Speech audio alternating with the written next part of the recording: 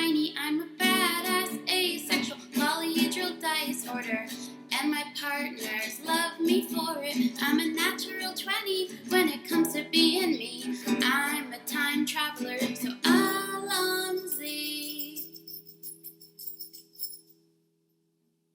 I'm a badass, asexual, polyhedral disorder, and proud to be. I'm a flying ace and fly through outer space. Hello, sweetie. I'm a badass, asexual, polyhedral disorder, and proud to be. I'm a flying ace and fly through outer space. Hello, sweetie.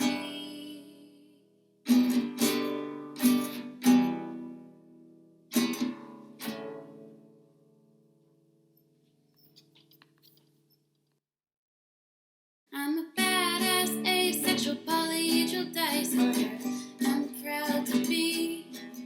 I'm a flying ace and fly through outer space. Hello, sweetie. I'm a badass, asexual, polyhedral disorder, I'm proud to be. In whatever sitch, like singing on Twitch or playing D&D. I'm a badass, asexual, polyhedral disorder. You may call me obsessive, but I just border on being a collector and being a dragon that sits atop my treasure. That's so shiny. I'm a badass, asexual, polyhedral disorder, and my partners love me for it. I'm a natural 20 when it comes to being me. I'm a time traveler, so Alonzi. I'm a badass, asexual, polyhedral disorder, and proud to be. I'm a flying ace and fly through outer space. Hello, sweetie.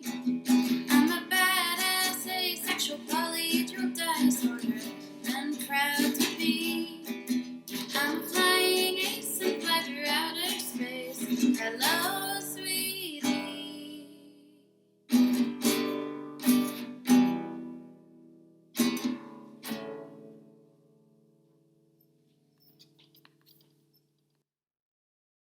I'm a badass, asexual, polyhedral disorder, I'm proud to be. I'm a flying ace and fly through outer space. Hello, sweetie. I'm a badass, asexual, polyhedral disorder, I'm proud to be. In whatever sitch, like singing on Twitch or playing D&D. I'm a badass, asexual, polyhedral disorder. You may call me obsessive, but I just border on being a collector and being a dragon that sits atop my treasure. That's so shiny. I'm a badass, asexual, polyhedral disorder, and my partners love me for it. I'm a natural 20 when it comes to being me. I'm a time traveler, so Alonzi. I'm a badass, asexual, polyhedral disorder, and proud to be. I'm a flying ace and fly through outer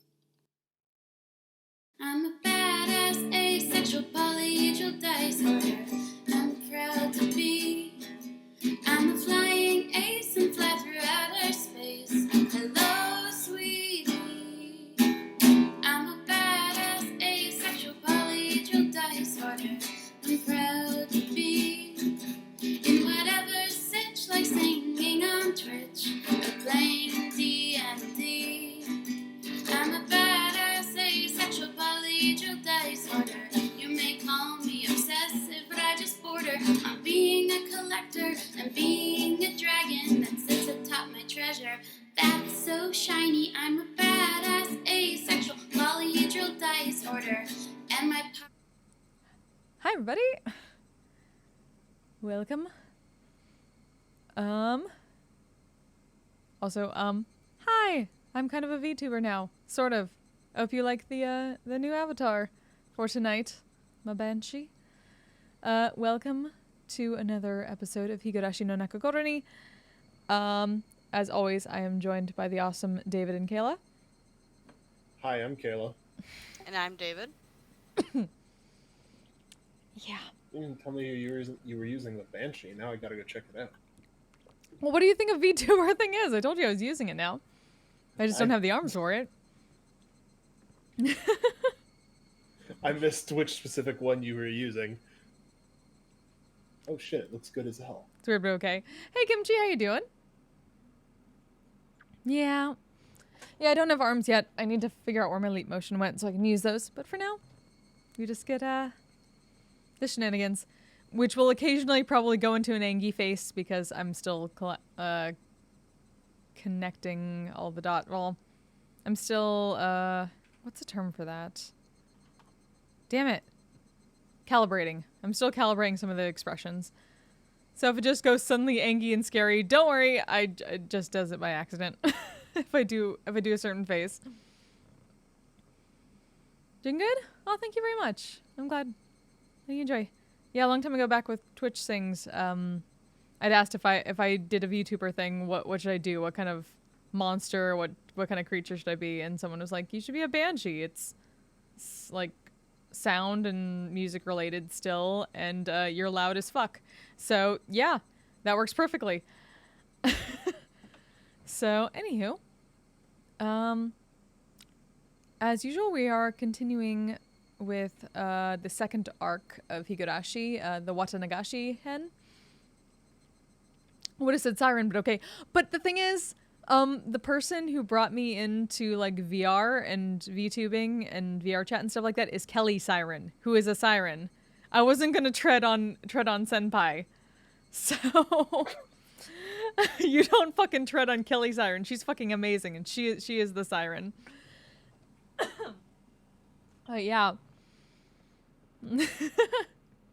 Yeah, I would not be in VRC. I would not be like VR chat role playing. I would not know really anything about VTubers if not for Kelly Siren. So she's why I'm here. She's fucking amazing. Exact same terribly clever and interesting personality, but you look different. God. Need a different mod, please. So leave. I'm not. What the fuck? I mean, like, if you don't like the new me, I completely understand. If you want to go elsewhere and find other awesome people, I'll miss you terribly, but I'm sure you'll be fine. No, you're the one leaving us. No, I would never do that. But I can understand if you want to leave. I'll just be sad here. Regeneration jokes. You watch Kelly streams too? Nice, yeah. She's fucking amazing. She has a gorgeous voice. I'm singing with her in Twitch Sings. Yes, don't leave. Right. So we last left off at the end of chapter 10. I can't fucking remember what happened. So let's just load this. Yeah, I guess let's just go. Let's Something happened. What were our new tips? I think we read the tips, didn't we? Yeah, we read the tips. I'm trying to remember where we were at because of the tips. Oh, okay. So there's scrapbook stuff about the Sonozaki family and how basically like the grandmother leads everything. But technically Mion's in charge. Oh yeah, Mion's may be bad. Maybe. Crazy. Maybe. Then there was a whole thing with Rika might be dead. Yeah, or Rika have been kidnapped. Oh shit! No. Yeah, they have no idea where Rika and Satoko are. Yeah, they couldn't find them. So yeah, we have to see where this goes. Who's gonna narrate this time around? Who did it last time? I'm trying I don't know. Fuck. I literally have no idea. Who wants it? I'll fucking do it. Okay. Okay. It's trigger warning. Just assume something will disturb you. Yeah, no, that's true. Yeah, you're right. Yeah, there's trigger warning You're up right. up in the top corner for those. Again, if you haven't come to my stream before, yeah, trigger warnings up there. Violence, disturbing imagery, potential child murder. This is a dark sound novel that we're going to be reading through. Japan 80s porn. Yeah. Also expect things to be horribly Horny Japan. Japanese people. Yeah, this is entirely written by one Japanese man. So in the early 2000s. So And it shows. yeah. So be wary of that. We'll probably skip through some things. Like, we tend to skip through some things if they get to Japan. But yeah, let's keep going, shall we?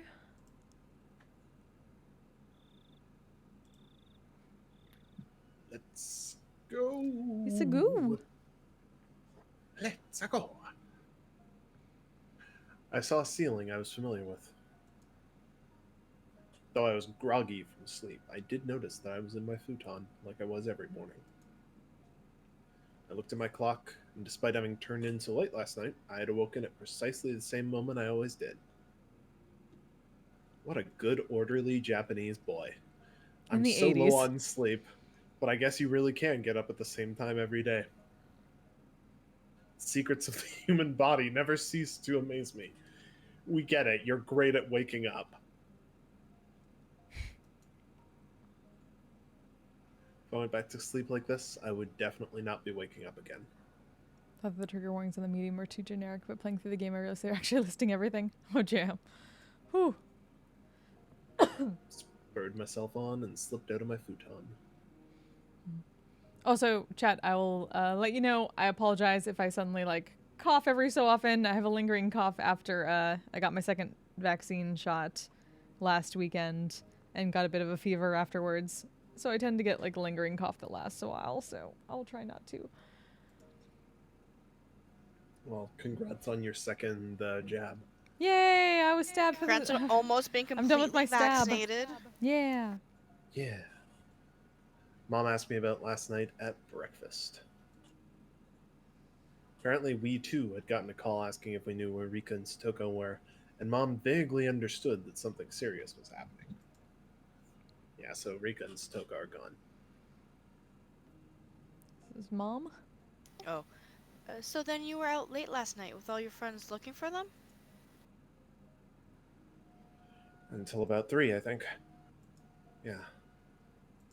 Did you find them? Rika-chan and Satoko-chan, I mean. Crunch. I wearily bit into my toast. Really didn't have any taste.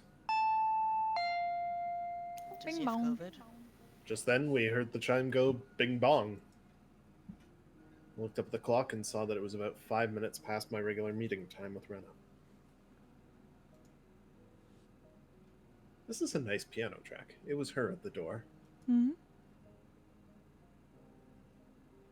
Good morning.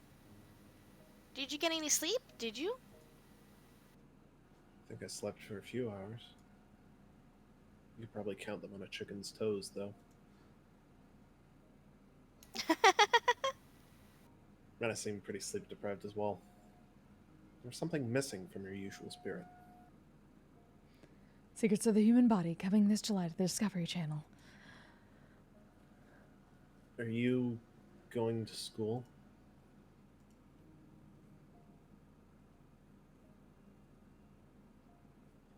Yeah. I think it would be better that way. She said, smiling, albeit stiffly. And I was probably worrying her heart out about those two as well.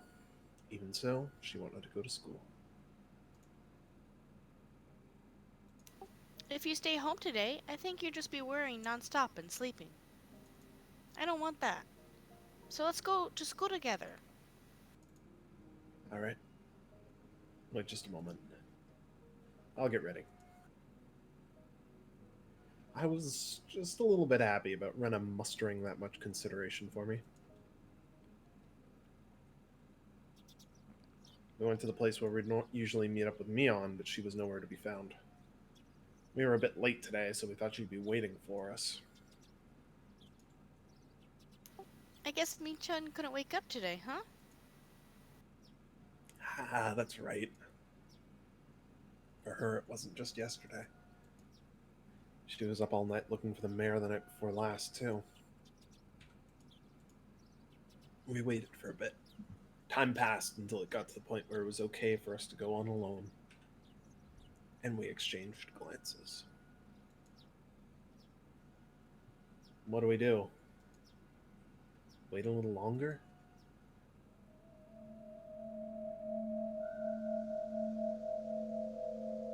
At that point, my brain, which had finally been woken up by the morning air, recalled the ominous words Oishi-san had left me with last night. Jesus Christ. Oh, right. I This is need when to he, turn down kidnapped him. I need to turn down the game music, apparently. Oh. Could not hear myself. Leaders Oh. of the three families were disappearing one after the other. And next, it might be the Sonozaki's leader. Could Mion have... No, that couldn't be.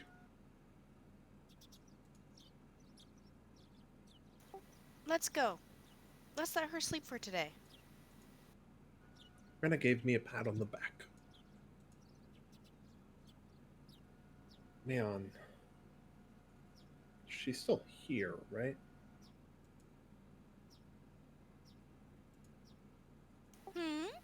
Did you say something? Oh, nothing. Just talking to myself. Let's get moving. Two of us headed to school by ourselves. On the way, we saw a bunch of our classmates accompanied by their parents. Even looked like some of them were being taken to school by car. Surprisingly, the principal was also standing watch at the school gate. I've never seen that before.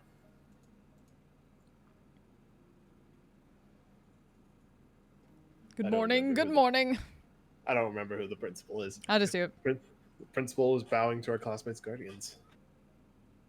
The wooden sword leaning next to him was a little ominous. Magbara-kun, good morning. Ryugu-kun, good morning. Good morning. Your teacher has something important to say, so head straight to the classroom. All right? Rena and I said nothing. The madness that only existed at night had finally crawled out into the sunlight. That's what it felt like.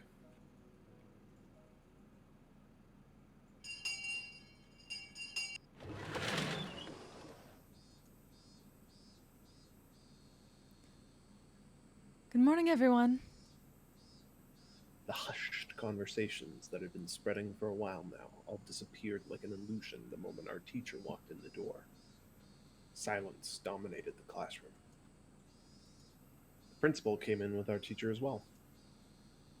This was clearly not a normal morning. First, the principal has something important to tell everyone. Go ahead, Mr. Principal. The principal cleared his throat and approached the dais. I'm sure some of you already know this. The classroom was dead silent. Everyone was staring at Rika and Stoko's empty seats.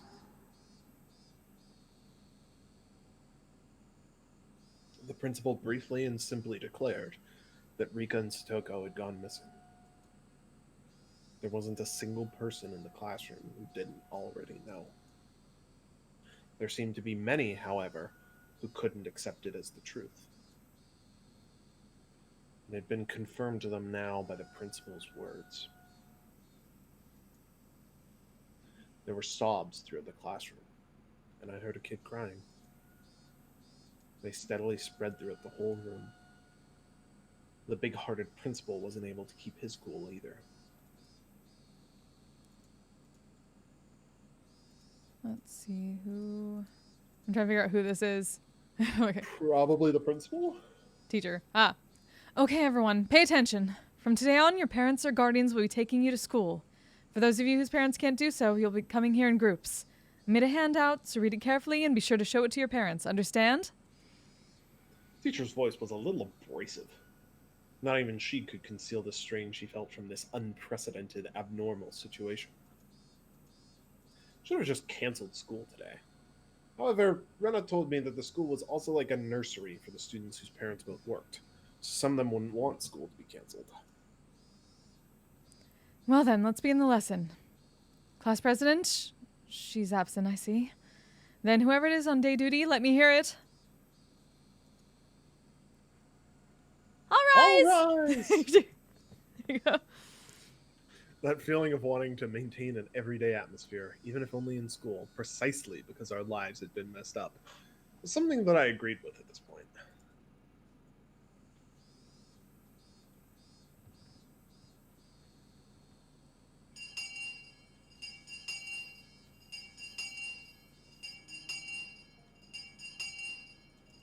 As for the teacher, who always had her lunch in the staff lounge, she ate in the classroom today.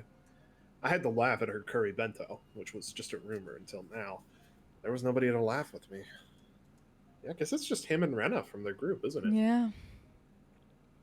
Rena brought her chair and lunch over to my seat. Today, it was only the two of us. The fact that we didn't need to drag any other desks over was sad. The motor grader just parked in front of our house. What?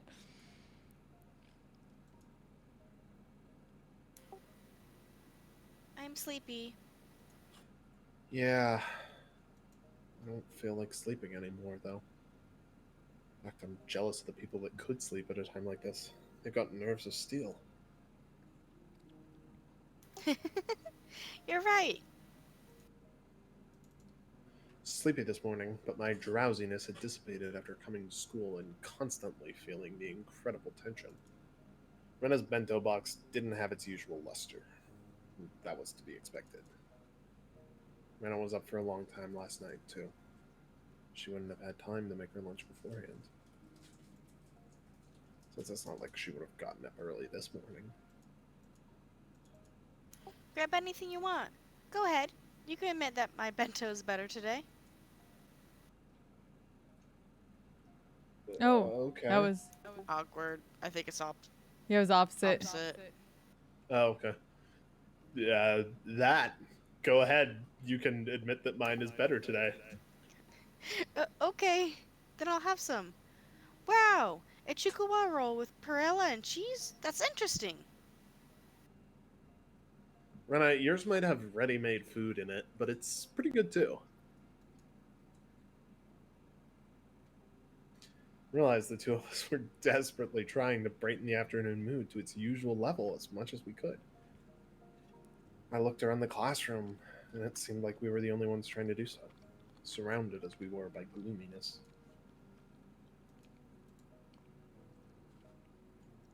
Ooh, just the two of us sharing our lunches like this? It's sort of, well, sort of like something. Oh.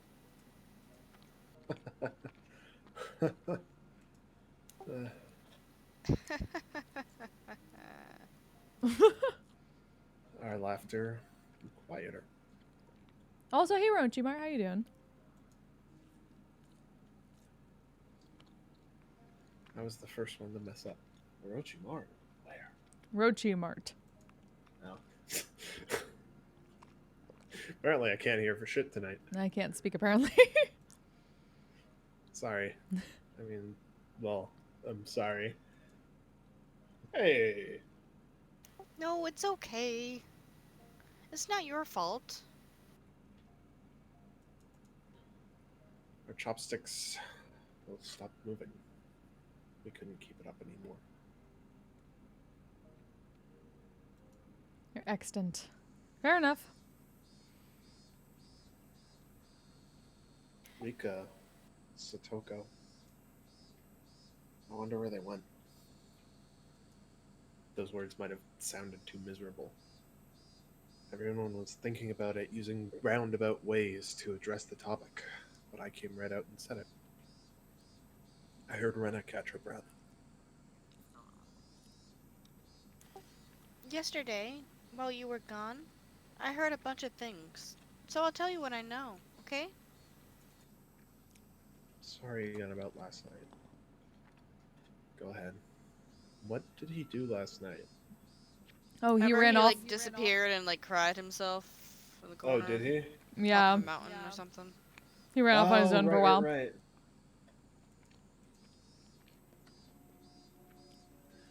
At that time, since they had arrived for support, Rena was helping the Ladies' Society cook the miso soup we'd had. They reported all the information the villagers had gathered, and Rena said she overheard it. They didn't know anything important, though, did they? Rika and Satoko went home after school and then apparently went somewhere on their bikes, but other than that, Miana told me yesterday. We had no clues. Yeah. The police also said that they probably went out on their bikes to go play somewhere as soon as they got home. They were going out to play somewhere on their bikes right after getting home. Oh, Then they might have gone. What? this is the same thing. There's no ending. It's my. Oh, sorry. Then they might have gone into town. I'm doing a nice monologue. Don't interrupt my monologue. Don't Renelog. interrupt your own monologue. Monologue. So I guess they concluded they disappeared while in Okinomiya. The police were saying how they were going to expand their search into Okinomiya in the morning.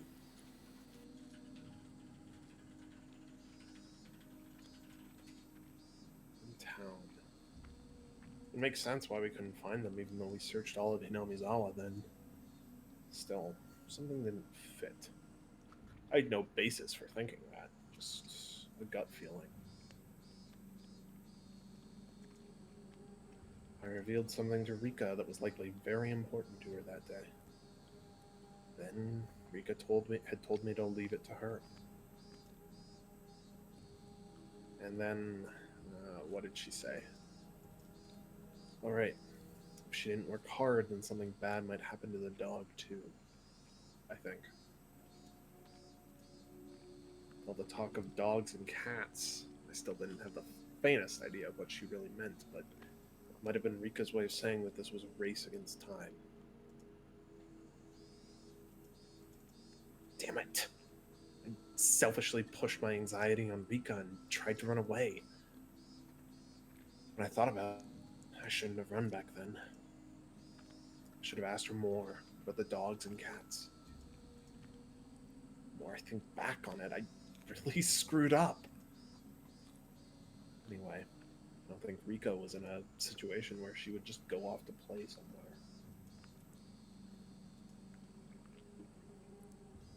Of course, I didn't have any evidence or conviction to base that on. Oh, just a hunch. It's just a hunch. I don't think she'd go into town. You think so too, Kichi-kun? I agree. Rika-chan and Satoko-chan must have disappeared in Hinamizawa. I looked back at Rena, startled. I could hear the conviction in those words. Without replying to my gaze, she took her bento box and went to the hallway.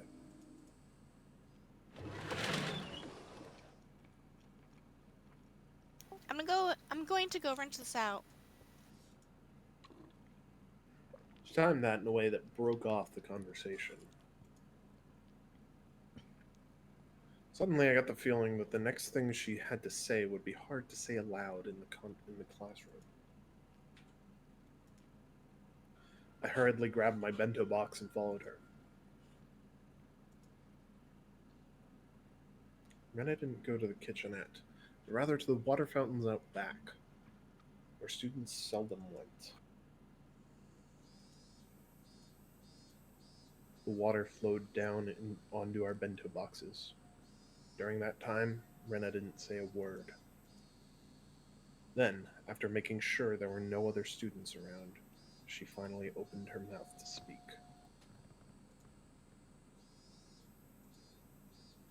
The whole thing about Rika-chan and Satoka-chan going to town to play and then disappearing? That didn't make any sense for some reason. So I decided to investigate a little bit myself. Who did you ask? What did you ask them about? I asked the lady societies all kinds of things. There was a lot of tofu in the miso soup yesterday, remember? The old lady from the Tomita tofu shop came too. Tomita Tofu Shop. Oh, I remember. It was one of the stores on the road leading to the hospital. Those huge lumps of tofu and dancing in the bathtub like cistern always seemed nice and refreshing. Okay. The old lady says she remembers Satoka-chan stopping to buy tofu there on the way home from school. Tofu? Well, it's on the way home, right? How's that a clue? Just listen! Do you remember when we went to Rika-chan's house? Rena stepped away from the sinks and spread her arms wide to recreate the space of Rika's room. There was a pot in her gas cooker, and there was miso soup in it. I think there was probably about half of it inside. The rest was in the refrigerator. They must have been planning to make chilled tofu. It was on a plate in plastic wrap.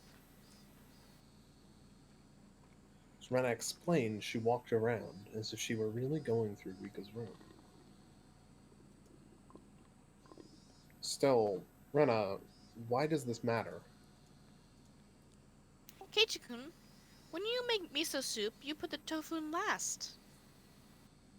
That means Rika-chan or Satoka-chan, whoever was cooking, was standing there making it up until right before dinner time.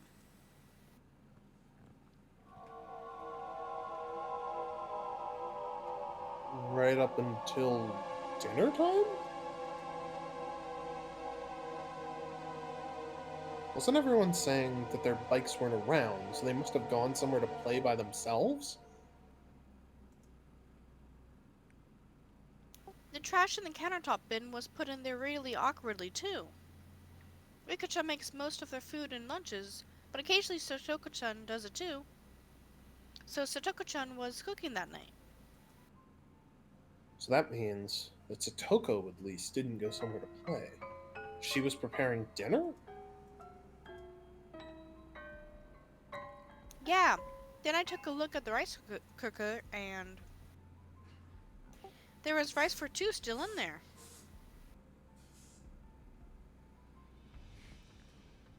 I love whenever cooking is used as clues. Like, what if they were just rushing in the kitchen that day? Who knows? So she made dinner for both of them, but neither of them ate it. Is that it? Rena nodded. So next I looked in the fridge. There was some chilled tofu made from the other half that they bought. That's not all either. There's a whole bunch of plates with side dishes for dinner, and all of them were in plastic wrap. You usually plastic wrap things so that you can have leftovers for the next day. My mom does it all the time, too, using them in breakfast or lunch. That's right. Use plastic wrap to save leftovers for later. So the fact that they were in the fridge means that they didn't plan on eating them that night at least. Is that what it means?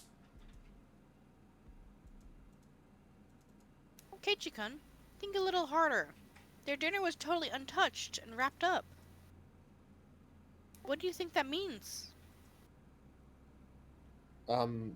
Well, that means they didn't need to eat dinner anymore. So they would have gone out to eat or ordered takeout. Must have been really sudden, too. If they had decided to do that beforehand, they wouldn't have made anything, but there was dinner for the two of them. That means that when Satoko was making their dinner, they really thought they were going to eat it right before they didn't. Until right before they didn't. So then the theory about the two of them going out to play and then disappearing is wrong. Yep. They disappeared after making dinner, right before they ate it. Probably around 7 o'clock. Where would they have gone at a time like that by themselves without eating? That's obviously where this is leading. Keiji-kun, do you remember? On their fold-out table, there were things like soy sauce and a chopstick holder. There might have been something like that. I didn't remember.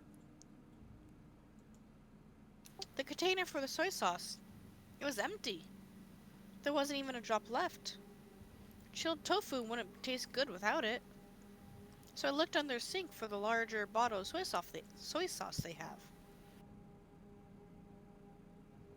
You sure know a lot about where they keep stuff.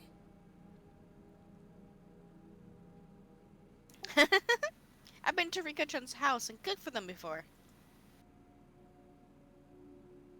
Rena cleared her throat, her face returning to a serious expression. Then, when I opened the cabinet, the big bottle of soy sauce wasn't there at all.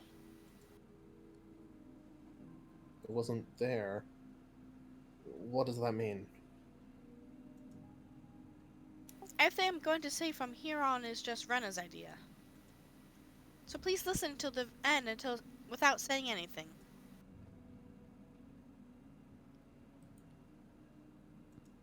Last night, Satoko was making dinner like normal. Rika-chan would usually watch TV until the food was ready, so she probably was lying down watching a variety show or something. Satoko put the tofu in the miso soup, and right when dinner was about to be ready, she noticed that they were out of soy sauce. So Rika-chan, who had nothing to do, brought the big bottle of soy sauce to a neighbor's house to borrow theirs.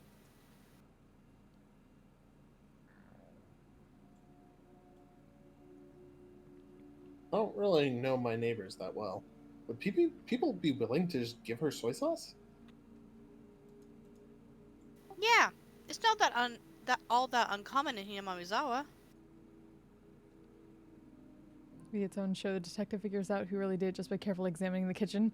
Oh shit! Yeah. Oh man, what would that be? Food detectives? Plate files. Much better. So Rika-chan rode her bike out to get some soy sauce. No matter how long Satoko-chan waited, though, Rika-chan didn't come back.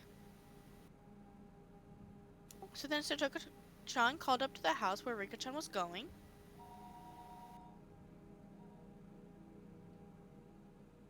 Would Rika happen to be opposing on you? Something like that. Then The other person must have replied with something like this. We have plenty of food here, so you should come too, Satoko-chan. Rika-chan has already eaten. I think that's how they called her out there. Satoko called Rika a few names in private and wrapped up the dinner she had made for them. Very important addition to this. yes, of course. Yes. She put it in the fridge so they should use it for breakfast and lunch the next day. Then Satoko got on her bike too and headed for the house where Rika-chan was.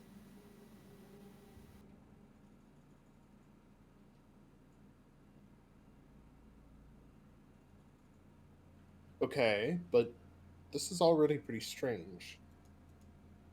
You don't normally make so much food that you can give it to people who suddenly arrived at your house. A veteran housewife would never normally make so much food that she could feed 2 extra people. Could it have just been a coincidence that they made too much? It's still unthinkable. Rena flatly denied me.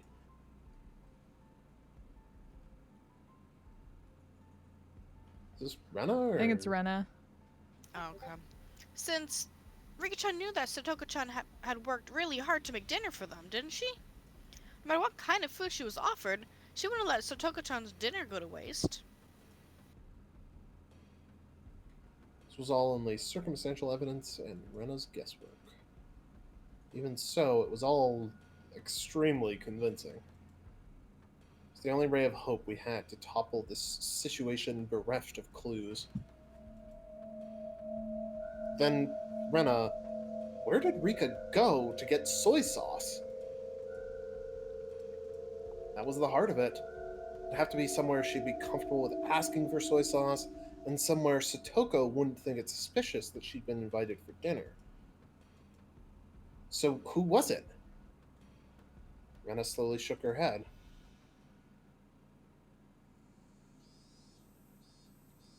That's all for Rena's guesses. These are all just ideas, okay? Rena knows. Keep them a secret from the police. What is there to hide? Even if only half of what you say is right, it should be a good clue for all this. Keiichi-kun, this all means suspecting someone from Hinamizawa. We can't suspect anyone without a really good reason.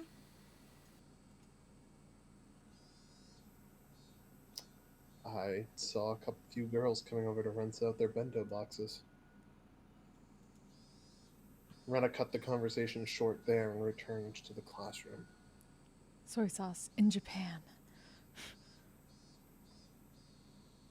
Yeah, I assume that that's basically like going to ask for a cup of sugar. I stayed there alone, my body bathed in the lively voices of the cicadas. I'm told we have the 17-year cicadas right now.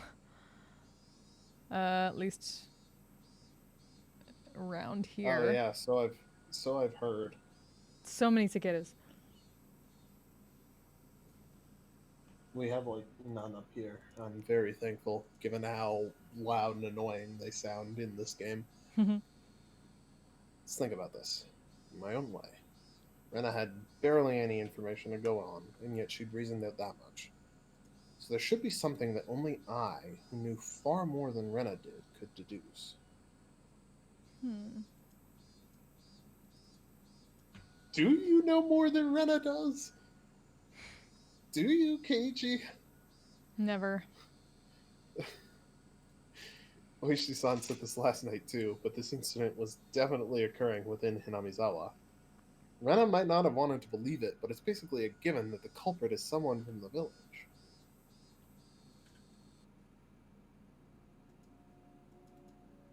The trigger for everything was when the four of us trespassed in the forbidden storehouse. Somebody saw us going in there. For the culprits, breaking the taboo was a crime punishable by death.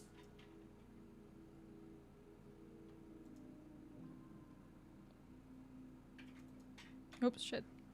So that night, hot photographer and creepy girlfriend were sacrificed. There were two left. Shion and myself. However, before the culprits bore their fangs on Shion and me, they went after the mayor, to whom Shion had confessed her sin. Next, they went for Rika, to whom I'd confessed my sin. Then what about Satoko? Just a stray bullet? By itself, Rika being sacrificed after I'd told her everything was mortifying. But Satoko, who was sacrificed for no reason, wasn't that all the more regrettable? Everything was my fault. Who would be the next to disappear? Would it be Shion and me next time?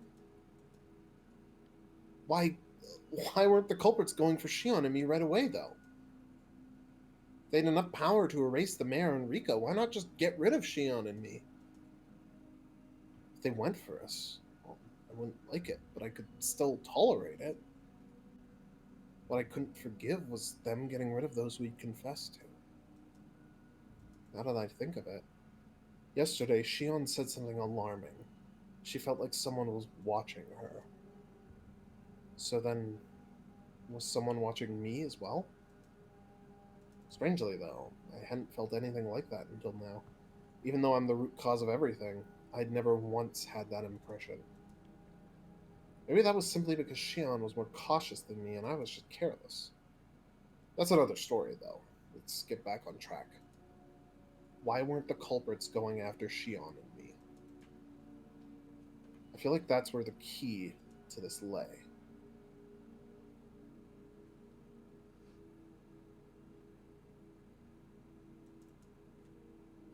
Could it be... Was I making a big assumption that I shouldn't have been? Wait, you can't hear what on stream? It was creepy girlfriend, hot photographer son's girlfriend, or someone else's girlfriend. We're pretty sure she was hot photographer son's girlfriend. Yeah. We're just calling her. That's her She's official creepy title by She's us. creepy girlfriend or creepy girlfriend son. Yep. 100% just calling her that. 'cause she's very creepy and a girlfriend. Therefore, creepy girlfriend. We're assuming she's hot photographer son's girlfriend just from the way that they were like talking to No, each other. she was introduced as his girlfriend. Was she? Pretty sure. I don't think so, because that's not something Japan like outright says usually. I'm pretty sure she was introduced as his girlfriend.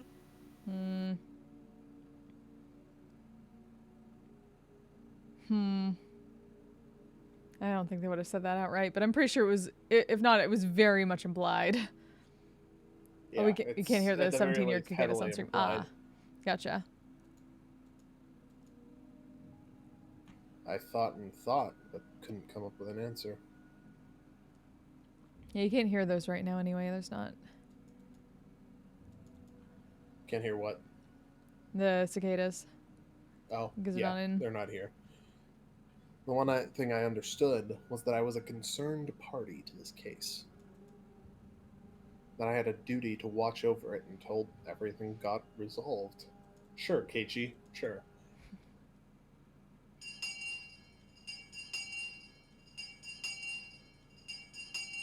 I heard the ring of the bell declaring the end of lunch break. Would somebody else disappear tonight? If nobody else did, then I wanted them to get rid of me tonight for sure. And then put an end to all of this. Shion's hysterical voice on the phone last night came back to mind.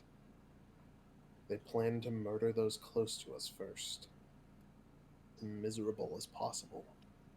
And only then would they kill us. You're fine, Daniel. I just wanted to make sure. Better safe than sorry. My Barakun, lunch break is over. Go back to the classroom. Oh, that's principal. Fuck. Never mind. Well, Teacher now. principal's urging. I returned to the classroom, which was quiet as the streets at night.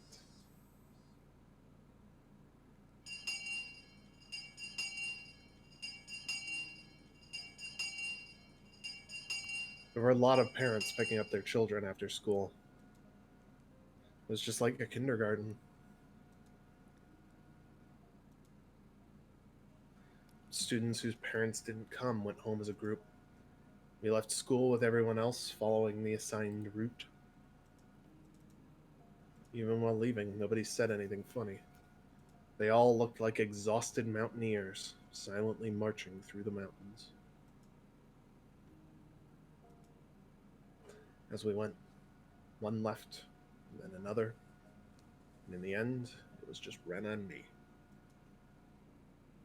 I was supposed to escort Rena all the way to her house, but she declined. Will you be alright? It's not safe to go alone. Take this. It'd be just as dangerous for you to go home by yourself after bringing me back, Keiichi-kun. It's still light out anyway. I'll be fine. I see. Then be careful, okay? Yeah. Huh? Isn't that... Oh, a policeman? and I it pointed towards my house. You- There was a car stopped in front of it. Out of that A car surprise. came Oishi-san. Hey. He must have been waiting for my return to ambush me. Oishi-san started walking over wearing that annoying grin.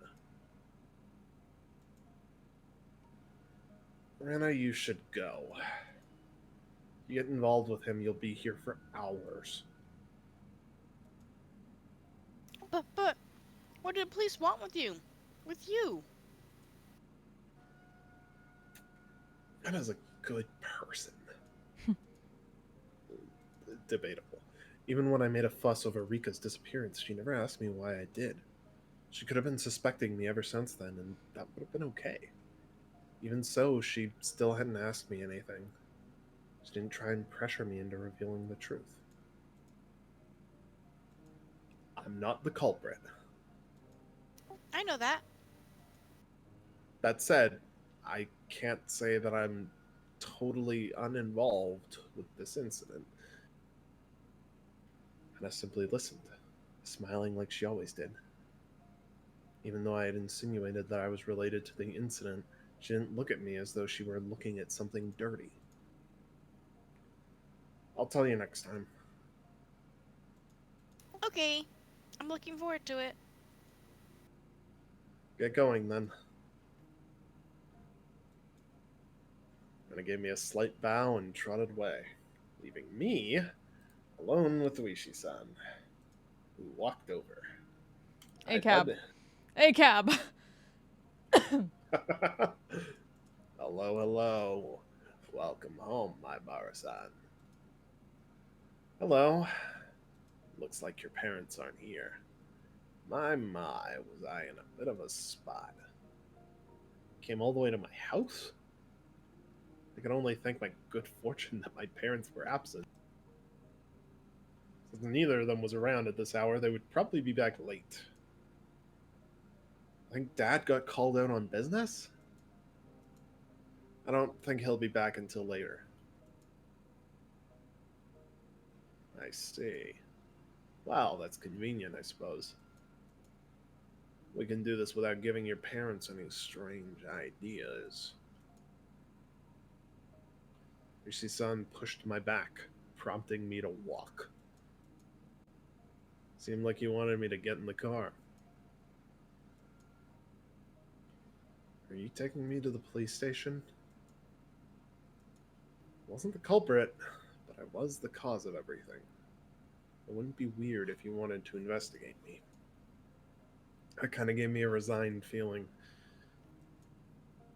No. I just don't want to stand around talking. We can just talk in the car, that's all. Come now, don't be shy. Look, Keiichi, the car probably has pretty good air conditioning. You should just get inside. Yeah. He opened the back door and got inside.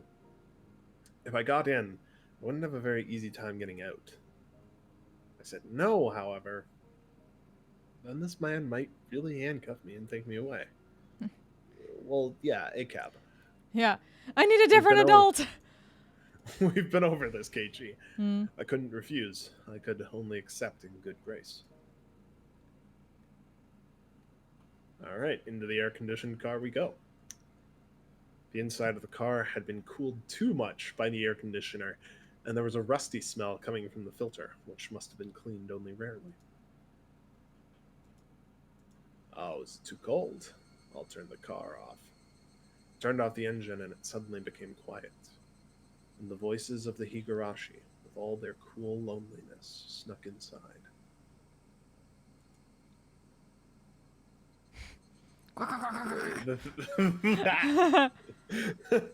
It sounded to me like I'm not gonna imitate a cicada noise. Yeah, you did. Close. That's as close as you're getting from me. It sounded to me like a chorus of voices lamenting my exorbitant punishment for having harbored such foolish curiosity. Asshole. Asshole. Hey, cab.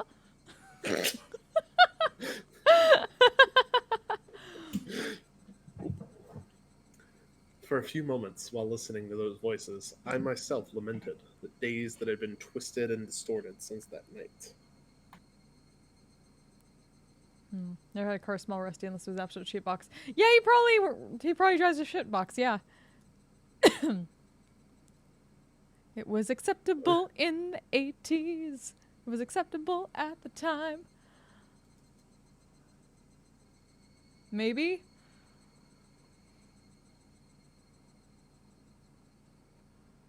Oishi-san, as if waiting for me to voluntarily begin talking, lit a cigarette and listened to the Higurashi. The silence became deafening, and I was the one who folded first. How's the investigation going? The investigation? Of what? There have been so many. Which one do you mean? All of them. Well, alright then. They're officially secret investigations, and we're under immediate blackout. But I'll let you in on them. After all, you're like 12. That makes you trustworthy. Then shall we start from Hey, the first 14. incident? Super trustworthy, obviously. With that stupid fucking vest that he wears, he could be mistaken for 12. Yeah. The freak deaths of hot photographer and creepy girlfriend on the night of the Watanagashi. On this one, embarrassingly enough, we haven't made any progress at all. First of all, hot photographer's on. There are indications on his body that he was assaulted by a group of people, but we have no explanation for him clawing out his own throat and dying. We suspect an overdose from a stimulant or something, but we didn't detect anything. What about creepy girlfriend? The same. We're in the dark. Autopsies for those who are burned to death are real tough. We believe she was doused in gasoline after she was strangled. That one falls into the Gifu Prefecture's police department. They haven't been very cooperative, even though it happened in our territory. Oh, that's not really relevant, though. So the police didn't know anything other than the fact that the victims died inexplicably. Cool. Nonetheless, the times when the incidents occurred have been generally placed right after the festival ended. It's a bit uncertain in Creepy Girlfriend's case, but the likely prospect is she was murdered at about the same time as Hot Photographer, then dumped in the mountains in Gifu. Why would they bring a dead body all the way to the mountains? They should have just brought Hot Photographer out there, too. This is going to be a lot of me talking to myself, isn't it? Sorry. Ah, no worries. My Bara, you're really quite sharp, you know that? You want me to narrate for this? That's fine. Yeah. Of course, I do believe that is something we need to be attentive of. There are a bunch of other suspicious things. This is about all I can tell you at this point. How about the mayor? Have there been any clues? Having exhausted that topic, I changed the subject. Otherwise, he might turn the conversation on me.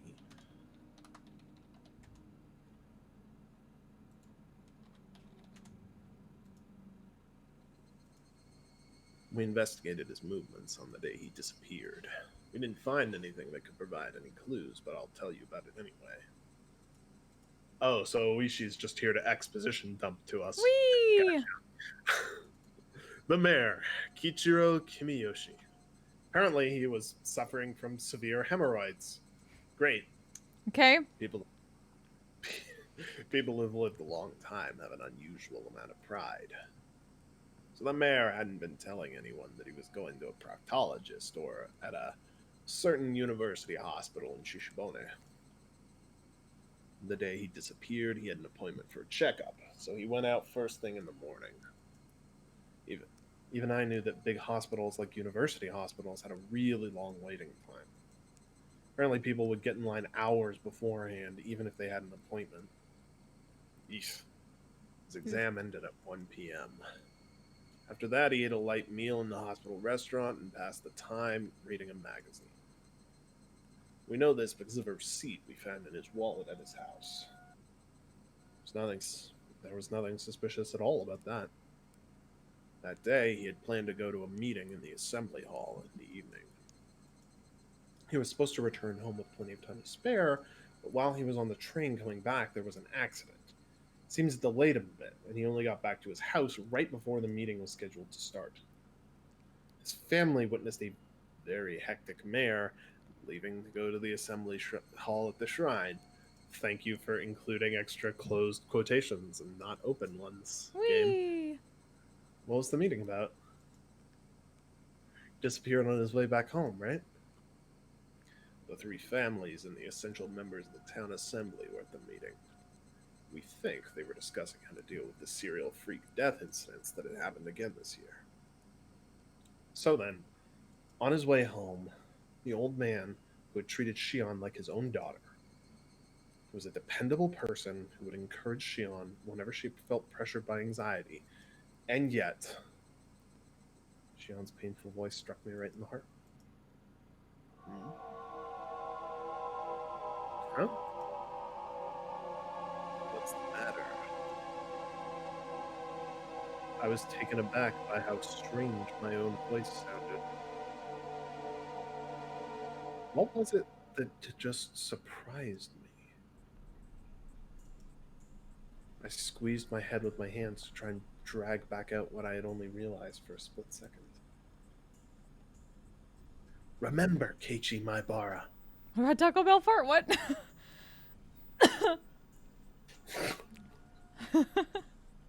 You just realized something. Something important.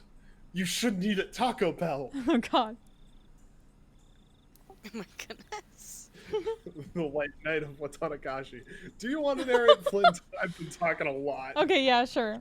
The night of Watanagashi. That was when everything started. That night, creepy girlfriend son and hot photographer son died. The next morning, word of the incident had spread throughout Hinamizawa. They planned to talk about it during the evening meeting. The mayor, however, had an appointment at the hospital, and as planned, he went there without telling his family. He got a checkup at the hospital, ate something, and then there was an unexpected delay on his train ride back. When he returned, the meeting was already about to start. The mayor changed clothes, got on his bicycle, and hurried to the assembly hall at the shrine as fast as he could. From when he heard about the incident on the night of Watanagashi until when he showed up at the assembly hall, everything he was doing that day was done in secret. During that time, nobody found out that he went to the hospital alone. He ate alone. And he got on the train alone. That all meant that he had absolutely no contact with anyone else. You couldn't have even called him on the phone. Okay, but what does that mean, Keiichi Maibara? Why does that matter, Keiichi Maibara?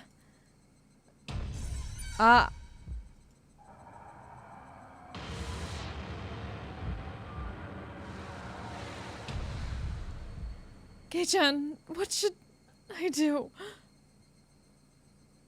What's wrong? Tell me.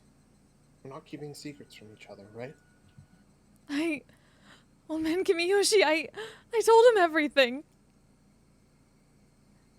I told him everything. I told old man Kimiyoshi everything. That night, I told the mayor that we snuck into the ritual storehouse. Also that someone saw us and was out to get us. Right. But then... Old man Kimiyoshi didn't get angry. He smiled and told me that if I was properly sorry about it, there was no way I'd be demoned away. He was really smiling, and he told me to leave it to him. Sweat burst out of my... Oh, nope, that's not me anymore. No, yep. Sweat burst out of my body like bullets. They became one long strand and slid down from my forehead to my nose, and fell.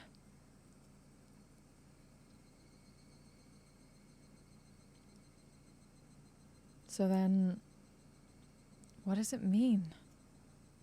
Hey, Keiichi, my bra. No more playing dumb. When did she tell him? Shion said she learned of the incident from a phone call her father had made that morning. The mayor had left the house first thing in the morning for his appointment at the hospital. He didn't tell anybody where he was going. Nobody knew about him going to the university hospital. Furthermore, his train ride back to his house was delayed by an accident. As soon as he got home, he rushed out to the assembly hall. Then the meeting at the assembly hall began. Kimmy! Hey, thank you so much for the raid! How was your stream? Hi, raiders! Welcome to my first VTubing proper encounter. I would be waving at you right now. My leap motion, I can't find it at the moment, so I have no hands. But welcome! We're very much glad to have you. Welcome to another episode of Higurashi no Nakakoroni. We are doing the second arc of the sound novel. My friends and I are voicing it. Oh, shoot! Hold on. Let me... Of course, once again, I forgot to get my chatbot thing working so my stuff works. Give me 1 sec. And that'll be loaded. Because I'm a dumb. I always forget at least one thing. Like a jerk. I'm glad the stream was good. How you doing, Leanna? Heart you, Kimmy!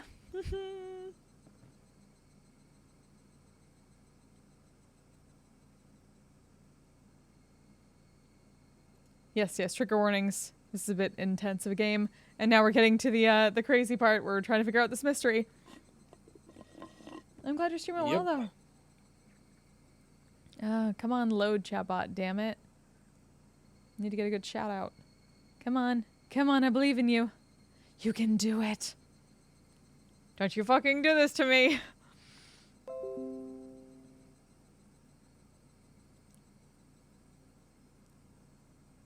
This is fine. Everything is fine.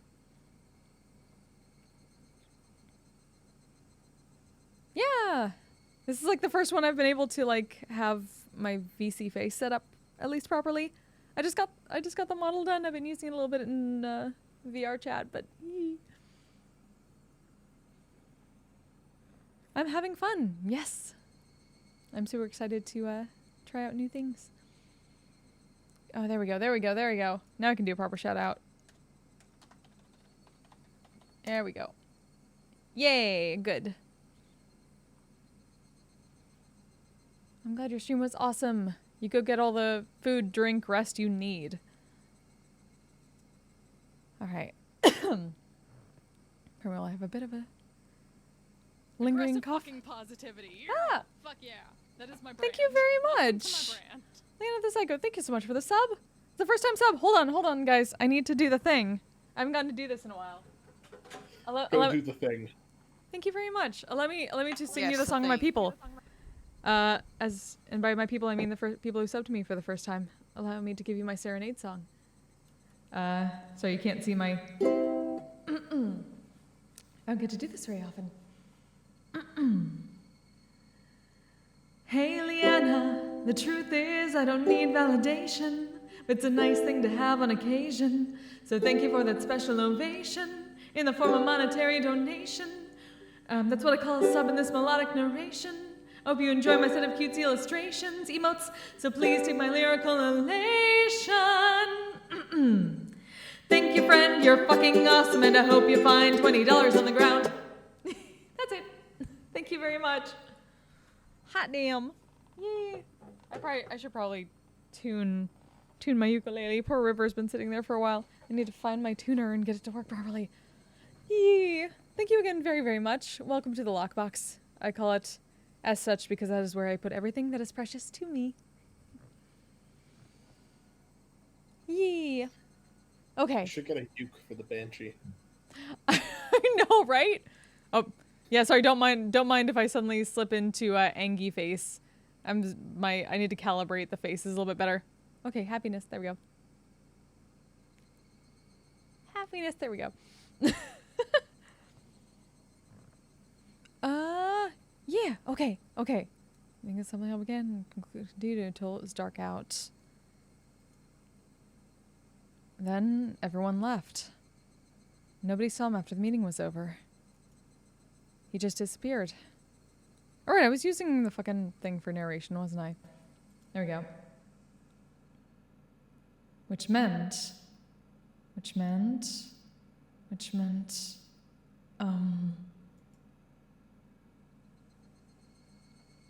My bar-san, are you alright? If you're too hot, I can turn on the air conditioner. Another part of me was messing with my thoughts, demanding that I not think any further than that. My head was pounding violently, and the fluids packed inside it all blended together until nothing made sense. It was just about to settle, yet it had been smashed and melted in the blink of an eye, no longer able to retain its shape. My bar-san, are you in there? Yeah. Oishi-san lit yet another cigarette. There was yet another cigarette butt placed in the ashtray. Was it displaying the passage of time? Had my thoughts been frozen over that long?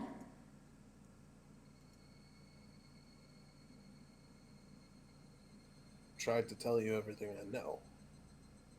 In return, feel free to tell me anything you want, my bar-san. Don't tell him anything, hey Cap. Hey, Cap. My mind had become a gigantic, oozing mess. My brain felt like I had been totally minced by the blades of a blender, and I couldn't think.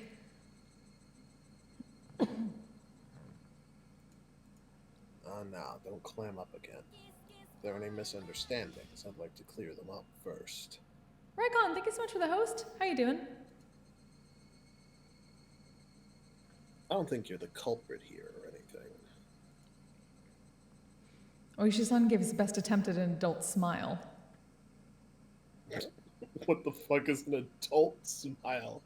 And how are you attempting it? Like, what? I know the four of you snuck into the ritual storehouse that night. Oh no. He knows the secret too. God. So much Everyone in the secret. village heard rumors about it by the next day. That in itself means we should take you in for trespassing, but that isn't the problem. Wow, Keiichi, you are so bad at being sneaky. Keiichi What is was not a rogue. inside? Clearly not. He's clearly got like a negative dex mod. What was inside that made the people who snuck in there end up as sacrifices?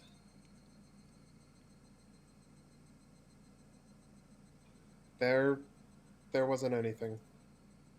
As soon as I said it, I regretted confirming my presence there, but I knew it didn't matter anymore. Was there really nothing in there? I mean, everybody who went in is being sacrificed one by one, you know? Even the mayor and Rika, who switched the lock on the door, were sacrificed.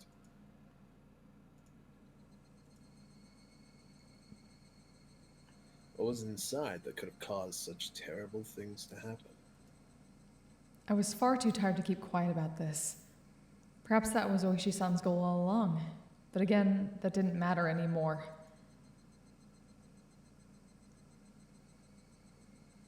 There were just a lot of torture devices that were used a long time ago. I looked around at them with everyone. Was that really all? That was really all.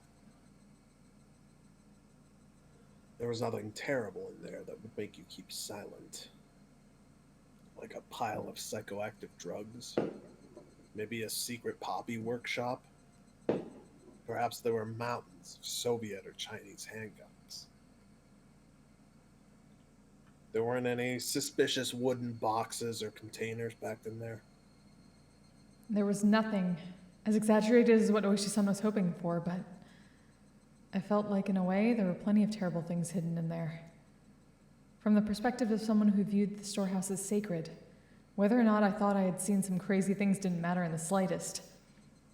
The four of us broke the taboo. Punish us. That should have been what happened. We put in a request for a search warrant, thinking that there might have been some secrets hidden in that storehouse. It's been the sabotage of the century. They said it would be an insult to religious figures and something about the right to free religion in the Constitution. Jeez. That's why I really didn't have any recourse but to ask you, since you went in there. There really was just old, rusty, dusty torture equipment. Nothing else stood out. It's been a while. He is telling the truth, right? I think so. As Yeah. far as we know? Like, as far as we know, I guess? Yeah. As far as we know, I mean, there's Yeah. only the only thing I remember is the boy jumping that only Shion heard. Yeah, the jumping person. But only Shion heard that, I think. No, also a hot photographer son did. Oh, right. Hmm. The hot photographer and creepy girlfriend were only killed as a punishment for having broken the taboo. I didn't have an answer for the only part. Suppose I won't bother hiding it anymore. Why is your mouth open so wide? You're the only one to escape harm so far. Everyone but you has disappeared, and yet you alone are safe. What's the difference between you and them that would protect you but bring harm to the others? That's what I want to know. There was something wrong with what Oishi-san was saying. You alone. You alone. What? Wait a second. What do you mean by you alone?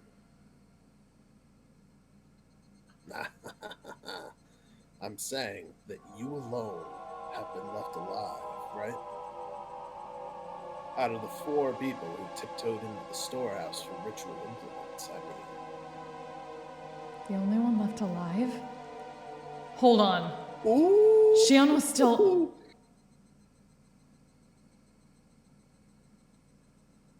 Jiro Tomatake and Mio Takano died that night, and Shion Sonozaki disappeared the next day. Only you are still safe and sound at this point. Why only you? I'm saying that's what I want to know. Shion disappeared? That's impossible! I unintentionally raised my voice, but I didn't care about that. Hot photographer son died. Creepy girlfriend son died. And Shion disappeared? When did she disappear? What is this guy talking about? Oh, well now. I thought you were long since aware of this. This is the first I've heard of it! Shion disappeared? When? Well, going back a bit, she disappeared the day after Watanagashi. Going back a bit? Stop saying stuff I don't understand! Shion Sonozaki spends the night at relatives' houses, depending on her mood on any given day, so no one thought much of not knowing where she was. She frequently takes days off from school, too. Her teacher has been pretty troubled by it. I didn't ask about any of that! I'm asking you when Shion disappeared! I told you it was the day after Watanagashi. The fluids in my body all reversed direction. I lost my sense of balance, and everything I could see started to warp and twist out of shape. I simply couldn't endure it. Hang on. Shion had already disappeared? Then that night, that phone call, who was that? She called me every night. She encouraged me. We vowed that we would do our best to live on and not be erased. Yes, that should have been a phone call with Shion. Should have been on a phone call with Shion. Should have been a phone call with Shion. She took breaks from class like it was nothing, and her family wouldn't listen when I told them. So I didn't bother calling the school in the end. So it ended up taking quite a while before we realized she'd disappeared. I felt a stabbing pain like needles were being pushed into every pore of my body. It started on my back and began spreading throughout the rest of me. When it had completely covered the surface of my skin, it began to worm its way inside my stomach as well. Don't you remember? We talked at the library the day after Watanagashi. Shion-san was there then. That was the last we saw of her. No one knows where she's been since. That can't be. That day, Oishi-san had only caught me, and Shion bounded away, lying that she needed to go to work. Didn't she call me that night? Shaw was at a restaurant called Angel Morn, right? She hasn't been there since that day. She's been completely absent ever since. The person at the restaurant couldn't get in touch with her. He was really worried. That can't be. Can't be! It's only circumstantial evidence, but after she left us at the library, but before she made it to work, I think it's appropriate to consider her having disappeared during that time. Right after Shion ran away without me?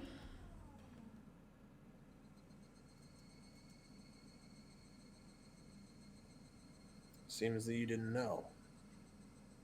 Maybe if you'd said something earlier, this would have gone more quickly. Now you understand, right? You're the only one left. You're the only survivor of the four who slipped into the ritual storehouse. It couldn't be. It just couldn't be. Something else happens in what happened to you. I need you to understand that, my Bara-san. It can't be. It can't be. It can't be. Shion had already disappeared? That couldn't be. It couldn't be. I talked to her the day before yesterday. I talked to her last night.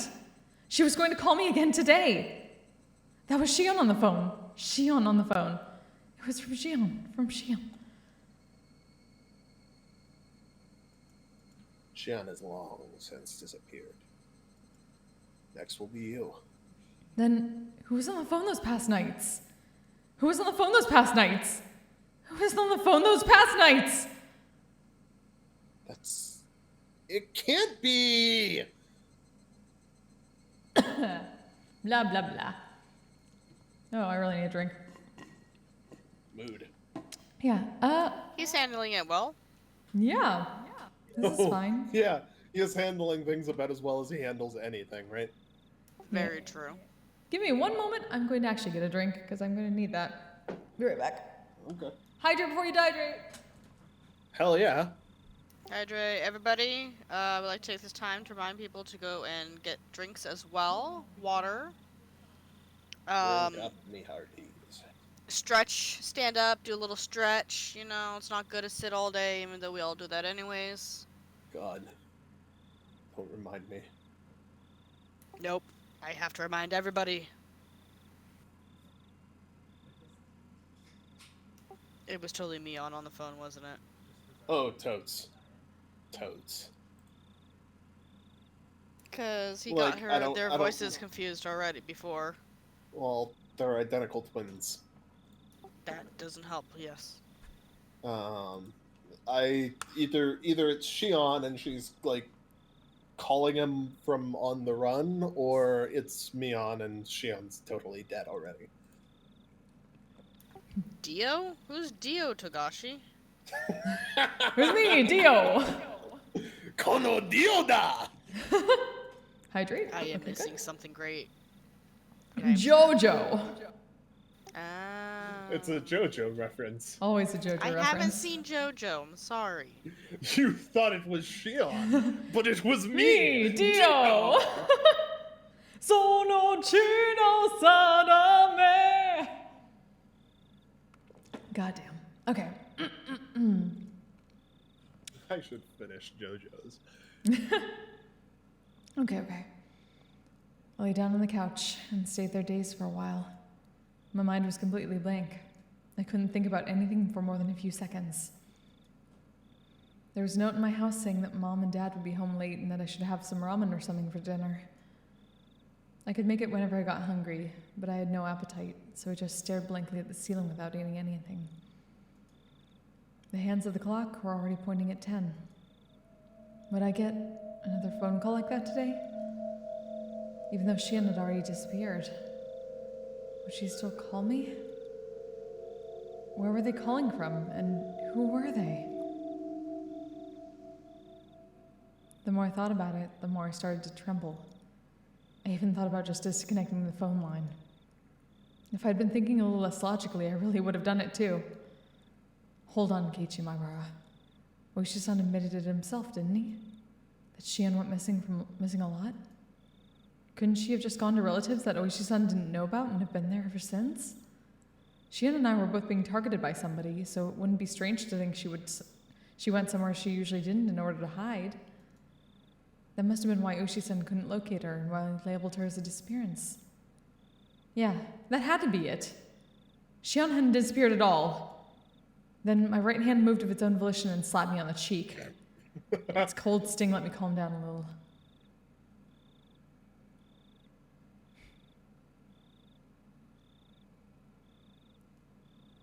You've never seen JoJo either, but if you follow along around 2018, 2019, you watch it vicariously. Yeah, right, basically. So many memes.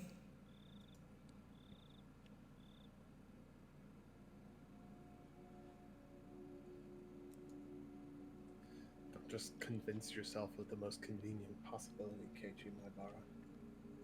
I knew I didn't want to admit she had disappeared. Admitting it would mean that something terrifying was definitely happening. I just needed to figure out whether Shion was the one on the phone or not. Would I ask her if she was actually Shion? That seemed like an incredibly absurd thing to do. Still, don't run from this, Keiichi. If the person on the other end still believed that I thought she was Shion, then that gave me a tiny advantage. Casually, completely casually, I would listen to what she had to say.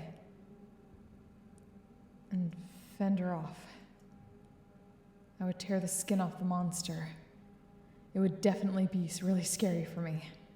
However, as the last survivor of the people who went into the storehouse that night, this was my duty to perform. Still, then who would call me and pretend to be Shion? I may have only heard her over the phone, but her voice shouldn't be that easy to replicate. That was definitely Shion's voice. It sounded just like her. It could have only been Shion.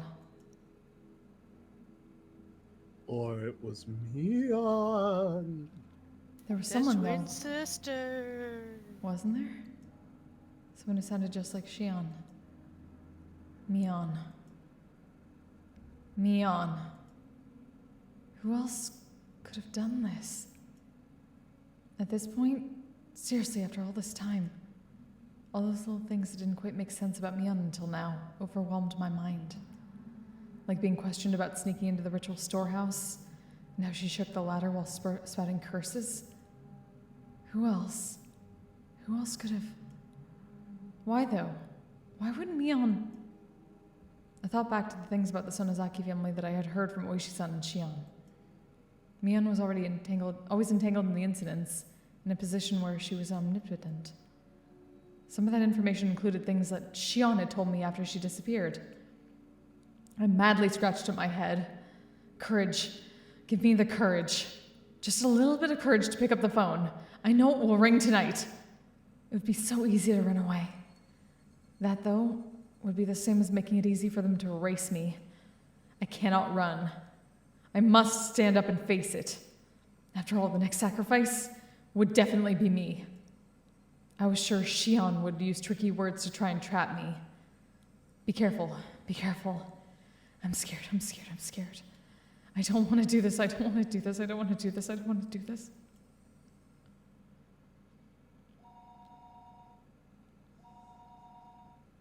At that point, it rang. The phone rang, and I didn't know where the call was coming from. Shion had disappeared. Disappeared a long time ago. Disappeared the night after Watanagashi. Yet, until today, she'd been calling me like nothing happened. Now again, tonight. The people that had disappeared, their corpses simply haven't been found. I really didn't think they were alive. So if it really was Shion on the other end, then did that mean she was calling me from another world? Of course that couldn't be. A living being was calling me, pretending to be Shion. Shion was long gone, and yet, as though she were alive and well, the phone continued its incessant ringing. I didn't want to pick up if I didn't have to.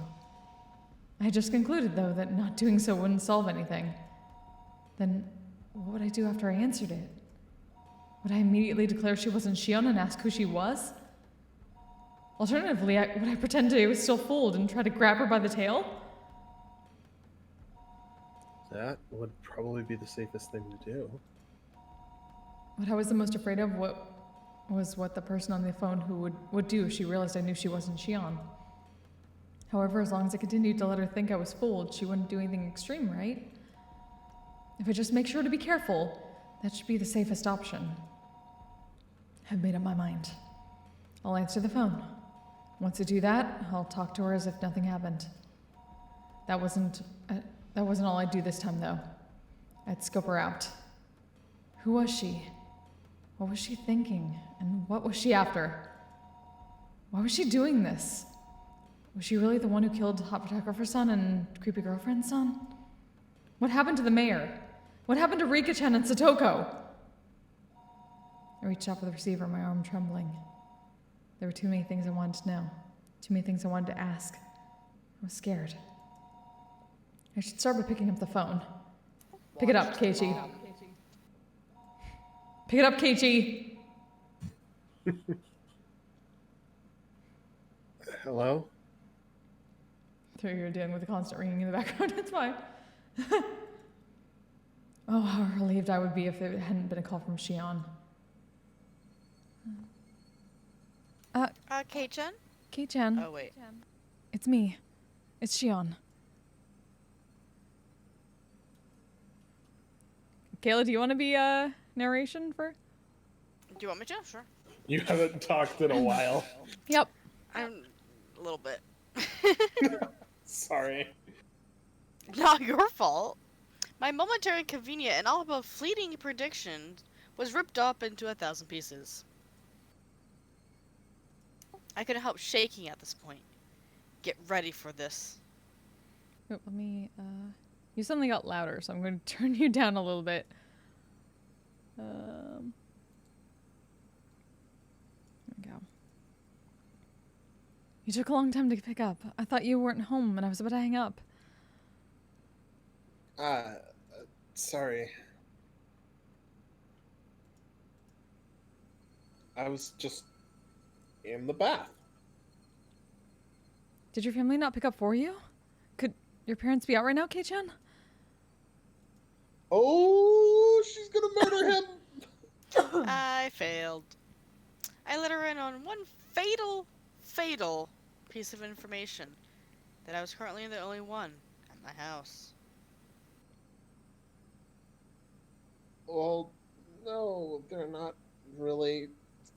Anyway, have you heard about Rika and Stoko? You're so bad at this, Keiichi. Oh my god. So bad. Oh god. No. What happened after that? Were they found? Nah, they weren't found. Kei-chan, please don't lose hope.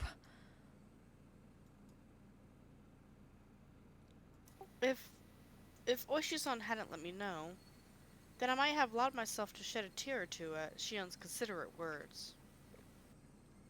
Instead, now that I've come to this, I couldn't take her words at face value. This person, on the other end of the receiver, the more perfect as Shion they were, the more my blood curled in fear. Rika and Stoko.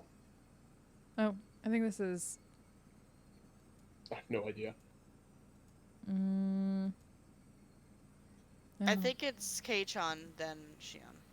Rika and Stoko, they were kidnapped, weren't they? Yes. I don't think there's much doubt. Just how cruel and grave a meaning did those words hold? Their weight astonished me, and then a moment later I was overcome with numbness and felt like I would pass out. I had asked if Rika-chan and Satoko had been kidnapped. Shion, in turn, had answered that there wasn't much doubt. That cruel meaning behind her words.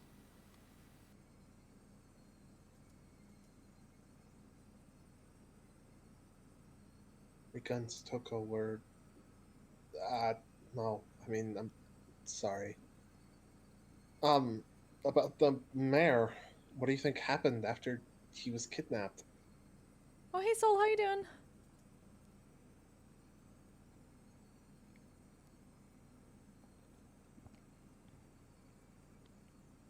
No more.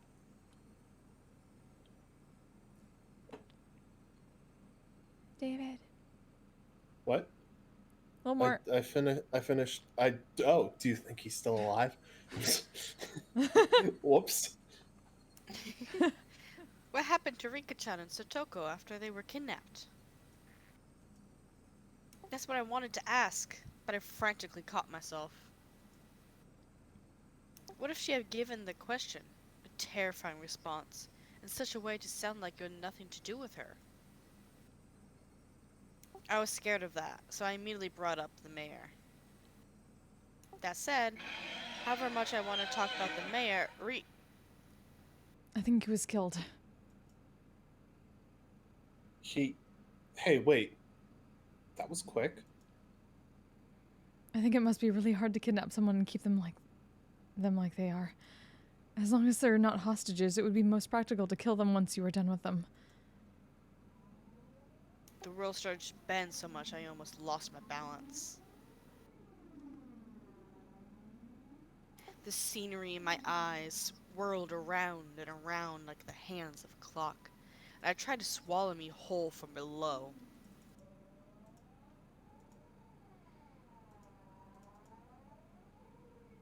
I frantically put out a hand on the wall to support myself. A moment later, a severe nausea welled up within me. How was she saying such things so lightly?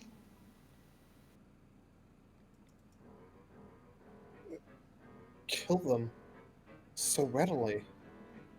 I mean, what's a human life or two anyway? It's a horrible thing, but I think that's probably what happened. For some reason, this music just reminded me of the Jaws theme. Yeah, what the fuck is... It's so weird. So weird. If the mayor was killed, then that mean that the same had happened to Rika-chan and Satoko? No, that couldn't. They weren't some random old man. It was Rika-chan.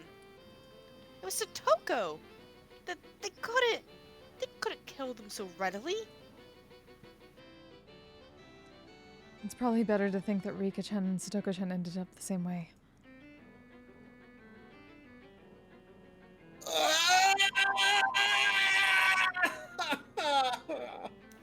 What the hell? Those were the words I wanted to hear the least. And I fought them back with a scream of my own. Even though it wouldn't change anything. I still couldn't help but scream.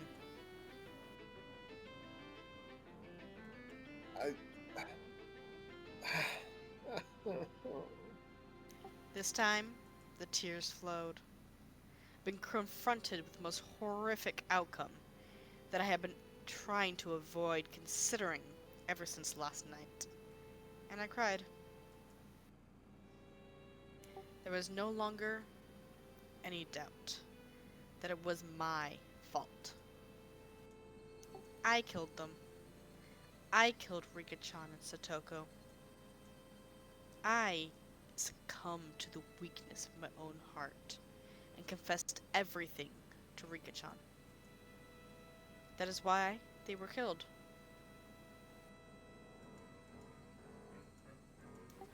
That meant I killed them. When Rika-chan looked at me with those innocent eyes, if only I hadn't given in. I...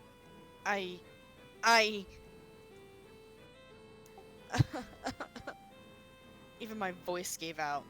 And yet, still, I cried. And cried. Kei-chan, please just try and calm down. Rika-chan and Satoko, they've been killed. We couldn't even find their remains. I would never be allowed to even apologize to their faces. If that was to be my punishment, then how brutal a punishment it was. I think Shion tried to comfort me, but I didn't hear any of it.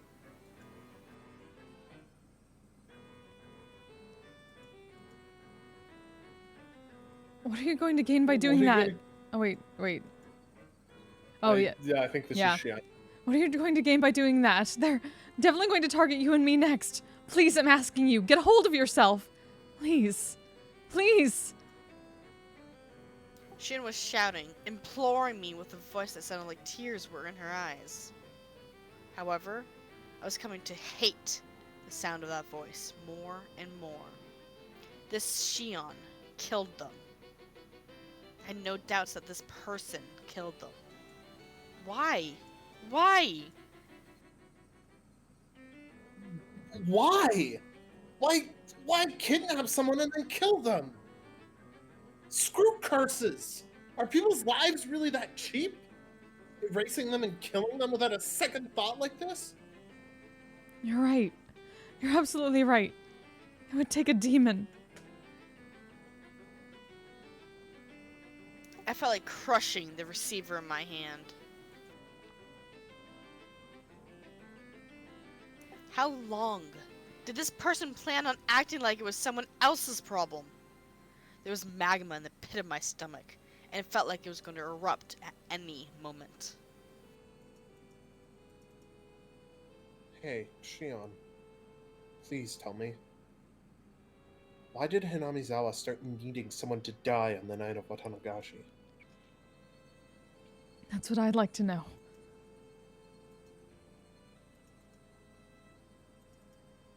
The fighting over the dam project is already over and done with. Haven't enough people been cursed already?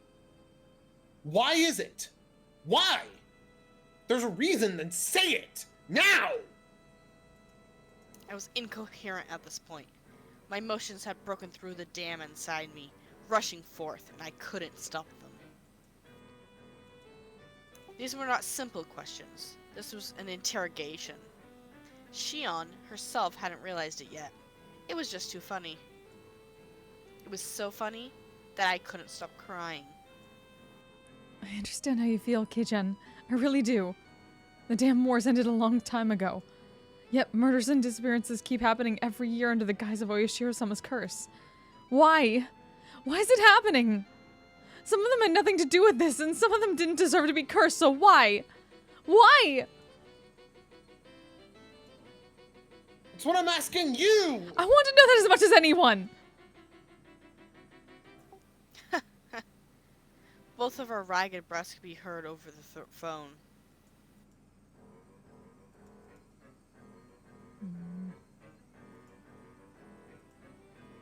Trying to figure out who this is. I don't know. What? I What? want to say Keiichi. What's this? Listen, Oyashiro-sama's curse never existed. Kill them all, It's too Lulu. unrealistic. Thank you so much, Tommy. Just like you said, someone in the village is using the grand name of Oyashiro-sama's curse as a justification for continuing these murders and disappearances every Watanagashi. They were cunning. They've been using the curse as a convenient tool and made a system where they would get rid of 2 enemies in the village every year. And this year, that system killed creepy girlfriend and hot photographer.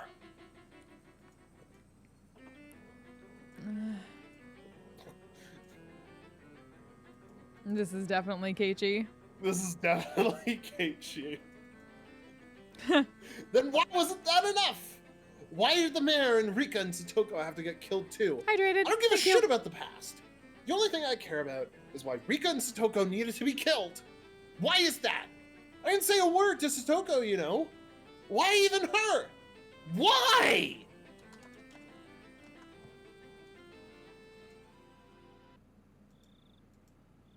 A silence fell between us.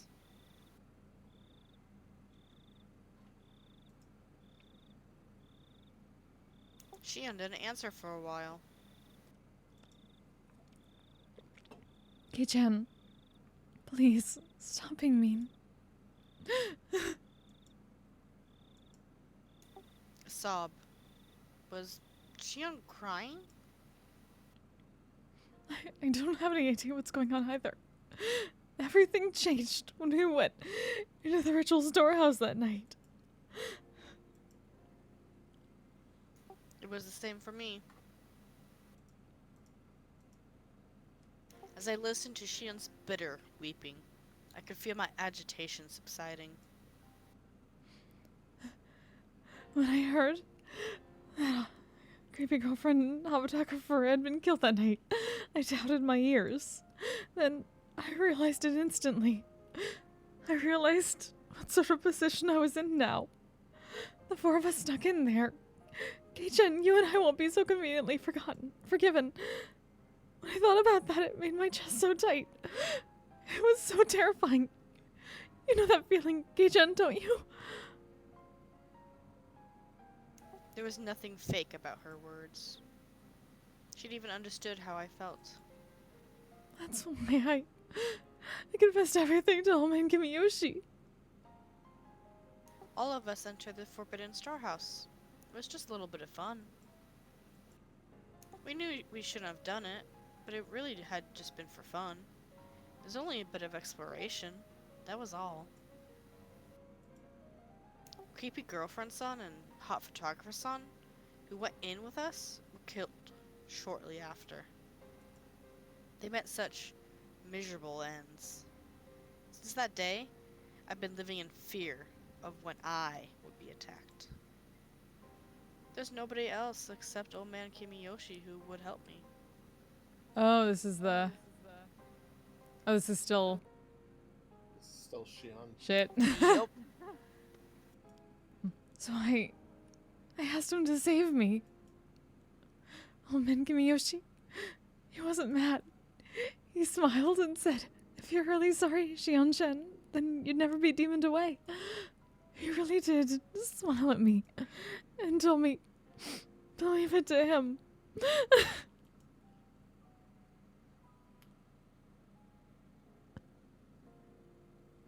She cried bitterly, recalling the beloved's mayor's death. It was such a sad voice that none who heard it could prevent it from twisting their hearts. Again, did I let my emotions take over and go off at her? Shion was in the same situation as me. She should have been my one and only comrade. Thump. My heart pounded. My other self, deep within my mind, whispered to me, "Don't forget, Keiichi Maebara. Don't forget about the mayor on the morning of after the Watanagashi. He was told of hot photographer's son and creepy girlfriend's death over the phone, committed to a meeting that evening. He went to a hospital appointment. He didn't tell his family. He'd only made it back out just in time for the meeting. He went straight to the assembly hall. That's what Oishi-san said.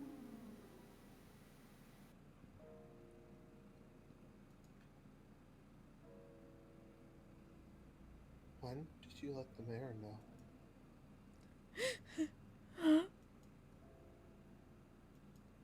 I'm sorry, Shion. It must seem like I'm kicking you while you're down, but Shion, you told him, right? You told the old man Kimiyoshi. The mayor? Yes. When did you let him know? I'd begun to get scared of saying it aloud after hearing her sad voice. I wasn't saying it was contradictory, though. Besides, if there was a contradiction, then I wanted Shion to explain it to me.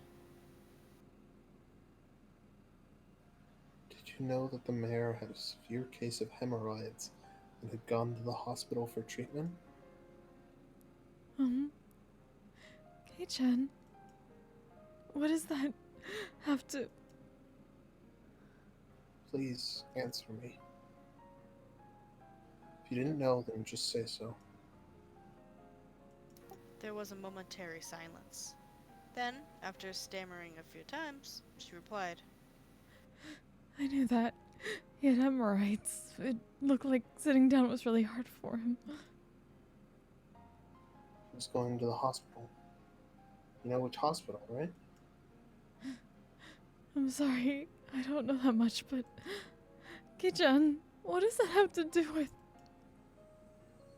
Shion didn't know what hospital the mayor went to. That meant it was impossible for her to have gone all the way to the hospital to confess everything.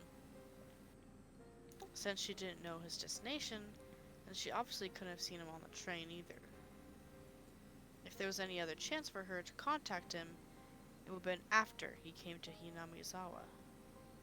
The train, however, had been delayed, and he would only got here right before the meeting was about to start. He didn't have time. There wouldn't have been enough time for him to listen to Shion spill the beans.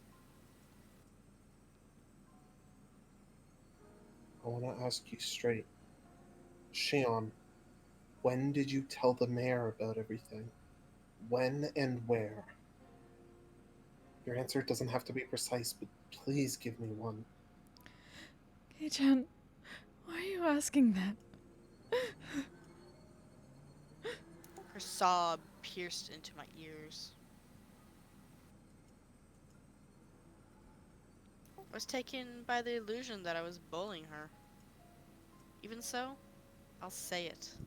If I'm wrong, then please correct me. Please prove to me that you're the real Shion.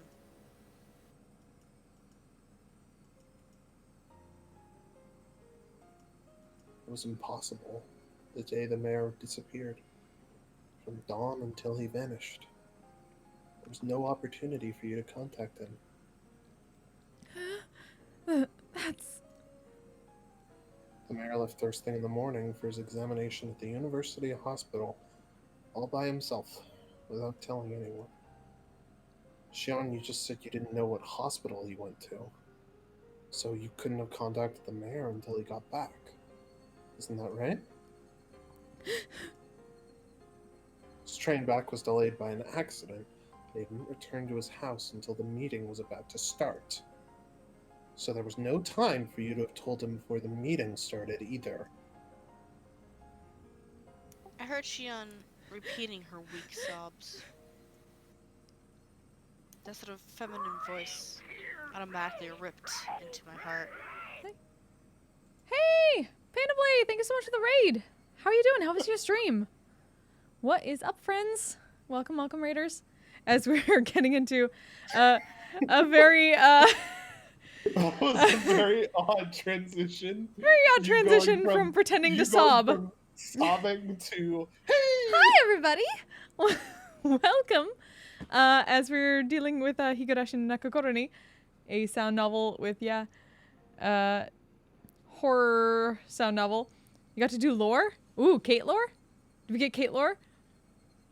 Or office lore in general? Or... Exciting. That's awesome. For those of you who don't know, hi, I'm Flint. Oh, Sam lore. Oh, interesting. Yes, hello. I'm Flint. I am a musician. I am a streamer of VR chat roleplay, along with the awesome Paintably. I do a lot of Dungeons and Dragons streams weekly, and I get to do stuff like this. Visual novels, voice acting with friends of mine, as we're going through Higurashi no Nakokoro ni now. Hey, Virgil, how you doing? Good to see you.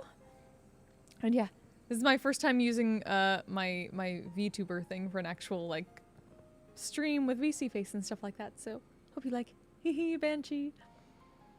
Yee. I'm glad you got some good lore.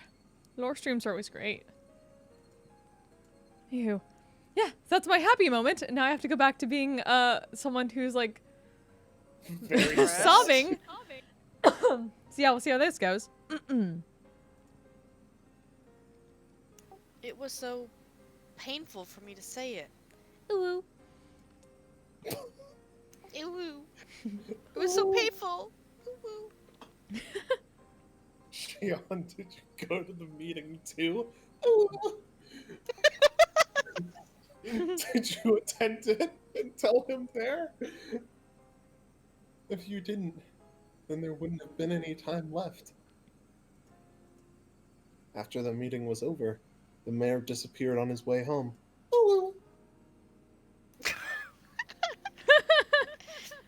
She Oh, fuck this. Fuck went this to the tension. meeting, didn't she? I promise that was the last one. Did she? Or didn't she? The question was so simple to answer.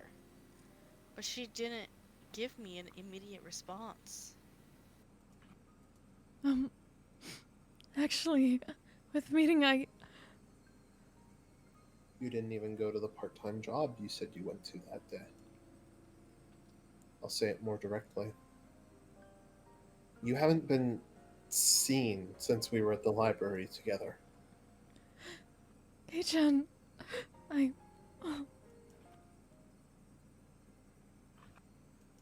Shion Sonozaki disappeared the day after Watanagashi. The other end fell silent as the grave. The mayor had such advanced hemorrhoids that they became asteroids and he floated out into space. Fuck. I mean, I wouldn't be surprised if that somehow happened. It was so quiet that it seemed like a phone cord had been cut. I couldn't sense anyone there. Oishi-san says you've been missing.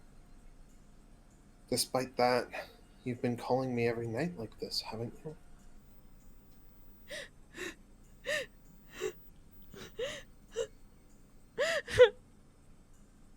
Shion's sobs were torturing me. Still, I'm pretty sure I haven't said anything wrong. Please, Shion. If something I said was wrong, please say so. Shion, I'm begging you.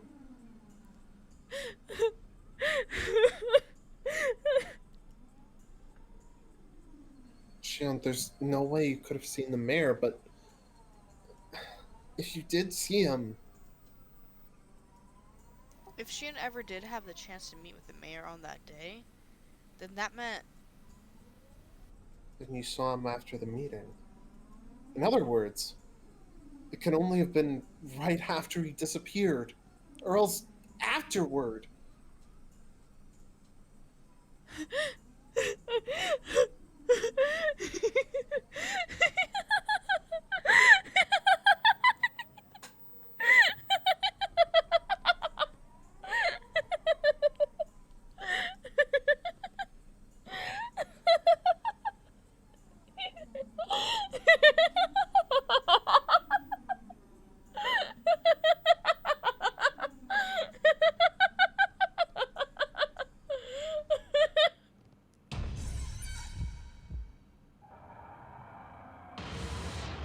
that was a lot of he's. Oh god damn, I almost hyperventilated. Beep. With the dial tone. Oh god. Drink water! Drink water! Those eyes. God. Also, anybody else see the flash of eyes? Oh yeah. Yeah, Yeah. that sure was. I wasn't Cool. Just make sure I wasn't, you know, imagining. I almost Thanks. hyperventilated, but I still saw that shit. That went way too long. That went way too long for the tension. It was supposed to go That was- longer. That was way too long. That was like fucking Doki Doki levels of. It was. I stood there dazed for a while until I realized she had hung up on me. As insane as she is. You know, didn't he just get done talking about like how he's not going to let her know that anything he knows is wrong? It's Keiichi. He can't fucking keep a secret. Okay, The entire so bad at this. all of someone knew about the thing like the next day. What do you expect? True. Oh my gosh, I'm gonna go watch the clip 1 Ooh. second. Tough call. We got another Chivo. We got so many achievables. I'm gonna let's see if you new tips. Yeah, we got 2. Mm-hmm. Very exciting.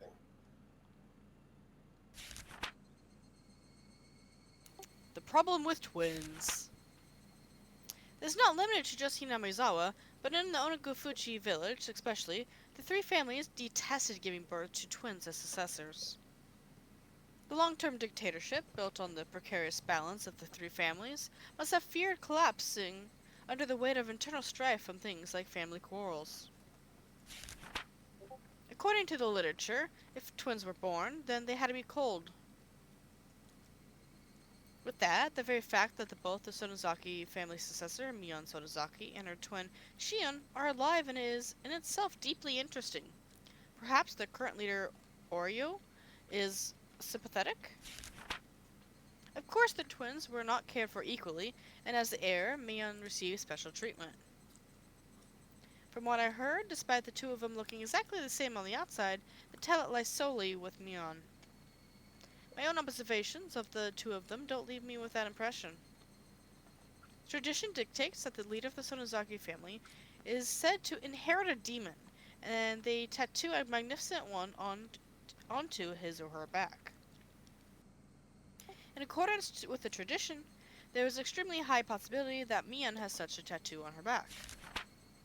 From what I heard, there is apparently a magnificent demon tattooed on Orio's back as well. Then, I wonder what kind of tattoo belongs to the heir, Mion. I really want to see her back. Creepy.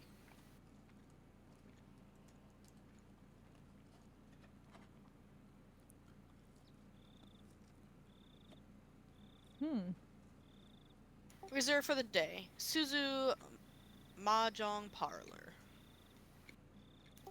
Clatter clack. I feel like that's Oishi. Possibly. It was like, hey, Akura-chan, you're the last one here. All the youngsters are here already. Excuse me, miss. Oishi handed over a convenience store bag with a carton of cigarettes in it to the old lady who owned the mahjong parlor, and she shrewdly made herself scarce.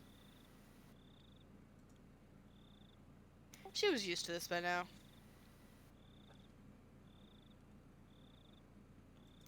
Oishi-san, good work today.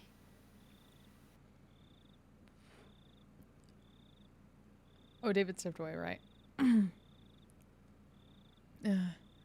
What, were you all earnestly waiting for me? You could have just done 3-player.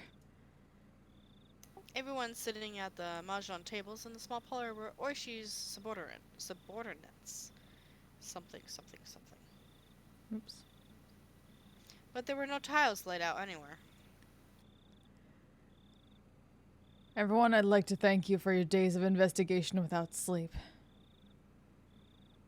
Thank you! Energetic responses filled the parlor. Already, it had lost the atmosphere of a place of entertainment. The situation is not looking good. The chief appears to have backed down due to Congressman Sonozaki's threats. In the coming days, we'll hand off Takano's murder to the Gifu police and give the missing persons case of the disappearances of the mayor and the others to the community division. That damn upstart chief. The veterans in this room cursed him. All of our requests for warrants were turned down as well. I've even been told that our section chief not to go anywhere near the Sonozaki house. We're certainly in a bind, that we are.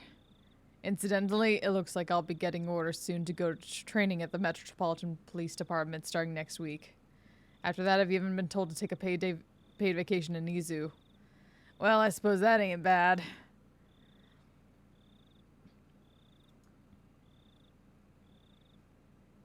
He heard a few dry laughs. It wasn't anything to laugh about, but that was all they really could do. This always happens, but incidents are a lot like locking your keys in the car. The keys you need to unlock the door are always locked inside. For cars, you call JAF and they'll pry open your door. For incidents, Kuma-chan, show the map. Kumatani flipped over the whiteboard. On the back was a map of the Sonozaki premises made with magnets.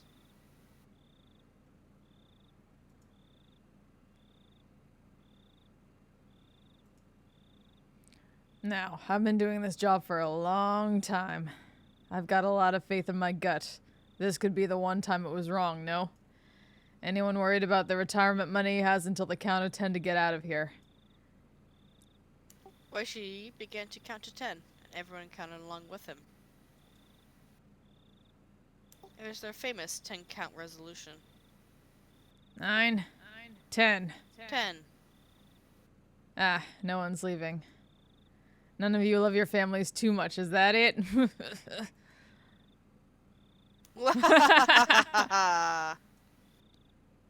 Everybody laughed uproariously, cheering things up. I want everyone to go over their materials. Memorize the locations and blind spots of all the security cameras. Kuma-chan, you'll stand by in the command car. If something happens, you'll switch with me and take over. Komiyama-kun will head up infiltration Team A. Atsushi-kun will lead Team B. Observation teams will set up at points 1 through 8. Bonchi-kun, you're responsible for keeping a strict timetable.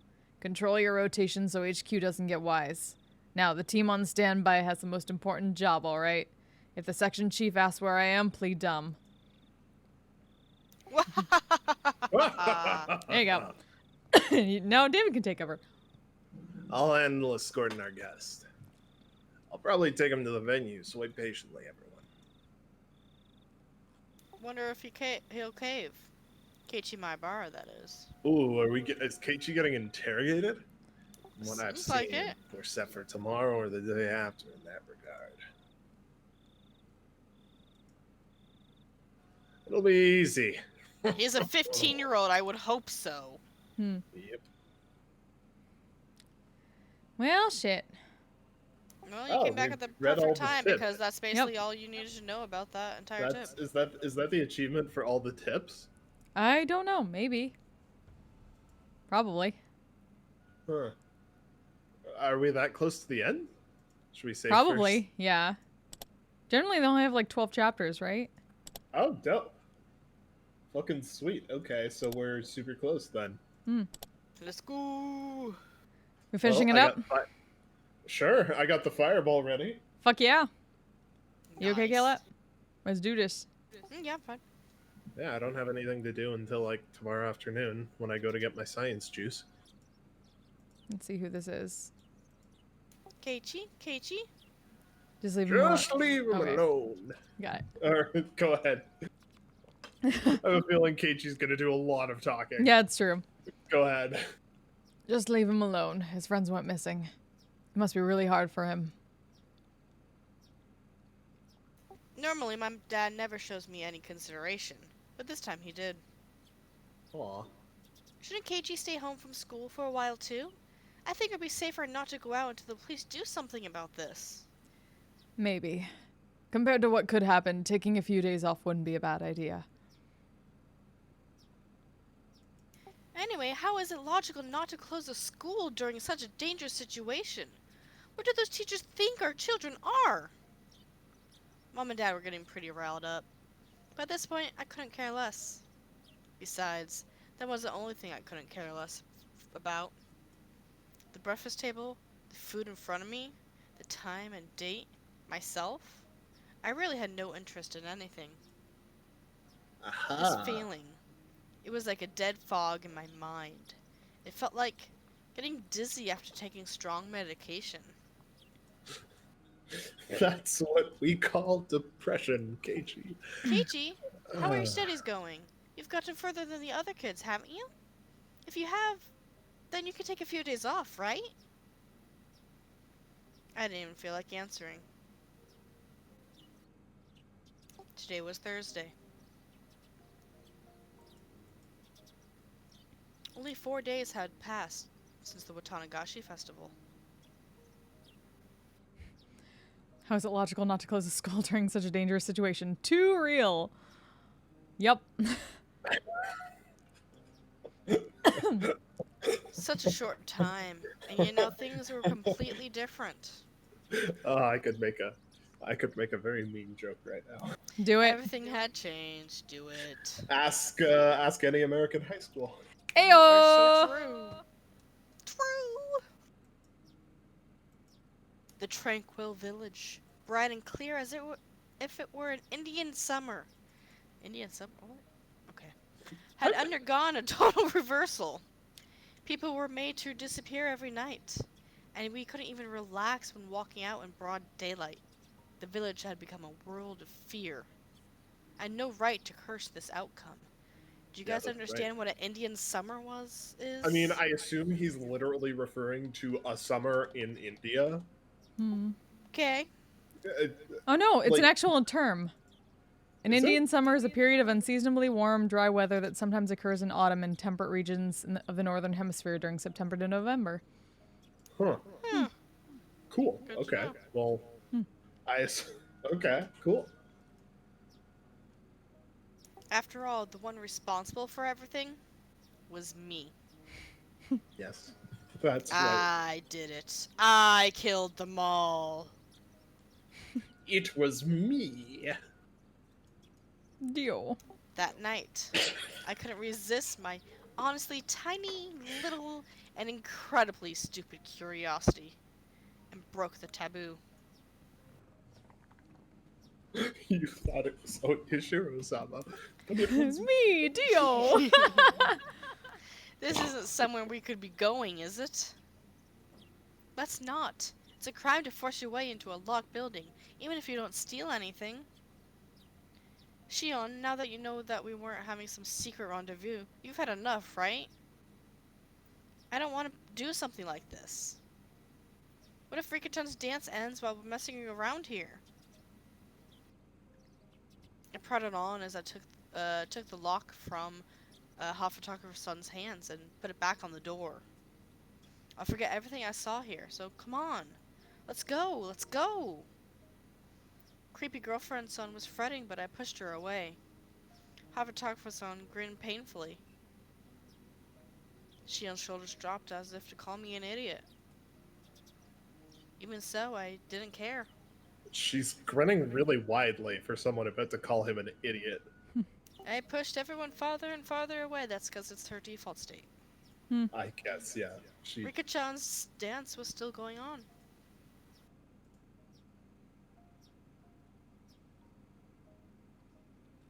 Yeah, probably true, Daniel.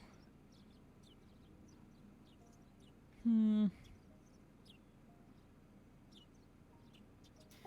at last, her dance was brought to a close with a roaring applause. I too, until my hands turned red. I clapped, and I clapped.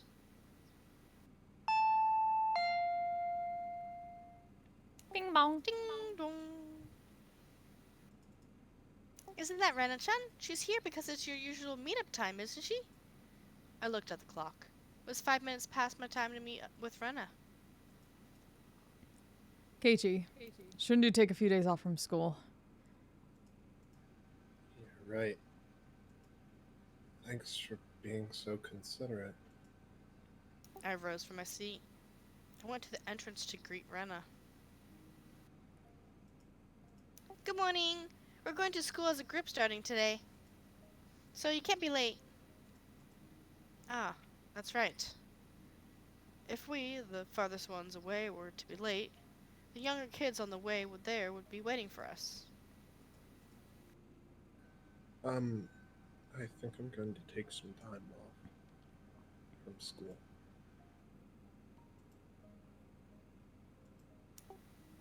Okay. Rena answered shortly, nodding. I think you should do whatever best for you, Keiichi-kun. So you don't need to feel like you're weak or anything. Oh, and here. It's a notice they're sending around. Could you give it to your mom? I think it has a lot of important announcements in it. I took the notice. There were a lot more pages than normal. And one on top announced the disappearance of the mayor, Rikichan, and Satoko, and that they wanted any information about them. It made my heart ache. The police are looking as best they can, too. They'll find them for sure. Just be patient, okay? Rena said, smiling in an attempt to give me courage. Rather than that, though, her smile looked like it was because she herself wanted to believe that they were safe. Rena, you're not going to question me? Nope. Rena, no, don't you? About that night, what I... Do you mean when you snuck into the ritual storehouse? I was speechless for a moment, as for some reason didn't think that she would know about my little secret. But then I bit my lip, made up my mind, and nodded a little. So it's all out in the open. Really? I shouldn't do bad things like that. Michan was really mad, so she was upset. I suppose she would have been. I don't think she was angry about you sneaking in there, though. As much about you hiding it from her. Maybe Kei-chan, maybe you should have told her yourself and apologized. I should have told her myself and apologized. That troubled me. Just 1 week ago, I did something that I myself should have apologized to Mion for. I had hurt her badly. However, I hadn't realized it at all. Plus, with all the confusion that Shion's appearance had brought, I still hadn't been able to talk to Mion about it. Rena, you're right. I never realize anything until you tell me. Keiichi-kun, hypothetically, if you had admitted you'd done something wrong right away and apologized to me-chan. Oh shit. Whoa. I wonder if Whoa. Rika-chan and Satoko-chan wouldn't have had to disappear. I couldn't answer right away for very obvious reasons. I couldn't admit to that. Wasn't Rena telling me right now, though, that I should have admitted to my crimes sooner? If I had done that and apologized, would things have not gone in such a horrible direction? Her eyes were filled with kindness, but they weren't naive enough to forgive me for keeping silent, and they stared fixedly into my own. Yeah, you're right. If I had admitted my crime sooner, then Rika-chan and Satoko wouldn't have to have died or disappeared. Smack! The palm of Rena's hand slapped me in the cheek. I stood there unmoving, my head still tilted in the direction I had been hit. It didn't hurt at all. I don't think that anybody has scolded you, Keiichi-kun, so I'll scold you in their place, okay? I pressed a hand on to my cheek, now warm with embarrassment, and quietly stared down at Rena's feet. Going somewhere you're not allowed to go was a very bad thing to do. Do you understand that? Uh-huh. Answer me with a yes, Keiichi-kun. Yes. Also, what's even worse, you didn't admit to have done something so bad.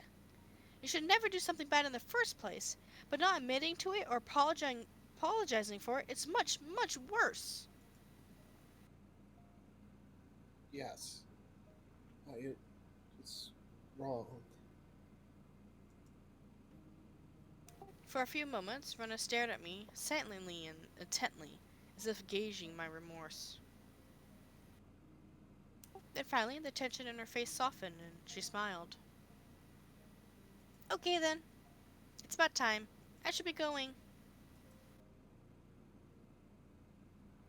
All right. Be sure to give the notice to your mom, okay? Also, warn her not to go out past it. Not to go out to pass it on after it gets dark. I bent down to pick up the notice, which I had dropped when she slapped me. The pages had come out of the class and were now making a mess on the floor. I gathered them up one by one. My hand stopped at a single, more light-hearted page, and with peaceful sentences dancing on it. We still had plenty of homemade soy sauce in stock. Feel free to come to the Sonozaki house if you want some.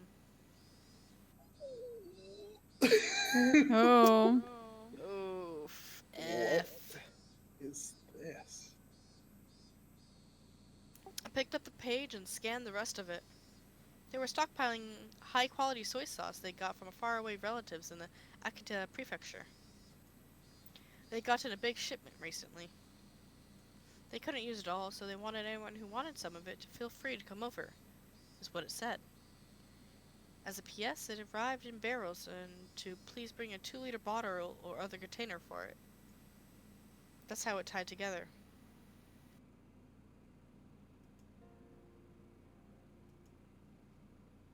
If you need some soy sauce, then you would go to the Sonozaki house. Anna, did you? Did you know all along? Yeah, I knew. Rena had already been suspicious of Mion as soon as she noticed that the big bottle of soy sauce was missing. Rika-chan had taken the bottle and gone to Mion's house, and there she was erased. Rika-chan wasn't coming back, so Satoko had called Mion's house since she knew where she had gone, and then Satoko got called there as well. That meeting on the day that the mayor disappeared, didn't Oishi-san say that the 3 families participated in it?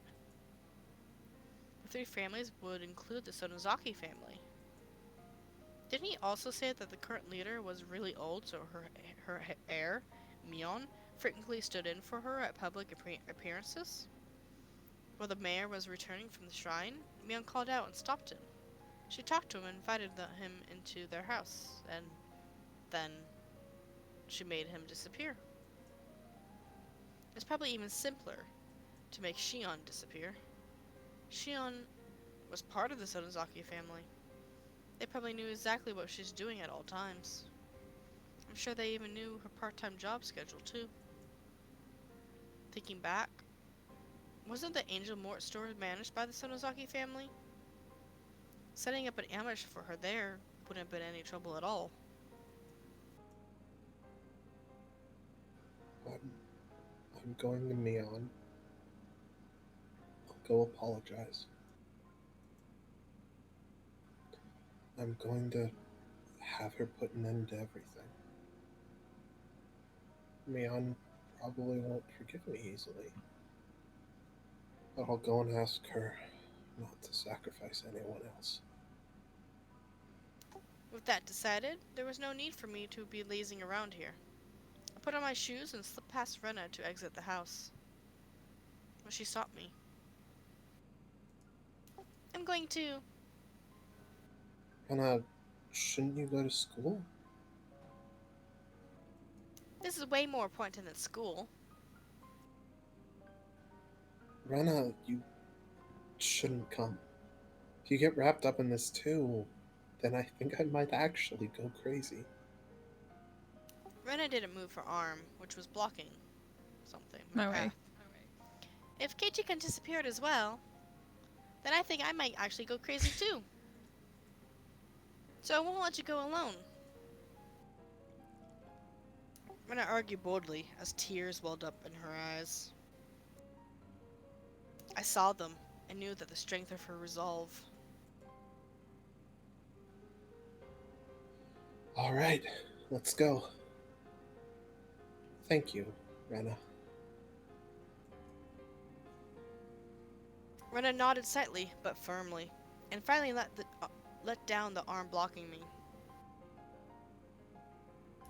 Let's go. To Mion's house. I'll apologize for the crimes I've committed. Then we'll put an end to these twisted days. After that, I'll pray that once more we can return to those fun, lively days. With Rena following me, I left the house. In front of the house, there was a car waiting. It was Oishi-san. Hey, good morning. My Bara-san. To you too, Ryugu-san. Together so early in the morning, you make me jealous. What a truly praiseworthy man he was. If he had been lying in wait so early in the morning just to pressure me into talking. On this morning, though, maybe this is actually a good opportunity. You're from the police. Oh, have I not introduced myself to you, Ryugu-san? Please excuse my rudeness.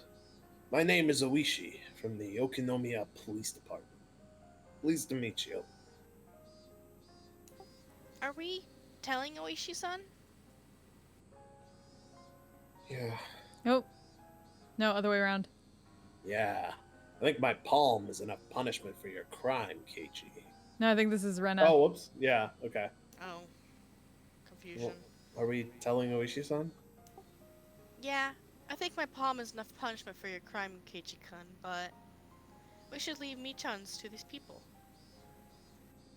Pain and sadness. I looked down as those emotions built up in my heart. We have something to tell you, Oishi-san. Well, now. What about? Should we stand here and talk, or go inside the car? In the car, please. I only continued to look down weakly. All I could do was be thankful for how dependable Rena was.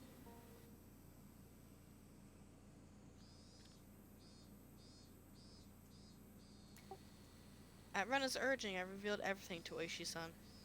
The latter, while making sure to throw in murmurs that I was paying attention every now and then, took notes. We continued in that way for a while. How do you feel? Don't you feel a lot better now that you've told me? Oishi-san asked this while scratching his head with his ballpoint pen. Of course I don't feel better.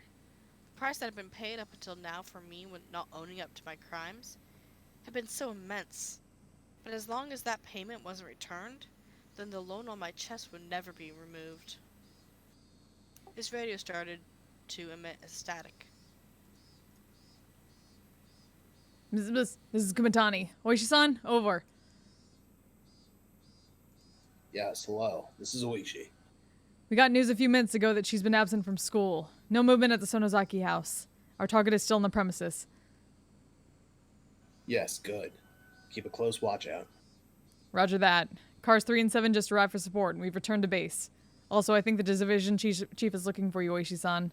He keeps annoying me too, even though I keep telling him that I'm trying to get in touch with you. What should I do?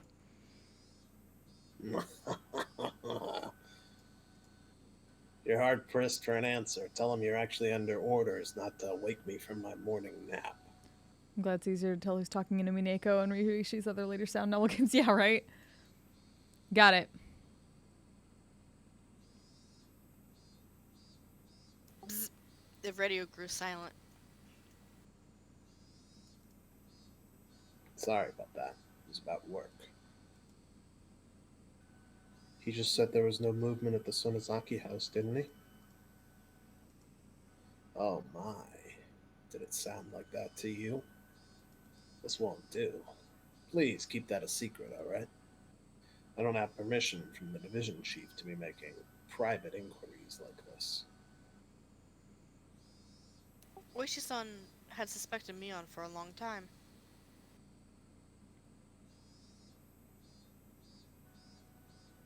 Nor for questioning witnesses or for searching houses. We don't have permission for anything, really.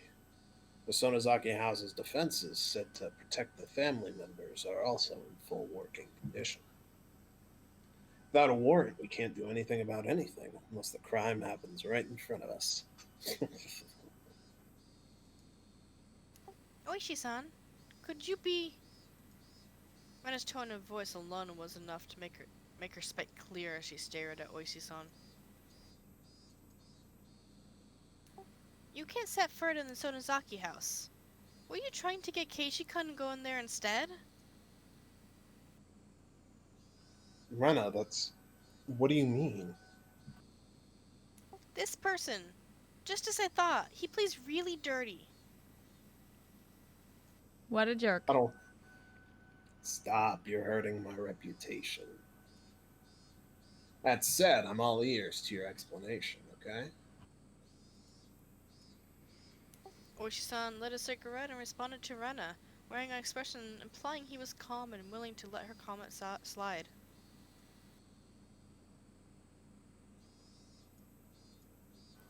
Okay. This is Rena. You can't get a warrant, but you've always had your eyes on Mi-chan because you thought she was suspicious.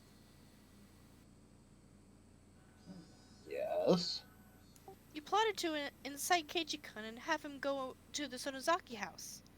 Then if something were to happen to him, you would have used that as an excuse to go in. Isn't that right? I only understood about half of what Rena was saying. Why only half? That was pretty obvious what she was saying. Yeah. I knew, however, that Oishi-san had been trying to use me.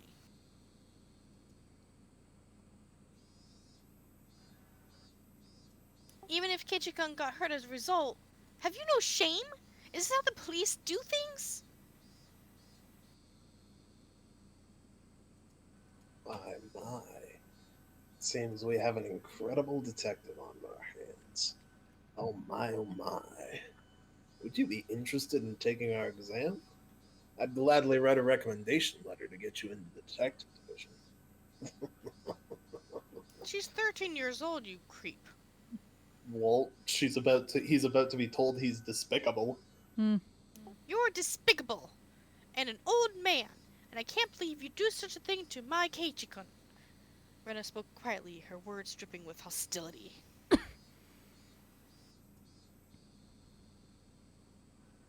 I've been insulted in all kinds of ways in my life, but one or two words from a young girl is always the roughest for me. I mean, I imagine you have ACAB. Even so, I suppose I should thank you for not arresting Mi-chan yet. Don't mention it. Oishi-san seemed to be enjoying his exchange with Rena. The things this man thought were like a swamp. I could barely see past the surface. It reminded me again of how much I disliked him. I love Oishi. I dislike him too. Oishi's great. Nah. Now then, as two esteemed friends of me on Sonozaki, what do you plan on doing now? Will you wait kindly for me to go over the evidence and request a warrant? No, we won't wait for that. We'll go. And make Mi-chan surrender herself. That's right. If she turned herself in rather than be arrested, she might get a lighter sentence. At this point, perhaps that was the only pity I could find it in me to afford her.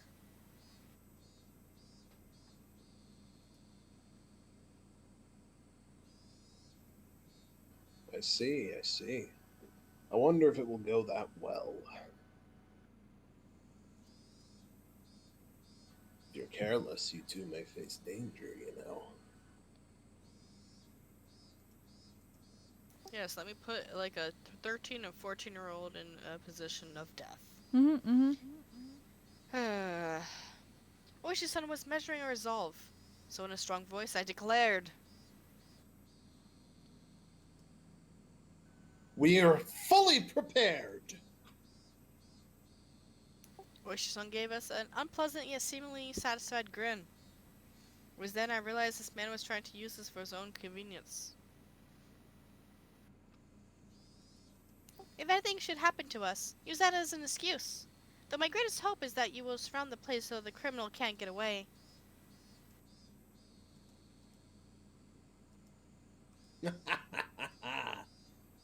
Ryugu-san, you're good at negotiating too. I'm throwing in the towel. I surrender. What are you talking about? If the policemen surrounded Michan's house, then that would be insurance for the worst case scenario. For the worst case. Plus, it would be another way of pressuring Mion to give herself up, wouldn't it? Ah, Oishi to Kuma-chan. Oishi to Kuma-chan. Bzz, bzz. This is Kumatani. Go ahead. Our two friends are going to play at the Sonozaki house. Make arrangements so that we can reinforce them if needed. Roger. Zzz. Their altogether too short conversation implied that our questioning was already part of their plans.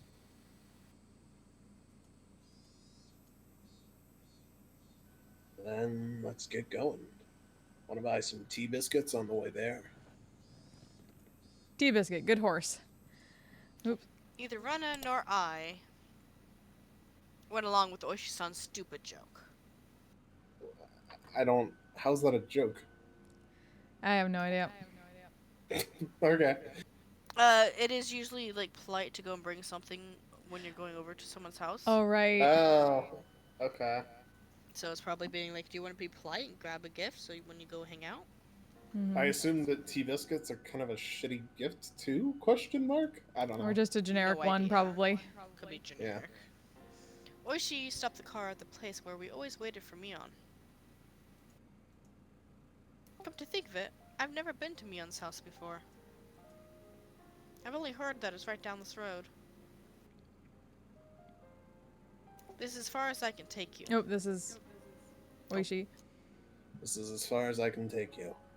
According to our information, there are quite a few security cameras set up on the premises. Still, don't worry. Got a bunch of youngsters ready and waiting to slip past them and go in. We'll be monitoring the inside with a one-way mic, so if you two give a loud scream, we'll know right away.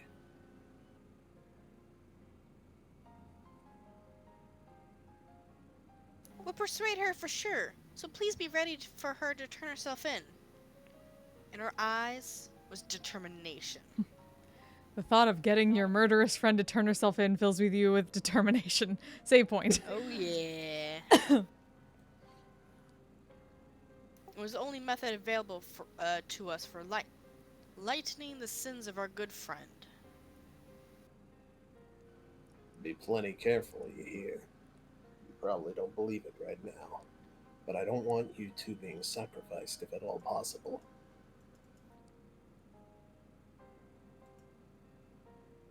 You're right about that. With that rude response, we left the car.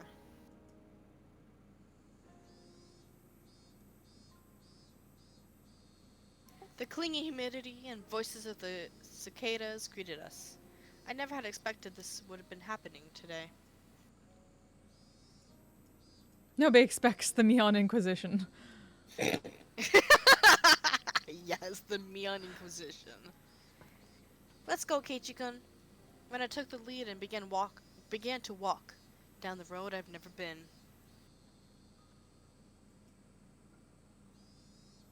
Anna, you've been to Mion's house before, right?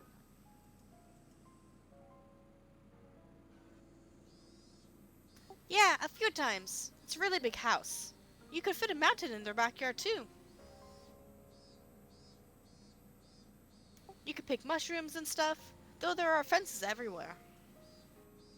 Big enough to fit a mountain. That was amazing. One of the three mountains. Three Three mountains. families controlling Hinamizawa and the head family of the Sonozaki clan. Sonozaki Mountain. Yes, the Sonozaki Mountain. Mountain Sonozaki. Perhaps there was something to be said about its magnitude. path continued onward, level and uneventful. There were metal fences along its edges, and beyond them were woods with trees growing thickly. The fences were high, the tops of them bent inward, sticking out like sharp spears. Plus, there was this dangerous-looking barbed wire wrapping them. No one could look at them and not feel intimidated. In addition, there were signboards hung up here and there along the fence. Private property of the Sonozaki family. Entrance forbidden. Beware of venomous snakes. Active security cameras. Intruders would be charged an entry fee of 1 million yen. This forest, or Should I say mountain? Is this all their yard? it's more like their domain. As you can see, it's private property, but no one maintains it. The forest isn't really the kind you can go hiking in. She could say that again. I really did feel like a neglected savage woodland. It was dark and damp, and certainly not a forest that made you want to go for a nice walk. Maybe that's just what happens when a landowner has too much land. Like Oshi-san said, there were security cameras hung up all over the place, though they had been weathered by the wind and rain, casting doubt as to whether they were even functional. Wonder if Mion is watching us as we come to her. I don't think she is. The only people living in Mia-chan's house are generally her and her grandma, after all. There's nobody to watch the cameras. What a useless security system. Well, Mia-chan's father seems like a pretty tough person to get along with. So whenever everybody in the family is getting together, the cameras are apparently working properly. That's right, Mion's father. He was a big shot Yakuza, wasn't he? Rena smoothly danced around the answer as she explained. At last, a huge gate, as big as I imagine, appeared.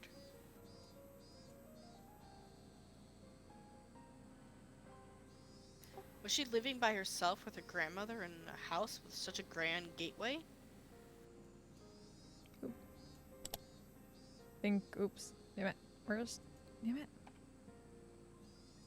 Think that's Keiji? I wonder if she's here. Beep! The old buzzer made a dull sound. I'm never used to when, like, the screen only gives you, like, 2 short lines or 1. Yeah. Was it cut off in the middle and not getting to the house? Actually, do you want to take over for her?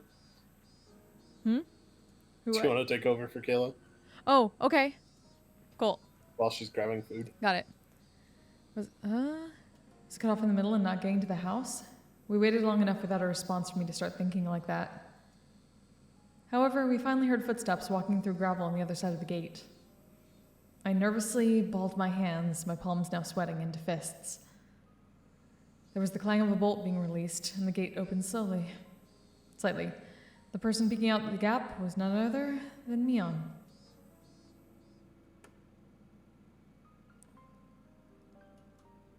Well, this is unusual. Aren't you two going to school? Mion didn't seem all that surprised at visitors arriving in the morning, which wasn't a normal time. In fact, she almost seemed relaxed, as if she knew we were coming beforehand. We stayed home today. Kei-chan is one thing, but you two, Rena? You two are such troublemakers. Mion smiled lightly, in the way that the Mion we knew always did. Well, let's not just stand here. Come on in.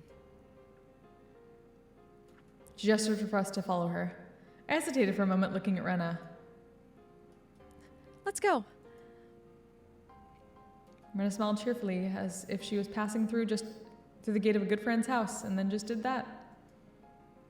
I rally myself and then go through the gate too.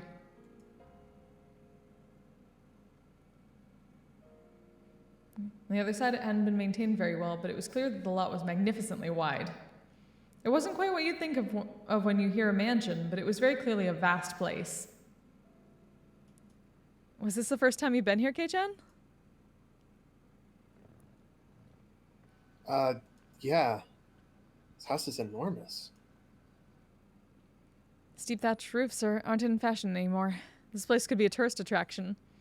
I want to rebuild it using totally average and boring reinforced concrete soon.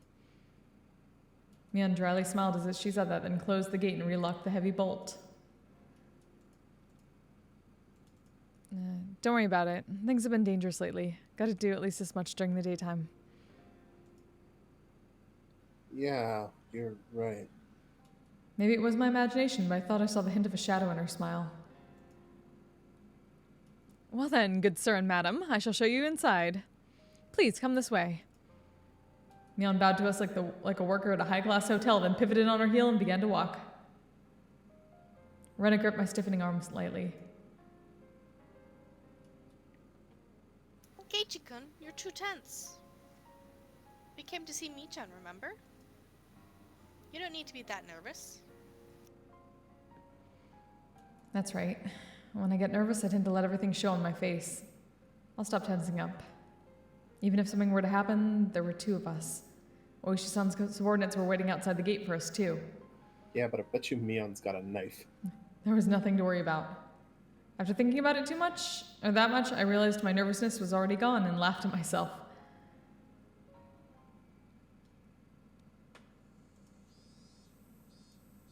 What's this? Mion, what's with this stone on top of the newspapers? It's in the way. There was a pile of newspapers on the floor of the entrance, and there was a large rock on top of them. I didn't understand why something like that was here. Rena noticed me looking at it questioningly and giggled. Rena, do you know? What is this? Some kind of good luck charm? If you don't really know, then feel free to move it out of the way and put your shoes there. Keiichi-kun, there's a nest of swallows right above that stone. Huh? Oh, you're right.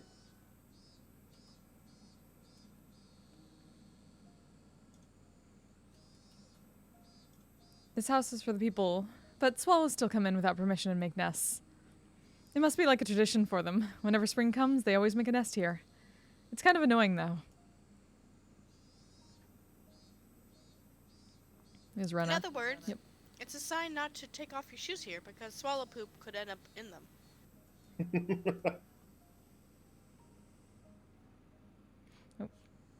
I couldn't help but laugh at the silly contrivance. My laughter naturally spread to the other two. A really long time ago, the Sonozaki family apparently cultivated silkworms. Our ancestors would get all worked up over exterminating the swallows.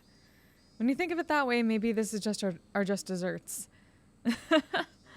Anyway, come on in.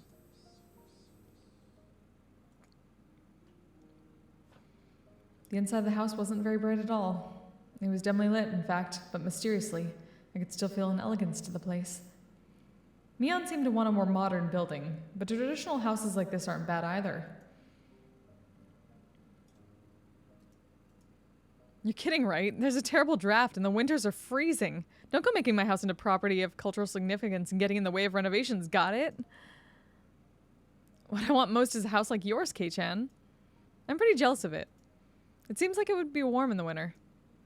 Oh, but snowfall seems like it would be a problem. Snowfall's a problem?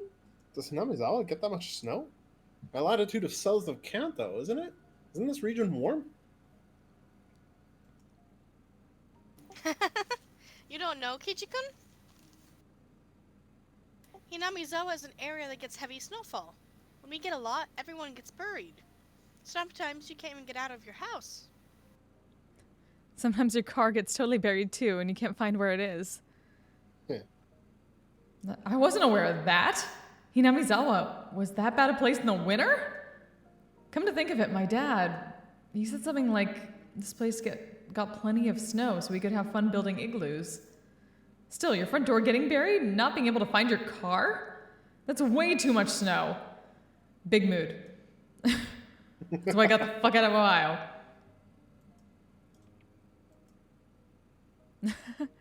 You remember from geography class, right? The western side of Japan gets cold winds from Asia.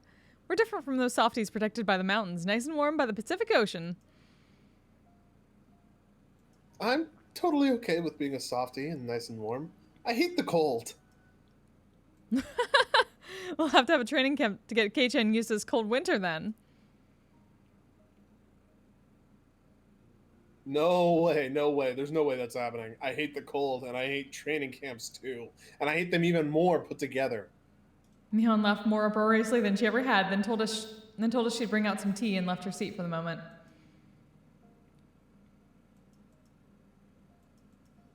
Still, there's a lot of fun things to do in the winter. I bet a club will be a blast then. Our club continuing activities through the winter sounds totally horrible.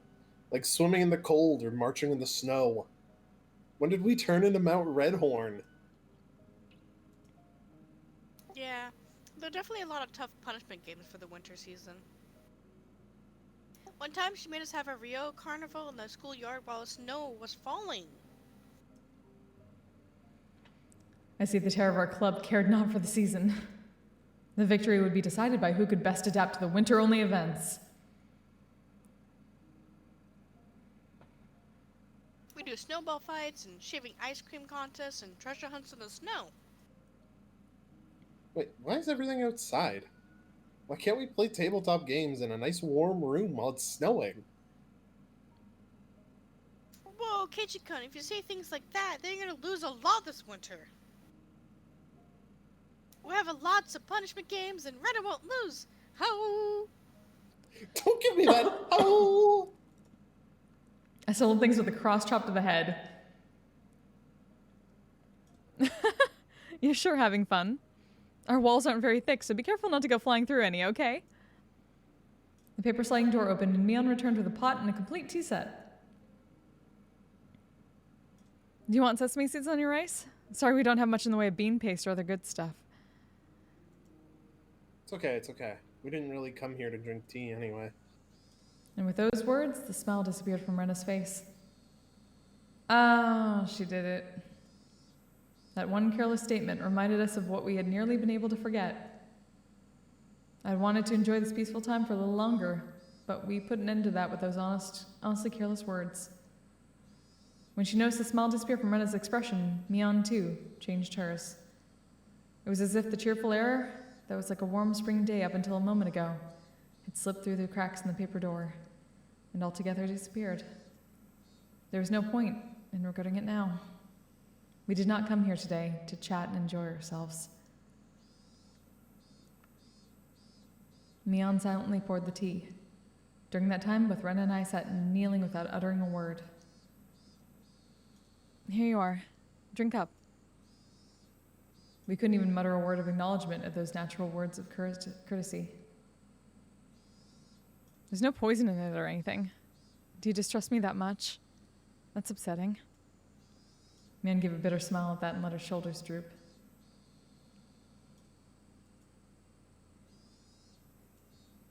Silence. Awkward silence. We all remained silent. We remained silent, hoping that someone else would speak up first. That was, however, the one thing we didn't want to do, and so we sat for a long time. Great. At last, Mion smiled scornfully and opened her mouth to speak. Hey now, Kei-chan, Rena. You're the guests. Didn't you come here for something? If you don't speak up first, this old man won't know what to do. Rena and I exchanged glances, and we both resigned ourselves. Rena opened her mouth to speak first, and so I stopped her. Keiichi-kun, Best time to rip that part you've been holding in. Nice, Rochimart. from Taco Bell, right? It's okay. I needed to come here. Let me talk first. Okay, I understand. What would Kei-chan have to tell me? Please give me your daughter's hand in marriage, maybe? Can't do that. My little Rena and Kei-chan aren't meant for each other. Go wash your face with miso soup and try again later. What? Afterwards, I thought her mean remarks were Mion's own way of showing consideration. Mian had said those mean things in a totally normal voice, and it drained the tension from my shoulders.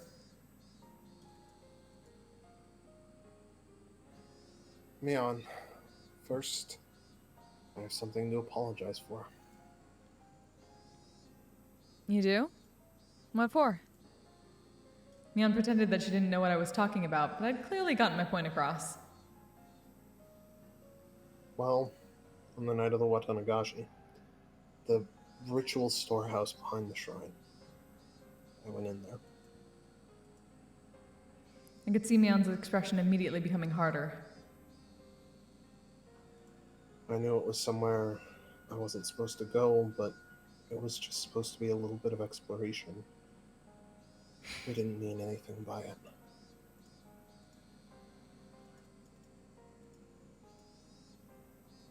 Even so, I still shouldn't have done it. So I apologize. I'm sorry. To display my deepest sincerity, I pressed my forehead to the table. I'd meant it as my way of prostrating myself. I figured it wouldn't feel sincere enough if I raised my head right away, so I left it there on the table for a while. Mian didn't say anything. With my face down, I couldn't tell what sort of expression Mian had. Only the voices of the cicadas filled the room. Mixed with them, I could hear the sound of the clock ticking.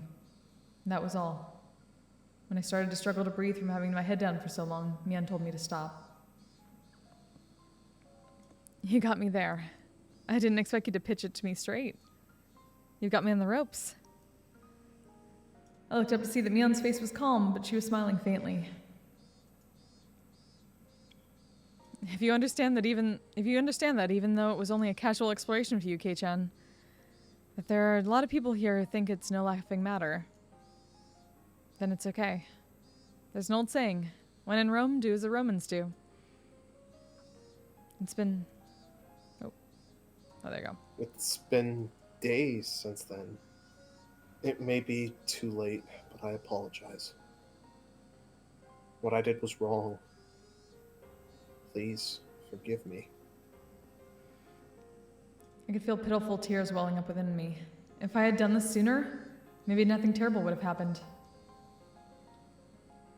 It's okay. If you know what you did was bad, then that's enough, right?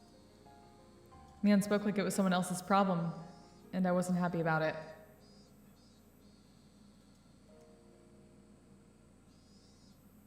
Michan, Kichikun is apologizing seriously. I think maybe you should respond seriously as well. I am being serious, though. Do I not look serious to you, Rena? You don't. Rena was giving her tit for tat, and so the room's atmosphere quickly began to grow sharper. She was right. Even though I came here to speak from the heart like this, it felt like she hasn't been taking this seriously. Obviously, Rena isn't fond of that. Kichikun, you can get up now. Let's tell her everything. That looks like what Michan wants too. I had known they would turn out like this from the beginning. Hadn't I come here prepared for that? I mustered my willpower and bit my lip. Mion, you called Rika and Satoko the day before last, right?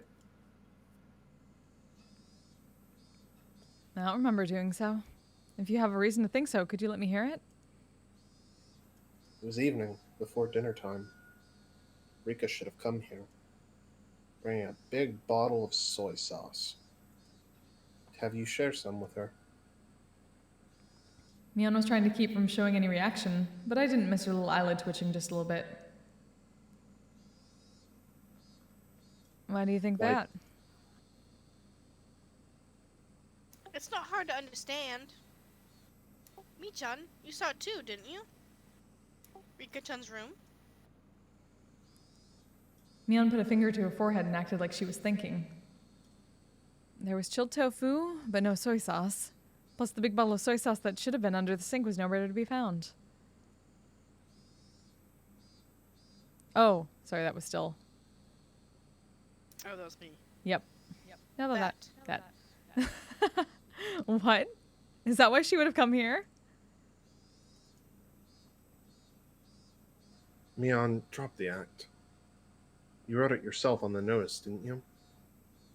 That you'd share your soy sauce? Mion scratched her head. I heard her ever so faintly click her tongue. It was as though we'd found out she'd purposefully given too little change to a servant. That's all I could feel from her. Then, Michan, Rika-chan, you hit her. Rena hesitated for a moment. I could tell that she didn't want to use the word erased, and that she was struggling to find another word. That was really supposed to be the end, wasn't it? For you, anyway. What are you talking about? You didn't first see that Rika-chan would tell Satoko-chan that she was going to your house, did you, Michan?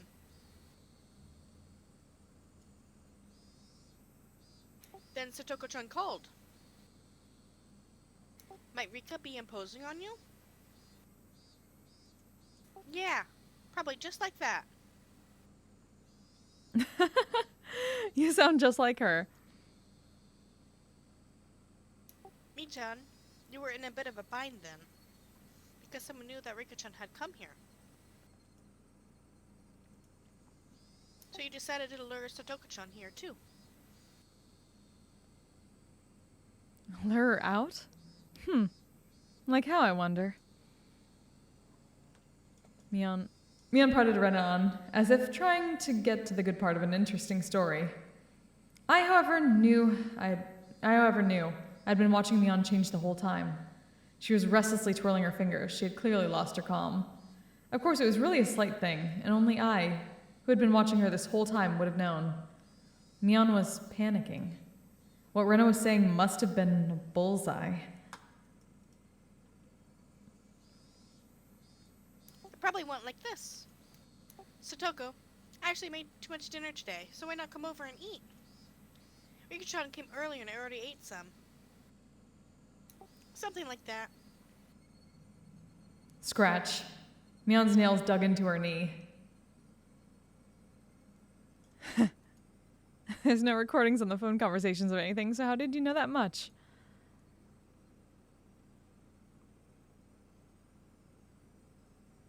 I know it because the dinner that Satoko-chan had made for the two of them was wrapped in plastic in their refrigerator and hadn't been touched.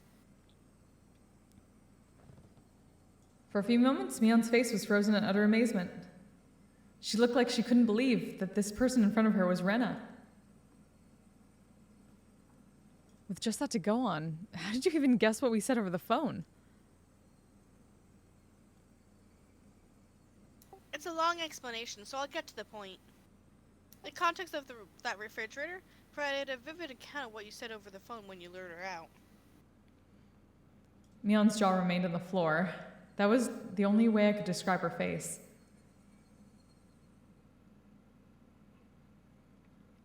That's... I had no idea I had such an incredible detective right next to me the whole time. I can't believe he'd figure out everything, down to the phone conversation, just from when it was inside the fridge.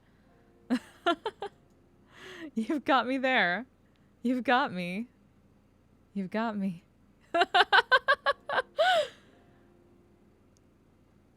As if a dam had burst, Mion convulsed into laughter. Her laughter, though, definitely didn't make us want to laugh as well.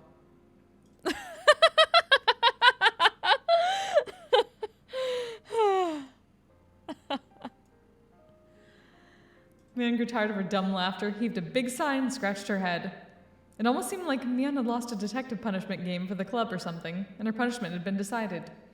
Oh, how fun would that have been if it were true.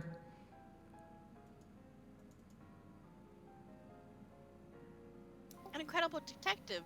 Michan, you're the one who guessed what Oishi-san told us. He called me an incredible detective too. As soon as she heard Oishi-san's name, Mion's eyes began to display panic more clearly, so that anyone would be able to tell.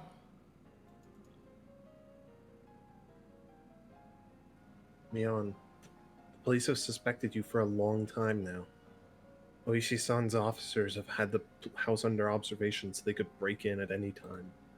Mion attempted to feign calm, but it looked like she was having a hard time with that. Part of her couldn't believe that the police had her surrounded, and she closely examined Rena's facial expression. However, she couldn't detect a hint of falsehood. Finally, Mion seemed to accept the fact that the police were encircling the house. Was the mayor Michon too? Or hot photographer and creepy girlfriend. You as well? Mion didn't answer her rapid-fire questions. I could clearly see impatience in her eyes, which were still feigning calm. At last, Mion, who had been sitting there lazily, readjusted her cushion and sat herself upright. At that moment, the atmosphere in the room changed completely. Mion's expression also changed. The impatience and wonderment in her expression disappeared, and she became so solemn you would think she was about to conduct a tea ceremony. I could sense it. It was now, in this moment. Mion had ceased to be Mion, but had changed into Mion Sonozaki, the current heir to the Sonozaki house. That solemn atmosphere about her was clearly abnormal, and it was entirely different from that of the Mion that I knew. Now, I could believe it. Now, I could believe that she was the young leader who commanded the entire Sonozaki clan. Mion quietly placed both her hands on the tatami mat and gave a beautifully elegant bow as if this really were a tea ceremony, and named herself. We meet for the first time. I am the current heir to the Sonozaki house. My name is Mion. Mion's movements were so elegant that they couldn't cut, and we couldn't even answer her. All Ren and I could do was watch, baffled her actions, which we would never imagine the normal her doing. I would like to welcome you to the Sonozaki main house today. I will greet you in place of our leader, Oryo. It seems as though you've had various things you would like to ask. If I can be of any assistance, then I would like to answer without concealing anything. What? What did Mion just say? Mion said she would answer anything we asked. There was a strong light of resolve in her eyes. It's really all right if we ask anything, then? I shall tell you everything I know. That is why you have come here, after all. Ren and I exchanged glances. There was a mountain of things we wanted to ask Mion. Do you know the Muffin Man? However, we hesitated for a moment on what we should ask first. The first question Rena gave was extremely abstract, but it was the question everyone wanted to know right now. Why would you do this? That was what I wanted to ask as well. Why would you do this? That didn't only go for Rika-chan and Satoko. It went for the mayor, creepy girlfriend's son, and hot photographer's son as well. No, even further back, for all the incidents that had been occurring every year. Yes, ask her where Carmen Sandiego is. For a little while, Mion couldn't respond. Right when we realized that the question was too vague and tried to put it into more concrete terms, she finally opened her mouth to speak. To answer that question will take some time. If that is acceptable, however, then I would by all means like you to hear it. She spoke clearly. She spoke with a clarity that a grandmother might use when telling a story from a long time ago. Do you know that Hinamizawa used to be called Onigafuchi Village? Rena nodded lightly, then shot me a glance asking me if I did. I returned her nod. Hinamizawa was once called Onigafuchi Village, yes. I heard all about it that night from Creepy Girlfriend's son in the ritual storehouse. They firmly believed that demon blood ran through their veins and cut off all contact with the outside world. They were worshipped by those in the villages at the foot of the mountains and treated like transcendents, those capable of magic. That's right. Our ancestors in Onigafuchi Village were proud transcendents descended from the demons. Those in the villages at the foot of the mountains worshipped and honored them. Nevertheless, that all decayed with the end of the Tokugawa era. The black ships arrived. The era of the samurai ended. The era of national isolation ended. And the tradition of worshipping Onigafuchi Village quickly disappeared. Those things that linger from the past were all to be detested. That was the kind of era it became. The Meiji era began in the name of Onigafuchi Village, with its long history was forcibly changed to Hinamizawa Village. I have heard the Meiji government strongly wished to erase the old customs. The abolition of feudal domains and the establishment of prefectures. An era had begun, seeing Japan sprinting up the stairs that were beyond the means of try to reach the same level of the rest of the world. All things in the Western style were to be extolled, while all old traditional things were to be scorned. That was the sort of era it was. Our ancestors in Onigafuchi Village were proud transcendents descended from the demons. Onigafuchi Village disappeared in a flash.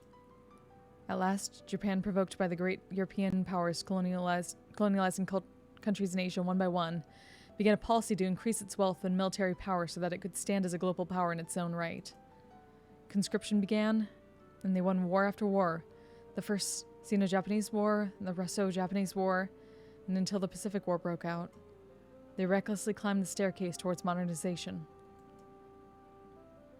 At the time, Onigafuchi Village had already lost its impenetrability. The villagers, once worshipped as transcendents, were now on the receiving end of inhuman treatment. The sacred Onigafuchi Village had been groundlessly labeled as isolated village of those afflicted with incurable diseases, a mere shadow of its former self, and stood on the precipice of an era of hardship. Thus began harsh days where one would suffer unreasonable discrimination just because people knew one was from Onigafuchi. The children in the village at the foot of the mountain were taught not to go near Hinamizawa because filthy germs were rampant there. Children who had come into contact with children in Hinamizawa would cry and wail as their parents purified the spot that they were touched by rubbing salt in it. One of the adults said to the children that if you got lost in Hinamizawa, you'd be kidnapped by demons, cut up into pieces and devoured. Never ever go near the terrifying village of the man-eating demons. That's what he taught them. Another said that during a famine long ago, the people of Hinamizawa gathered up all the corpses they discarded into the dry riverbeds, and cooked and ate them in order to survive. Groundless stories, but said in such seriousness. Baseless slander added to the baseless slander, making Onigafuchi Village's historically accurate, thrilling history all the more believable. Perhaps the chain of undue discrimination was a manifestation of the people's anxiety towards the uncertain times. Of course, the story didn't end with only the perspective of children. If anyone found out that you were from Onigafuchi, you'd be turned down from any job you applied for. People would even go back on engagements and marriage proposals. As for the marriages where one partner had lied about it, as soon as the truth got out, they were made to divorce. It even caused trials. They would appeal that where one came from wasn't important enough reason to divorce. They would, however, lose their case. Lying about one's birthplace apparently constitutes a heavy act of misrepresentation in marriage. That's terrible. I've heard about such discrimination towards those in small villages in civics class. Just because others knew you were from a tiny hamlet, you would be subjected to every societal disadvantage there was, a modern form of bullying. Though I only memorized that because it was going to be on a test one time. I recalled being suspicious about it and unable to believe such discrimination occurred in modern Japan.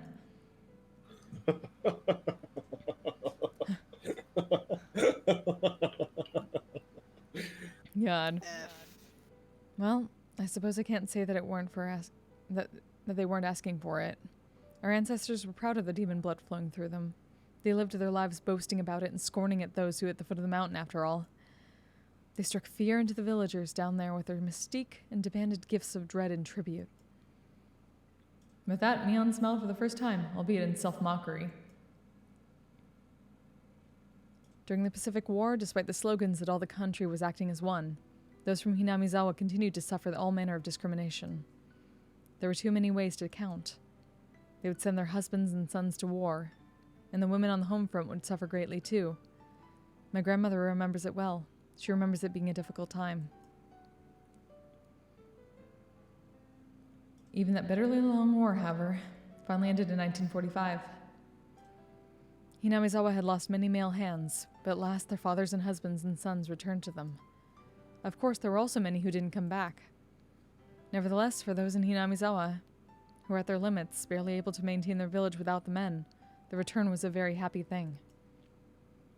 MacArthur's GHQ set to work on drastically improving mindsets and strove for the abolition of unfair discrimination. They could feel day breaking on the dismal night that was the previous era. Hinamizawa was on the verge of turning into a ghost town. Those in the village that started to say that they should be rebuilt once again, and got to work, trying to make the village even a little more plentiful. During that time, someone appeared who built up a fortune through a vast number of dealings in the black market. That was Mion's grandfather, the husband of the elderly current family leader, Sohei Sonosaki. Sohei said that he managed food warehouses in Harbin after being dispatched to the Chinese mainland. When it was time to pull out, he conspired with his superiors and comrades and stole a great deal of the army's canned goods. He hid them somewhere in the Seto Island Sea and sold them widely at a high price in the black market, thus earning a fortune. So he didn't spend that fortune for his own pleasure either. He entrusted the entire amount to his wife, the head of the Sonozaki house. Let's revive this ruined village. All who live here are our family, and this fortune is our collective property. So he proclaimed to my grandmother, the current head of the family. That vast fortune was a huge reason why Hinamizawa was revitalized after the war. I see. With that, Hinamizawa came back to life, and that's how the Sonozaki family had established its current prosperity. Of course, there were many people who begrudged the money coming back from the black market, but the villagers no longer minded it. They succeeded at one business venture after another. Those who had succeeded freely supported those who followed them. The giant family of Hinamizawa, tied together with strong bonds, kept on expanding its influence. The Sonozaki family, the center of everything, would be extolled for a long time as the minds behind Hinamizawa's revitalization. The person in the middle of all of this was your Nanai-chan? That's amazing! What a great success! Mion looked like she was honestly happy Ren had praised her. However, around 1955, the wind started blowing in the other direction again, because of the canned flesh incident. Canned flesh? It sounded so hideous that just hearing it made me nauseous. Someone naming himself as my grandfather Sohei Sonozaki's superior confessed that those canned goods had been human flesh. Hinamizawa, a village in which demons lived and ate humans. They were just about to wipe away that cursed stigma. The light they had finally started to see in their peaceful lives grew hazy and disappeared. The shocking truth, as revealed by his former superior, the stolen provisions from the old Japanese army that had been a huge cornerstone for Hinamizawa's revival, had been canned human flesh. Why were there cans like that? Wasn't Sohei just a manager of food warehouses? His superior revealed that Sohei Sonozaki did not have the job of managing the food. In reality, Sohei's job during the war had been to exterminate pestilent mice and to transport the corpses of those with infectious diseases. It had been unfair treatment, and all because of the lowliness of his origins. As a result, though, he had returned safely without having been sent to the front lines or being detained. Perhaps that was the only fortunate thing to happen to him. Soylent Green is people! Finally, Sohei was enlisted as an assistant in a military medical institution. There, however, he found something even worse than the low, scorned, depressing customs of Onigafuchi village in the research they were carrying out. Oh. Oh. Could that have been, well, you know, the bacteriological corps in the old Japanese army or whatever? That's one way of describing it. Keiichi-kun, you've heard of that? What could it be? You know about this? Ooh. I was pretty sure it was Unit 731. It was a nightmare unit that devoted itself to researching terrifying bacteriological weapons to break the deadlock in the war. They used many innocent people as fodder for horrible human experiments.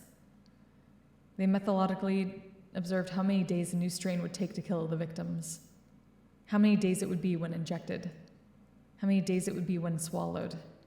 They dissected many people to find that out.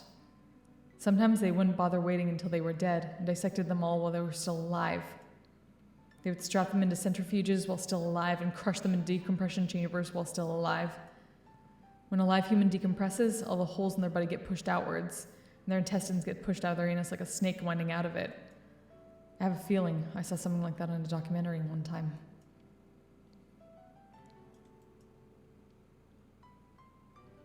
makes me sick. And they still hate Hinamizawa, huh? Now here's that disturbing imagery we were talking about. You said it. Don't Google this. It's Yeah. even worse Yeah. when you get into the actual details of it. Mm-hmm. Mion agreed with me, giving a faint, sad smile. It wasn't much in the way of communication, but for some reason I was happy to have it right now. The unit Sohei was in did way kinder research than that. They were researching concrete methods for reducing the difficulty of delivering food on the battlefield. The military's designs at the start of the war completely fell apart, and a chronic food shortage broke out all over the battlefront. The food shortage led to malnutrition, and as their natural resistances lowered, the soldiers fell to one disease after another. Spirit and morale lowered as well. They wouldn't be able to maintain their forces at this rate. Apparently that's where the research started. At first it was to find methods of delivering food to battlefields. My God, I'm pretty bad at this. It was very broad and included things from violent methods to stealing it from the citizens, to survival methods like how to cook unfamiliar insects and plant life.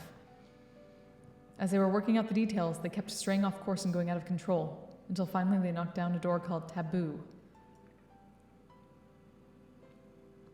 What do you think the easiest source of protein on a battlefield is? Ren and I knew the answer without being told, so we didn't answer. That's right. They were researching ways to handle using humans as food. Fighting onwards, sometimes eating the flesh of enemies and sometimes that of allies, became the ultimate service paid to their country. They were deathly serious about this doctrine. It really is a riot.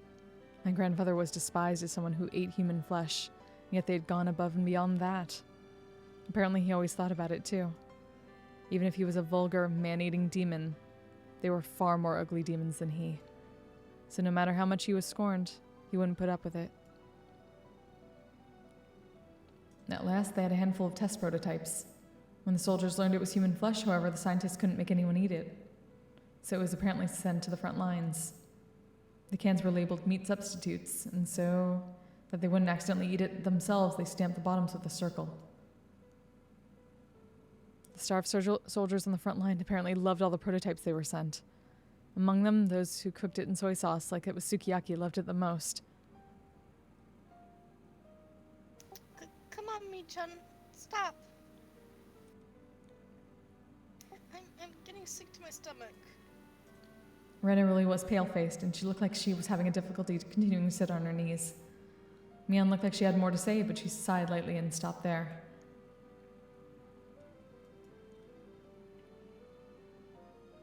Then those canned goods your grandpa brought back.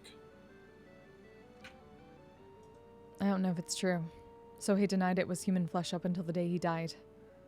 However, those who begrudged Hinamizawa's sudden revival called him a savage for making a fortune from selling human flesh, and the villagers began to be scorned again. They returned to a time where children would be jeered at and have rocks thrown at them. The stifling silence came back. What a seriously hopeless and sad story it was. They discriminated, were discriminated against, discriminated and were discriminated against. Why must they attach worth and rank to it? Why can't they live without looking down on people? Why can't everyone enjoy life together? I didn't know. My grandmother, the family head, once told the children of the village this. If they throw a stone at one of you, then two of you must throw stones back. The children asked her, what if they threw stones at two of us? Of course, the answer was simple. If they throw stones at two of you, throw them back with 4. If they chase 8 of you with sticks, drive them off with 16. If they slander 30 of you, yell back with 60. Finally, the children asked, what if we were attacked by 1,000 people? Even that answer was simple. If 1,000 people attack you, then everyone in Hinamizawa will stand up against them. It was a manifesto to spur people into action. My grandmother rose up not only as the leader of the Sonozaki house, but as the mother of Hinamizawa. It was halfway through 1955. It was a time where riots over a treaty with the U.S. were rampant, a time of battle and action. The people of Hinamizawa joined together and fought, treating unfair discrimination towards one as a crime against all of them. It didn't matter whether that one was a child or an adult. If they heard that a child had been told off, then everyone would crowd the house of the perpetrator, acting as a whole. If they heard an adult had been treated unfairly, men and women, young and old, would all band together and stand up against it. If you meddled with people from Hinamizawa, you would be in trouble. They probably figured that you could make others think that you'd win. Kei-chan, do you remember how many people came to help you when you got involved with those delinquents in town? I recalled how much of an impression it had left on me. That the people of Hinamizawa boldly came to my rescue, yet the people of Okonomiya averted their eyes so they wouldn't get involved. My grandmother fought, and my parents carried on the fight. At last, peace returned to Hinamizawa. Of course, that peace had been placed on a razor's edge. When you consider the previous 100 years of history, the tranquility now only can be called a chance interval, standing on uneven scales.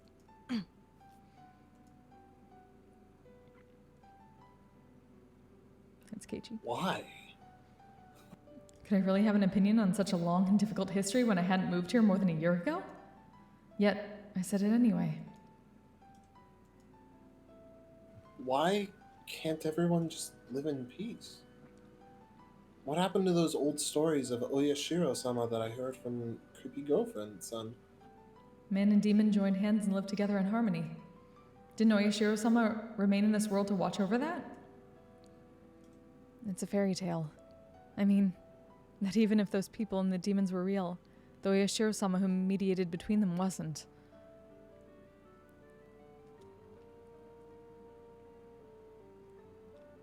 Is that why Oyashiro-sama's curse happens? A cool gust of wind blows in from outside, fluttering Mion's long, beautifully clean hair. Mion kept a refreshing smile without answering, and didn't even change her expression, but even that became a silent answer. So that Hinamizawa village might once more be like Onigufuchi village, so that we may again be a sacred existence, worthy of worship. That was the earnest wish of our ancestors in Onigufuchi, and the mission of those who inherit the demon in the Sonozaki main family. Those who inherit the demon?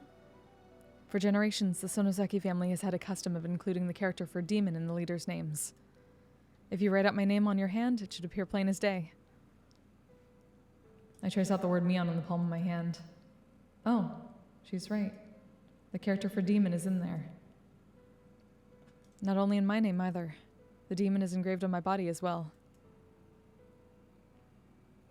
When she said that, she quietly rose and began to lay her hand on her clothing. It's okay, Min-chan. You don't need to show us, okay? Thank you. Thank you. With just that exchange, I guessed what she meant. Most likely, somewhere on her body, there was a permanent seal, such as a tattoo or marking, that proved that she inherited the demon. Mion didn't sit back down. She smoothly opened the paper door onto the porch. A refreshing breeze began to cleanse the damp air filling the room. Mion quietly gazed out the wide yard for quite a while. On her shoulders was something I could never imagine the normal Mion carrying.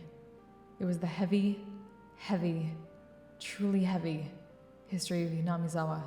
No, of Onigufuchi, weighing down on them. What kind of words could I possibly say to a Mion like that?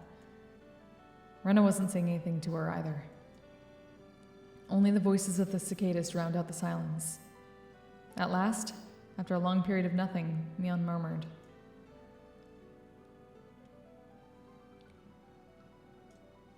The serial incidents happening over the past 5 years. I was directly related to some of them, and indirectly to others. Some were not the Sonozaki family, but were rather related to the others, the Kimiyoshi family and the Furude family. I think I was at the center of all of them.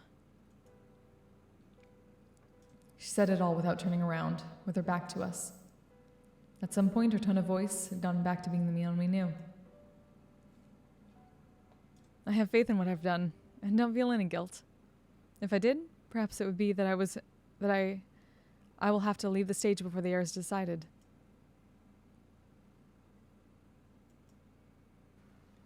If I'm caught and tried in a court of law, then I suppose it's how it works nowadays.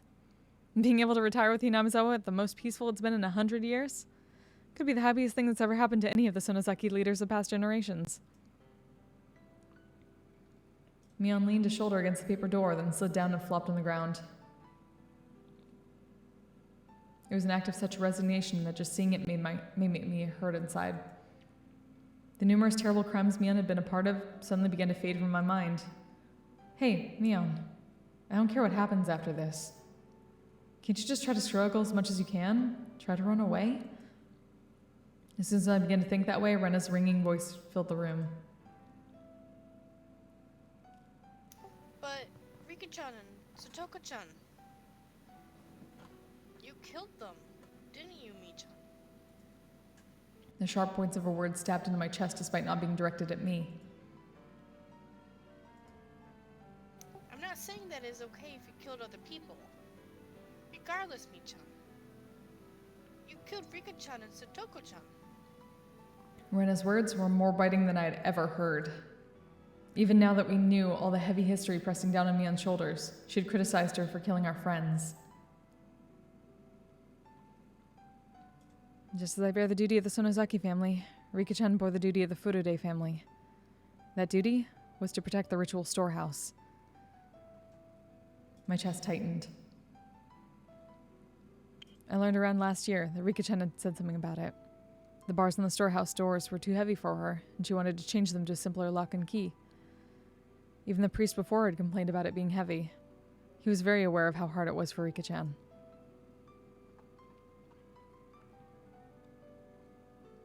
I will make sure to guard it, so I want to replace the lock with something lighter. I replied on behalf of the Sonozaki family leader. Ever since the string of freak deaths incidents, there seems to be people who are insolent towards Oyashiro-sama, so you shouldn't replace the lock with a simpler one. That said, the leader of the Kimiyoshi family, Old Man Kimiyoshi, he... If it's that difficult for you, Rika-chan, then I think it's okay to replace the lock, he said. The very fact that it was locked with a key was an indication of it being somewhere that you mustn't enter. There's nobody bad enough to break through it and go inside, he said. Even if we were alike as leaders, I couldn't find it in me to argue with Old Man Kimiyoshi since I owed him so much. In the end, we decided to change out the lock on a storehouse and switched it to a really cheap and light padlock.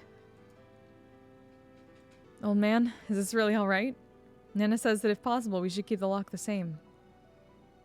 It'll be all right. You're quite the worrywart. If something happens, this old man will take all the responsibility. Do you promise? You mean that you will take responsibility as leader of the Kimiyoshi family, right? You should. Be well aware of how sacred the things inside really are. It's okay. There aren't any bad cats in Hinamizawa who would open the lock and break in. Meow meow. I guess that was probably Rika.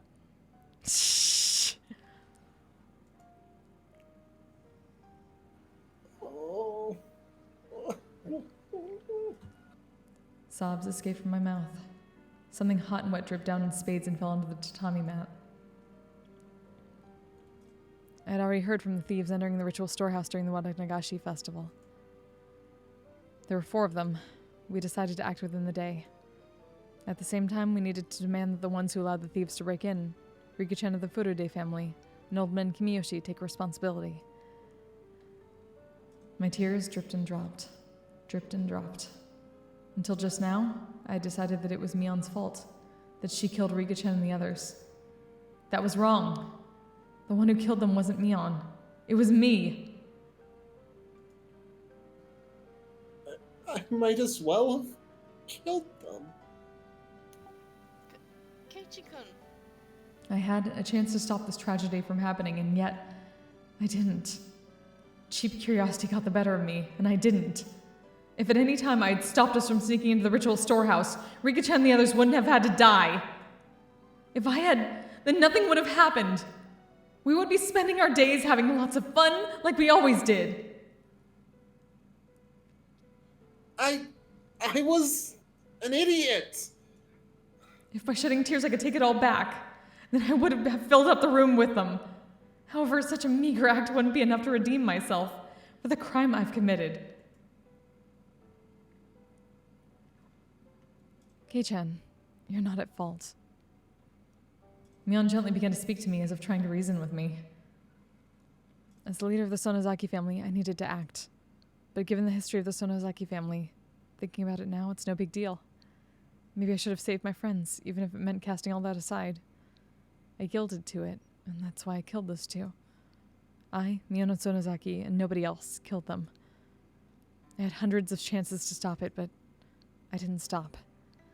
I gave in to the easy role that was handed to me, and abandoned all thought of fighting for my friends. So this is my crime. I killed them. Mion Sonozaki, with these hands. Killed them. And nothing whatsoever changed. Nothing.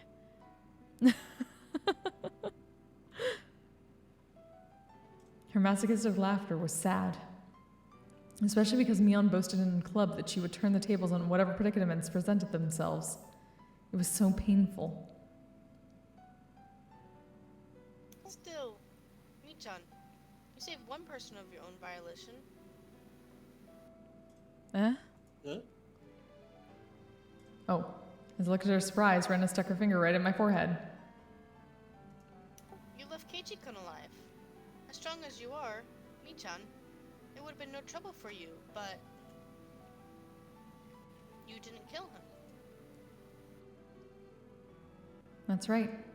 Mion was so cunning that nobody could stand up to her, even our club. If she had seriously tried to kill me, I would have been dealt with on the very first night. So many people had been sacrificed, but I was always left out in the cold. When did I first realize it? Even though people were disappearing one after the other, for some reason I had this vague belief that only I would be left alive. Why didn't I kill him? As a demon, I can't even begin to guess. Maybe Mion had some reason she didn't want to kill you.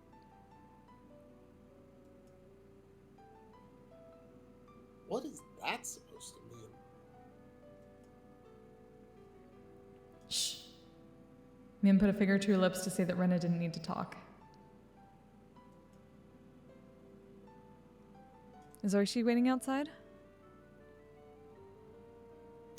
Yes. Any way out? No. They say they have the place surrounded. Seems like they called a lot of cars over the radio. I think they have your entire property surrounded. Mion fell silent. Rena's merciless words felt cruel. But they weren't meant to be. Maybe they were trying to lessen her good friend's pain, if only by a little. Maybe they were considerate, like she was trying to help. Please, turn yourself in. Mion didn't open her mouth, but she smiled just a little. We'll go with you. We'll never leave your friend by yourself. Crying children and Rena are the only things I can't beat. She rose, scratching her head. Her face had returned entirely to that of the usual Mion. I'm well aware of how serious my own crimes are. Even if they accept me turning myself in, I'll probably never be able to come back here. I couldn't say anything. The number of deaths Mion was involved in was just too large. So much so that maybe recommending that she turn herself in was, in a way, extremely cruel. So I'd like you to hear one last selfish request. Now we're going up in a Yoha shout-out, or shootout. Yeah, right. What is it? 30 minutes is fine. Just let me have some time alone with Kei-chan. Huh? My name suddenly came up and it looked like I was the only one surprised about it. Keiichi-kun, is that okay with you? If you don't want to, then I won't make you spend your time with the little mass murderer that killed your friends and a lot of other people.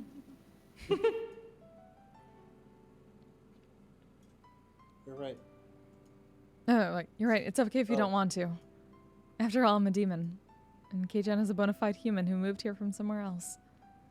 For us to be compatible, as long as Oishiro-sama doesn't exist to mediate, simply isn't possible. There's So no reason for me to hestate. Oishiro-sama's Sorry, so Oyashiro-sama's not around? Yes. Question mark? According to Mion?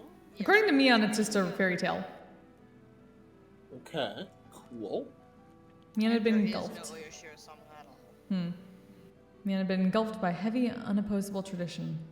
Right now, the duty of handling this had fallen to me and me alone. Either MC is gonna die or get laid, or both. Why not the both? Death by Snoo Snoo! ¿Por qué no los dos? In fact, with me cornered, it would have been okay for her to blame me. However, Mion didn't say one word of blame. Far from it, I was guilty of the same crime, and she let me go. Amidst the fate she could not oppose, she saved me alone. I didn't know whether I should be thankful for that. Thinking upon it now, I didn't know how much easier it would be if I were to be granted the same punishment as Rika-chan and the others. The only thing I knew for sure was that I had an equal duty to bear, the sins that Mion shouldered. So when it came to Mion's last request, there was no reason for me to hesitate. Sure. It's fine. Thank you. I'd like to thank you too, Keiichi-kun. Rena stood up. It looked like she would keep her promise with Mion and leave. It's fine, Rena. You can wait right here. I just want to go around the yard with Kei-chan. If you're bored, you can go to my room. You can read any manga you like. And if there are any volumes you like, might as well take them. I don't want to. Michan's book belonged to Michan. And I couldn't bring them back home with her so freely. You're such a good kid at times like this. Mion took Rena's head and rubbed it violently like I always did. Okay, let's go, Kei-chan. I began to walk after Mion, who headed for the hallway, when Rena silently stopped me. Take care of Michan. Yeah. Michan really does believe she won't ever be able to come back. I didn't know much about laws, but with as many deaths as she'd been involved in, the chances of her escaping a heavy punishment seemed non-existent. Watch out so that you don't make her lose her temper, okay? Mion might not surrender herself to justice, so I might have to put an end to it myself. Rena had already thought that far ahead. Right. I won't let that happen. Rena rubbed out her tears, which had fallen without me noticing them. Okay, then go after her. I nodded and followed Mion, who had disappeared out the front door. I could clearly hear Rena sobbing from the other side of the paper door. Why was Mi-chan made a successor to demons? Maybe it just had to happen that way. But it's just so awful.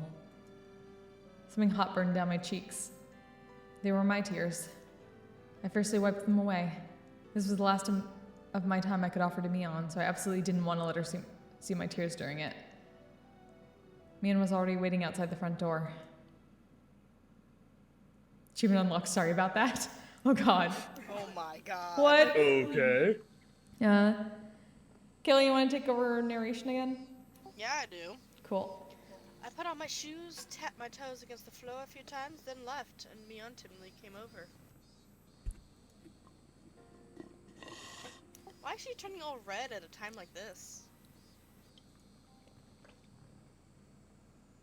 Can I hold your arm?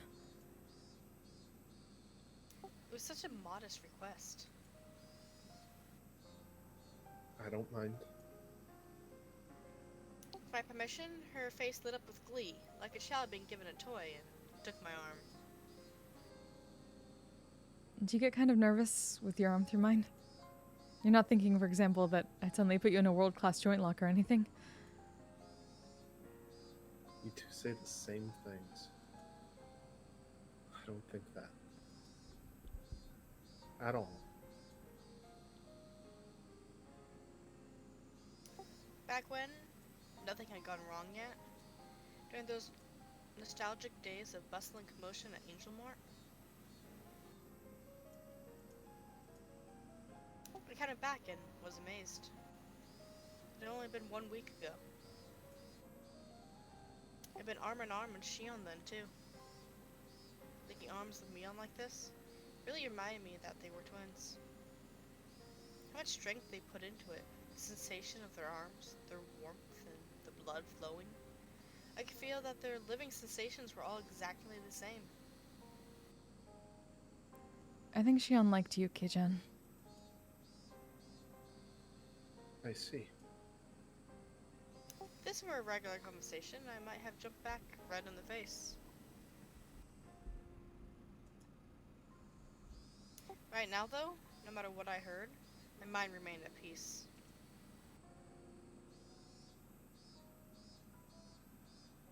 Neon and Shion. You got along well, didn't you? Well, I wonder. Kijan, do you think your right hand and left hand get along? Huh? My right hand and left hand? I don't think you could describe them as getting along or not. That's how our relationship is. You can't measure it by the scale of how well we get along. That didn't sound like it meant they got along really well. For example, one of your hands is dominant, so there will always be a better hand. If you only had one Evanmit, you would put it on your dominant hand without thinking, right? I think maybe it was like that for us.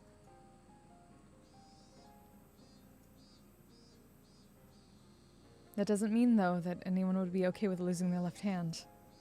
It's that kind of unexplainable relationship. I think that maybe you lived too close together and just stopped being able to see it, but I think that means you get along really well. I'm an only child, so the day before the festival, I was really jealous of when you and Shion were messing around with each other. I think you're jealous of something that doesn't exist. Yes, we twins used to have a lot of fun playing tricks on people. But now that we have such distinctly different personalities, it just gets in the way. Were they cursed, or were they just self-conscious? The relationship was hard to understand for an outsider. Maybe that wasn't an issue someone like me could intrude on. Just saying silent and nodding gently was the best way to advance the conversation. Mia passed through the wide yard and invited me into the big, desolate forest we seen on the way in. Such a big forest was part of their property, so I couldn't help but feel small. It's huge. You must have had a great time playing in it as kids, huh? Mion seemed to be silently reminiscing. I couldn't look into her mind, but she's probably thinking back to those fun days when they had played as sisters without any antagonism. Every time the wind blew, it caressed the treetops and the leaves, making a swishing, murmuring sound. Mion remained silent for a long time, thinking back on her younger sister, whom she had gotten rid of with her own hands. There was no need for me to get a word in. Just walking like this, arm in arm, was enough. Mion suddenly stopped and turned. Shion is still alive. Really? A hard look into my eyes, then nodded quietly. Yeah. I'd been thinking to give her the most horrible death of all, so I had her locked up. I never did think of a good way to do it, though. Mion sounded as though she hated Shion, but also, deep down, she didn't completely detest her. So I took my other hand and wrestled Mion's hair with it. Mion didn't only save me, she saved Shion too. Mion may have become a demon and led many people to their deaths, but she fought against it and was able to save 2 people. As I petted Mion, she narrowed her eyes in an entranced smile, and untangled her arm from mine. Then Mion quietly said, Come with me. I want you to see all of my sins. Although, Kei-chan, it might be the worst thing you've ever seen. I could sense it. There, I would probably find all the sacrifices up until now. Looking at them would mean accepting Rika-chan's and Satoko's deaths, as well as accepting that my best friend had done it. It's already happened, and it's in the past. You can choose not to look, Kei-chan. If you don't want to, then wait here. I will personally end everything. I was taken aback about how ominous that sounded. I remembered what Rena had told me. Mia might not surrender herself to justice, but instead choose to put an end to things herself. I couldn't leave her on her own. Besides, I agreed to her last request, didn't I? Even if it was hard for me to accept, I'll still do it. Even if I avoided looking, it was something that had already happened. It doesn't matter what I see. Yes? Mion Sonozaki is the best friend I could ever have. That won't change. It never will. The tree tops softly swayed in the wind.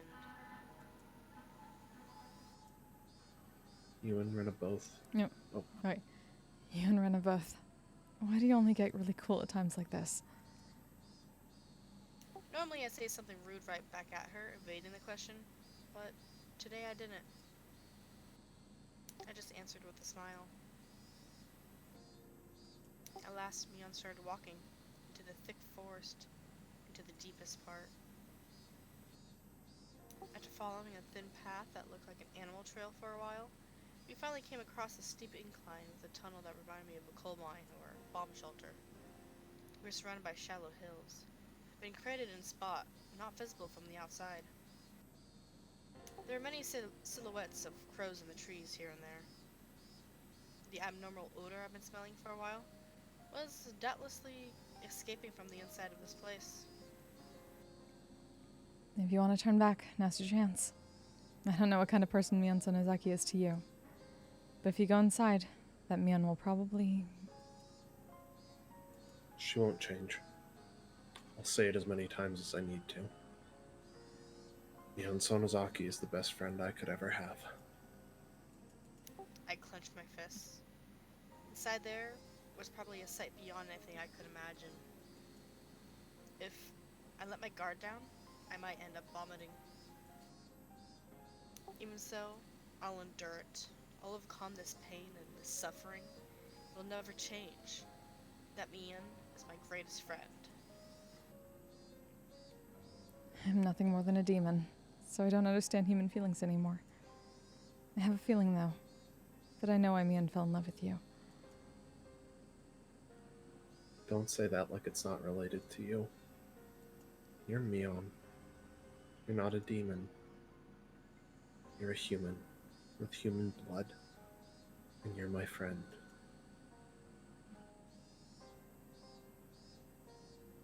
Mia made a gesture like she was wiping tears from her eyes, and placed a hand on the big door of the tunnel entrance.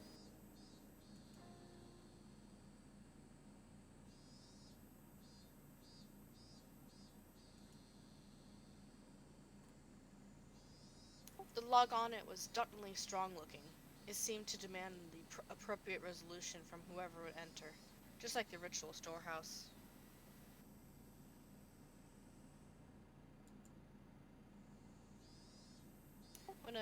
When the double doors opened, a stifling, rotten air and a bunch of winged insects came rushing out. Remembered accidentally killing a hermit crab a long time ago, and by leaving its tank on the porch, and how intense the odor it left was. If that was the smell of a corpse, then that's certainly what this smelled like. Inside, it was pitch black, but Mion flicked a switch that turned on a light bulb, illuminating this interior. The path turned into a series of intricate wooden tunnels. passed spaces that looked like they were for storage. Past place? We passed places that looked like someone had lived there. All this indicated that they had been used as a bomb shelter and stockpile during the war. It did give an impression of a dugout bomb shelter that had been just left there, though. It was a sense of dignity, as though this was the second Sonozaki house constructed underground. Despite being in pitch darkness below the ground, the voices of the cicadas were entering through an air hole somewhere, giving it a very mysterious feel. You saw what was in the ritual storehouse, right? The piles of torture instruments? All of them were created to uphold the strict religious laws of Onegifichi village. They were tools used to kill those who broke the laws in terrible ways as a warning to others. That was a long time ago. Watanagashi, originally a ritual meant as the deterrent, was once overseen by the three families. But thanks to the Kimiyoshi and Furude families going into decline, and the way the times changed, actually carrying it out became difficult. I can imagine why. You'd never think people could be okay with drowning people in a swamp and killing them in modern Japan. And that's why the Sonozaki family built this, a secret place, so that we could continue to conduct the rite of Watanagashi, even in modern times.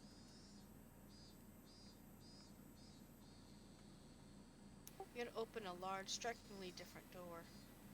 And inside was none other than a modern storehouse for ritual implements. There's quite a few, isn't there? Some of them are actually brought here from the original storehouse. All of the things that had been rusty and covered in dust so that they didn't seem real. The things in here were different. Every one of them had been well maintained and kept in a state that they could be used right away. Blades gleamed and spikes were sharpened. Also, perhaps as a precaution for the splatter of blood, the walls and ceilings were covered in some kind of tiling you would see in bathrooms, and there was even a drain set amidst a slight slope on the floor. There was also a cold rubber hose along the wall attached to a faucet, perhaps that for cleaning up the splattered blood.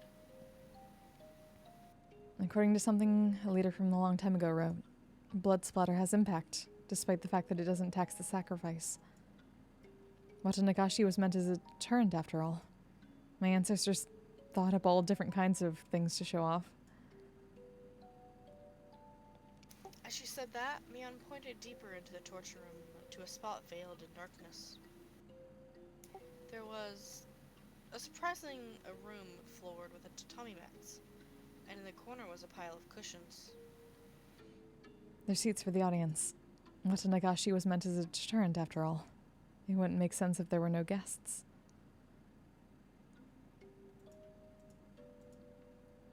I couldn't speak, and I couldn't think of anything to say anyway. Except that if Mion revealing all this to me made her heart feel any lighter, then I was prepared to listen for as long as I needed to. Right here is where I killed everyone. There were no spectators to watch me, but I did the Watanagashi very well. Oh, perhaps there was one spectator. Huh? Spectator. Me. I, the demon, was watching the entire time Mion held the Watanagashi ceremony. Mion cackled in self-depreciation. It wasn't a nice sounding laugh. Back there is the prison. Is she on there? She nodded slightly. Mion's Watanagashi had ended today. I needed to tell Shion that I was safe without a moment's delay. After all, she was probably trembling in fear at this very moment, worrying about when she would be killed. The ostentatious door on the other side opened, revealing what had been an incredibly expansive space, based on the echo it made. Mion groped around in the darkness, and a handful of naked light bulbs came on here and there.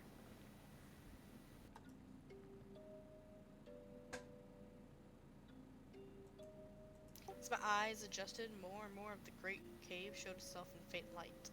The walls were bare rock surface, and it felt so savage that the bomb shelter was the most apt term for it.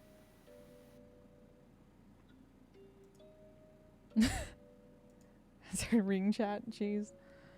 There was small barred rooms built here and there, like holes made by insects biting their way through a giant piece of fruit. It was immediately clear that each one of them was a prison. Where is everyone? Rika and Satoko. Their corpses? I grimaced at her having said it so outright. Yeah, that's right. The poor things being left here in the dark like this. I didn't want them to get infested with bugs, so I threw them down the well. I'm sorry.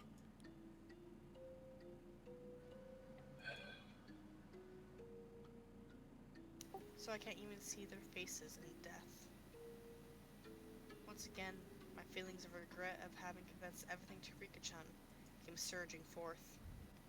If Mian hadn't attached the word sorry to the end of what she said, I might have punched her. Calm down, Keiichi Maebara. You said it yourself. No matter what, Mion Sonozaki is your greatest friend. Yeah, my greatest friend. I needed to hear myself say it out loud. Then came the clattering of bars in one of the cells deeper in. When I noticed it, I looked up as well. Shion? Is that Shion? Kei-chan! Is that you, Kei-chan? I ran over to the cell. White hands were peeking out through the gaps in the bars. It really was her. Are you alright, Shion? Are you hurt? No! No! No! Shin's face twisted out of shape as she screamed. It was because Mian appeared right behind me. Of course, Shin didn't know that everything was over yet. Calm down, Shion. Everything is already over. Everything. I spoke in a calm voice as I could manage to try and soothe the agitated Shion. However, it didn't seem like it was getting through her screams. Shion, have you been? No more! Please! No more! I don't want to see anyone else die! If you hate me, then just kill me already! I'm the one you hate, right? Kill me! Kill me right now! Sis!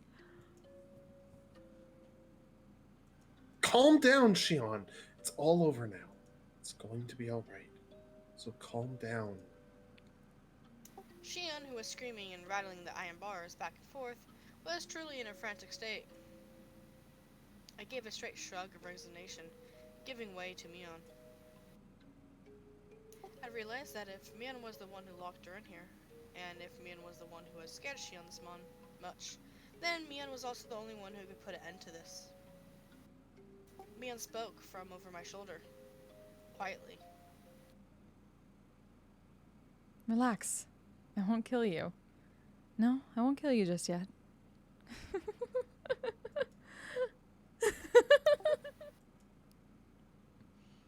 She burst out in a bizarre laugh, as if trying to make Shion's madness even worse.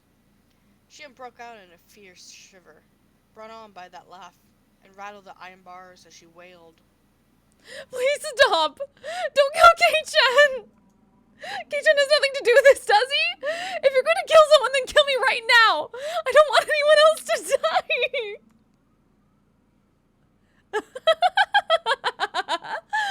If you want to die that badly, then after I've killed this man, I'll take my time making mincemeat out of you. In accordance with the ancient rites, I'll do it slowly, starting with your extremities. I'll shave you down and mince you. I had that mincing machine set up specifically for you, after all. Or would it be funnier if I were to mince up Kei-chan in front of you? Hey, quit it already. What do you have to gain by scaring her at this point? No! Kei-chan, run away! tried to rebuke Mion for flinging her terrible words at her this late in the game, but when I turned around, Mion's mouth, so much so that it was hard to believe, had twisted into a shape even thinner than a crescent moon. It was a smile. I could sense it like a jolt of electricity.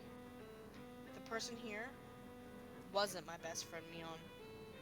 It wasn't the Mion Sonozaki who had been tossed about by her heavy duty of succeeding the Sonozaki family either. Then, who was she? Ba-bum! Some sparks flying before my eyes, like what happens when you get hit in the back of the head.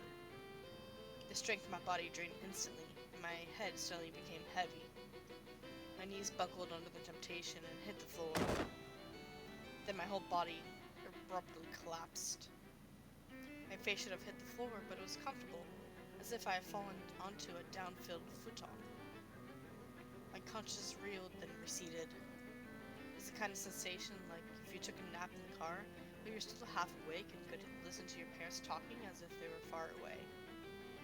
No, you wouldn't be listening. You'd only be hearing it. I need to... Background music is way too loud for your mic at the moment. Also, that's really weird.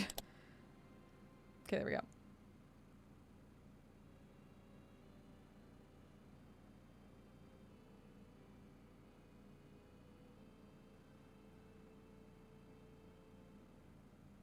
It was happening so far away, and the conversation was completely unrelated to you, so you had no interest in it.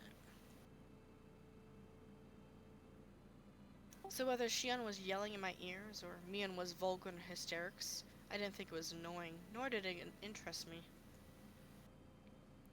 Now then, I wonder how I should go about preparing you. Oh yes, what do you think of a bed of nails? I tested it on those two little brats, but their hands were too small for the restraining table. Let's do that, let's do that!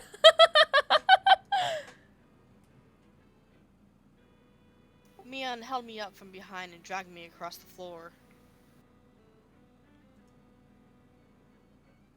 The soles of my feet scraped on it, and one of my shoes fell off. No! Please stop, sis! Please! Stop! Shion's emotions exploded outward, and she burst into bitter weeping. As if her crying had whetted Mion's interest, she had flung me down and returned to the prison cell again.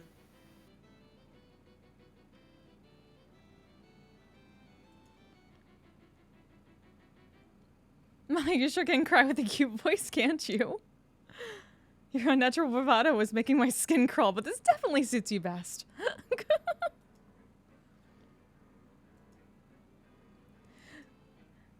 Mion, my big sister, I beg you. I don't care how you choose to kill me, but please at least let Kei-chan go. I'm begging you. Shion had always acted as though she was a cut above her older sister. That Shion, in such a miserable voice that I couldn't even imagine it during these peaceful times, prostrated herself before her older sister. She used to scoff at him, pleaded forgiveness. Mion looked down with an expression of cool indifference, one that was plainly smiling with joy. You know, I wasn't planning on listening to your petty wishes. The way you're crying, though, it's just too funny. I think maybe I'll change my mind and listen to you. Since come to think of it, I never did anything big sister-like for you. Yes. Yes, thank you. Thank you so much. Alright then, let's hear you apologize for everything. Then maybe I'll let it all be water under the bridge. And maybe, just maybe, I'll let Kei-chan go. Mion said she might let me go, but she never said anything about letting Shion go. Before long, Shion got on her hands and knees behind the bars and began to speak weak words of apology. They were too faint for me to hear, but their intention got across. Despite having watched her with a magnificently jubilant expression, Mion kicked the bars and declared she was unsatisfied. You think you can make up for years of grudges and hard feelings like that? That just will not do. I guess I'll make mincemeat out of you both! No! Wait, sis! One more chance! Just one more chance! Mion stopped and waved her hand again in resignation.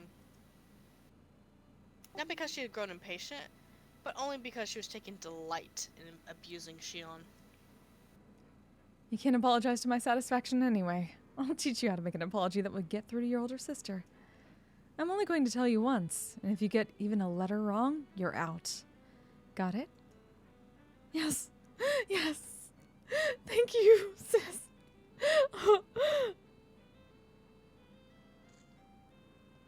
Shion's miserable voice cried out, having become utterly hoarse.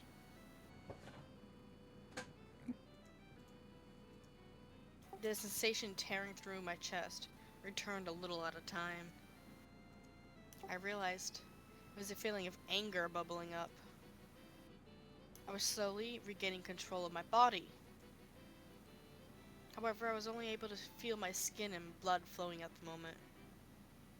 I still couldn't voluntarily move my fingers. Did you memorize it? Then let's hear you say it. Sincerely and faithfully, from beginning to end, with all your heart. If you can do it properly, then I'll only kill you. Yes. Thank you. Thank you so much. Something was strange. Something had become strange at some point. Till just a few moments ago, I was sure that this had been Mion, but at some point, she became someone else. The Mion I knew would never do something so nasty like enjoy trampling all over someone's dignity like this. Now, let's hear it. Your big sister is listening closely. Shion Todazaki is... When I ran over to Shion's cell earlier, had the real thing been swapped out with her fake right behind me? Anyway, this couldn't possibly be Mion. Shion Todazaki is a lowly, worthless sound not fit to even lick her big sister Mion's feet. And when I think of the countless times I've been rude to my big sister without knowing my place... Yes, yes, that's the spirit. I'll permit you to say a little more now, okay? Blood circulated through my whole body. My numb senses were returning. Just a little bit more. While Shion is still holding Mion's, no, that thing pretending to be Mion's attention, hurry up. I reflect on how impertinent I've been and swear loyalty to my big sister Mion for the rest of my life. So...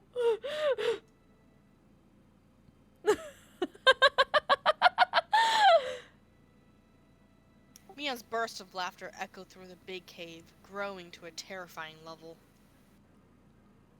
That was not a laugh of someone who was alive in this world. It was none other than the laugh of a demon from the bowels of the earth. She laughed from her stomach until she grew tired of it, and stopped smiling suddenly as if snipping a wire. Alright, already. That was funny enough for me. I didn't think you'd throw away that much of your pride. Mm-hmm. That was plenty enjoyable. Mion began to drag me away after I finally got the feeling back in my body, and pulled me towards the torture chamber. Sis! Only kill me! Please, forgive him! Don't worry, alright? I'll be sure to kill you real good. After letting you get an earful of Kei-chan screams, that is. No! After dragging me to the torture chamber, she skillfully strapped me into the restraining table. Before I knew it, I was sprawled out and bound. She forced open my hands, which I couldn't even make a satisfying fist, and tightly restrained each one of my fingers. She fastened only my hands and my fingers at that tightly with hinges, and locked them in place. Sis! Don't kill him! Sis! The door door to the big cave with the jails had been left open, so I could hear Shion's cries of mortification the entire time. It sounds like these were. I'm really glad that my walls are pretty thick. Yeah, I'm hoping my grandma's not hearing this. Can you hear it, Shion? I'm going to get started now. Please enjoy Kei-chan's young screams.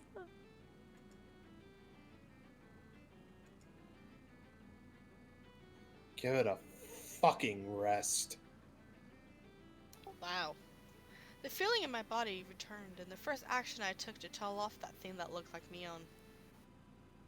Awake at last, are we? I lied before, you know. But having wanted to give Shion the most miserable death of all, while locking her up because I hadn't thought of a good way yet. That was a lie. Mion brought over something like a toolbox. From the inside it, she removed a large metal hammer, and next to that she began to line up what looked like long, strangely shaped nails, whose end had been turned into hooks like the kind you see on a harpoon. I'll let her hear the screams of all those people that died because of her. And after they've soaked it into her very soul, then I'll kill her. I've got pretty good taste, huh? Who are you? Huh? I'm Mion. Mion Sonozaki. Has the fear driven you crazy? No, you're not. There's no way you can be Mion Sonozaki. Mion snorted, and continued her preparations for the horrifying torture. I see. And if I'm not Mion, who am I? A demon. Huh? You're not Mion. Mion was just here. Give her back. Kei-chan, is your brain really doing okay? You're not going crazy with fear. Don't touch me, you damn demon. Give her back. Give Mion back. My best friend. Give Mion back! Mion stood there for a few moments with her jaw hanging open, not having expected me to say that. I myself knew that I was about to go insane. I knew it was nonsense to demand Mion's return when she was right in front of me. But this person in front of me couldn't possibly have been Mion. There was no way I could accept that. So this is what I thought. Mion had really been possessed by a demon and was controlling Mion as if it was a separate personality. Mion was just a victim being manipulated by it. The evil one really was this thing.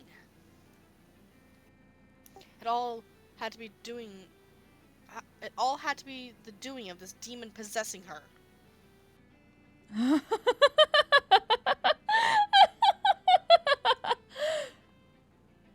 When Mion heard that, she started to guffaw, laughing so hysterically that she started to cough and almost choked. You really are a piece of work, you know that? In this very moment, Mion Sonozaki is trying to kill you, and you're trying to reject me? I never knew there was such a funny person in all the world. If you want to laugh, do it all you want. No matter what you say, though, I won't accept that you're Mion. Give her back. Away with you, demon! Kei-chan, are you trying to kill me by drowning me in my own tears? No matter oh, sorry. No matter what, I wouldn't lose to that laughter of hers. I shouted loudly. I shouted from the bottom of my heart, so that the real Mion, trapped inside the Mion I saw in front of me, would be able to hear.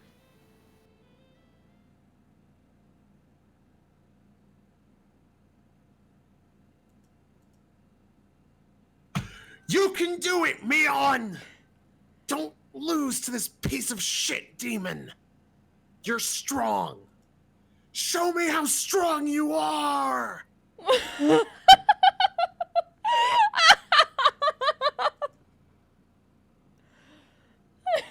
The tears welled up and flowed down her face.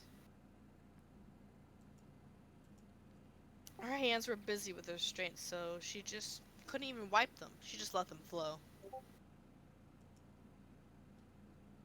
Please, Mion. Mion.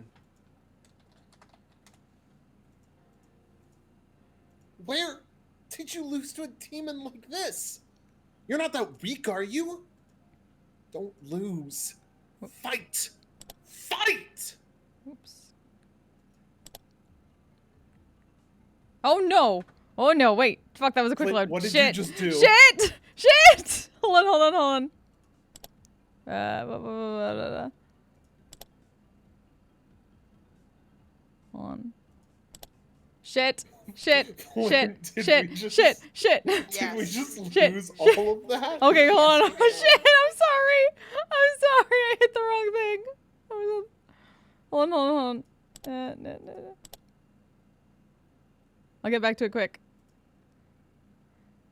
Fairly quick. Hold on. I can. Wait. Skip. There we go. There we go. So how's everybody doing?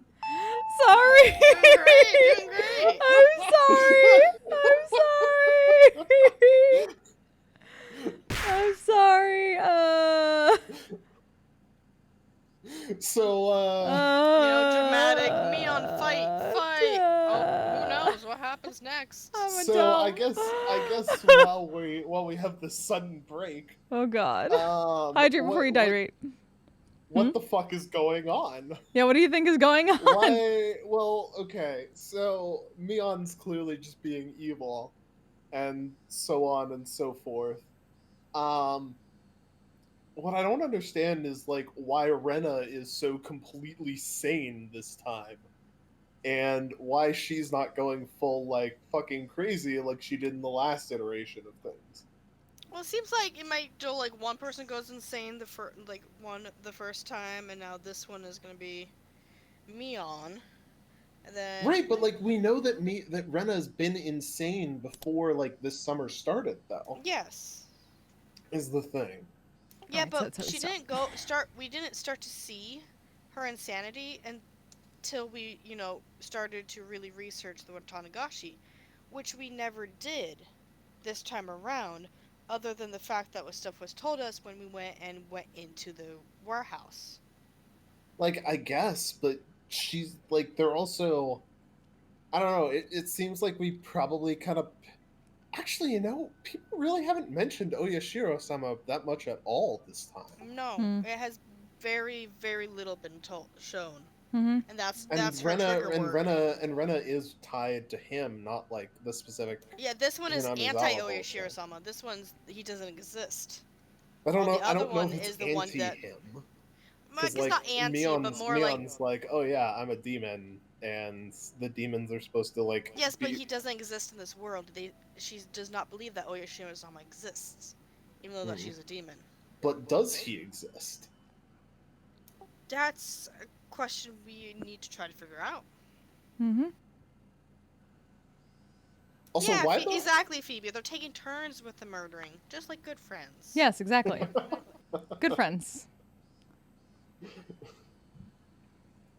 Also, why the fuck did Rena let him just... Or why was Rena okay with this? I don't know. Who knows? She may be helping with the deaths, maybe? She's, like, there with Oyashiro-sama, so I don't know. Like, we're only halfway through the question arcs. We don't even know all of the questions we have to ask yet, I'm pretty sure. And we have a laundry list of questions. Oh yeah, oh yeah. So...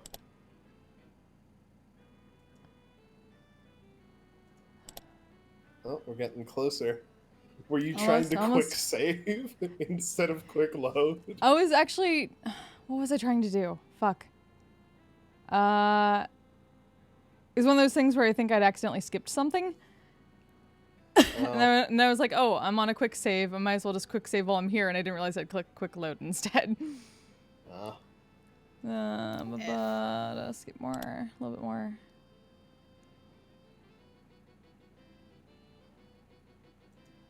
Well, now we have Okay. him.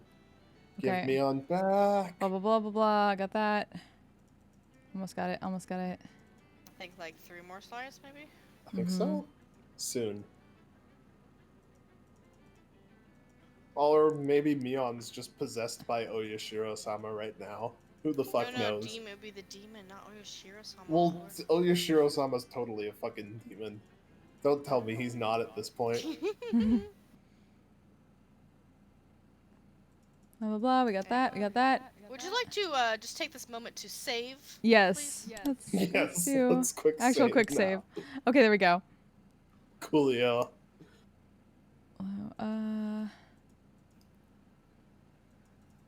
Yeah, we just did this one. Yeah, we What's the just next did one? this. Don't lose fight. Fight!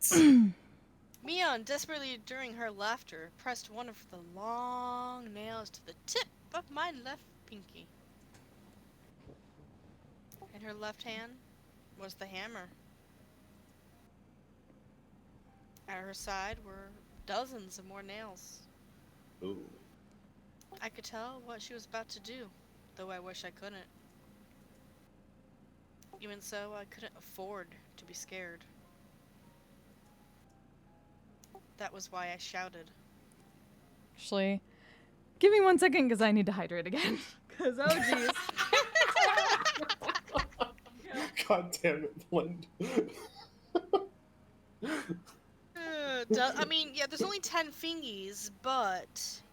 I There's 10 mean, fingies, and then you got, like, the palm, and then you can do, like, the joints in the fingers. yeah. You got like each knuckle to go in the fingers and like all the shit, all the other shit that's in like your palm.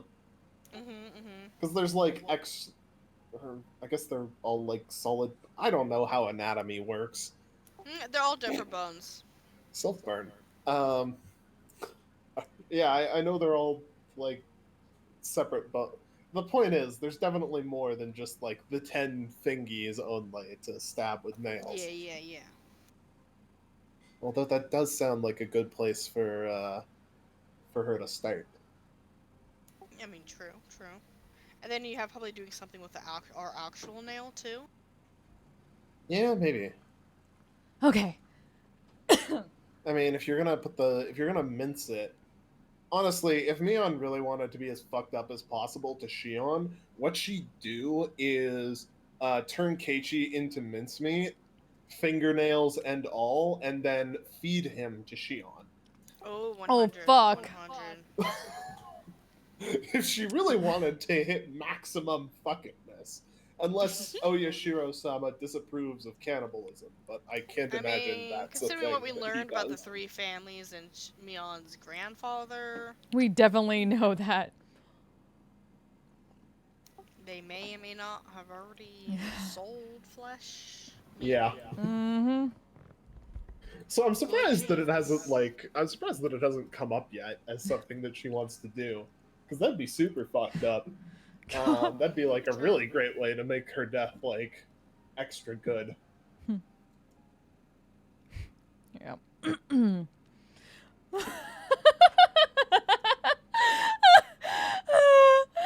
sides hurt like they're about to split. Is that all? I'm going to get started now. Be sure to give her some good screams. Not only am I torturing you, Kei-chan, but I'm torturing Shion as well. Why? Why would you? Mion!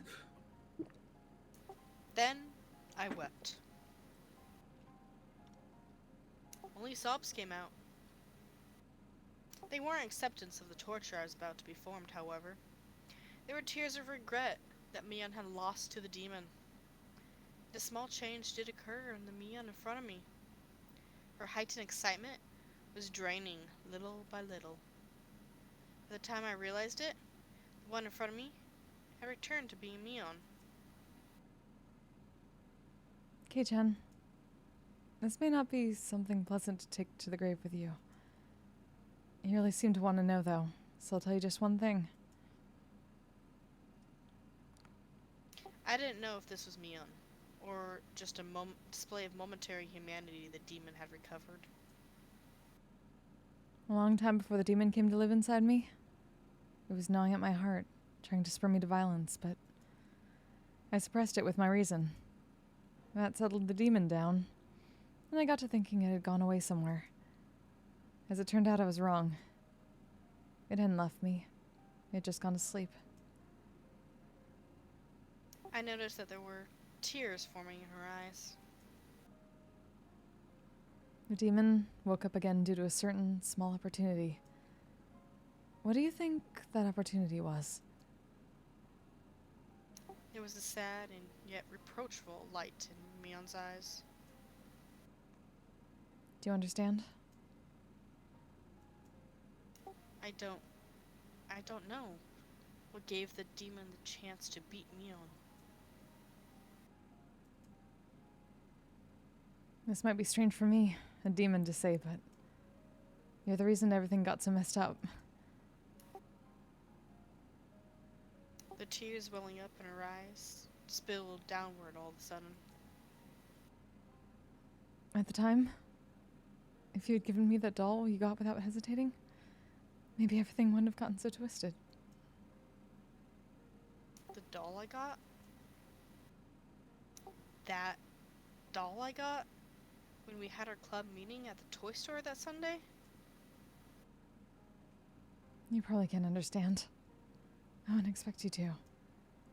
But you see, all sorts of things started falling over like dominoes after that. And soon it was too much for me to control. It only makes sense that you wouldn't be aware of knocking over the first one, since it was so small. But you're the one who set it up. That can't... Me? If you hadn't made Mion cry, then I wouldn't have had to wake up. Is that enough? For you to die in peace? A mistake that I made on that day was what messed everything up. That can't be, can it? It only makes sense that you wouldn't be aware of it. Even so, Kei-chan, you are without a doubt the cause. If you had nonchalantly given me that doll that day, then I don't think this would have happened. I wanted to say, like I just remembered something, as I recalled that day. Everyone had told me about that, and I thought I'd apologized. I didn't apologize to Mion, though. It had been Shion. In other words, oh god. I hadn't said a single word of apology to Mion. Today I came to this house saying I had something to apologize for, but I never said a word of apology for this. Come to think of it, when I apologized for going into the ritual storehouse, Mion looked a little bit lonely, like she was disappointed. Why didn't I realize that until just now? Vana told me at the time, and now she herself, no. The demon was telling me.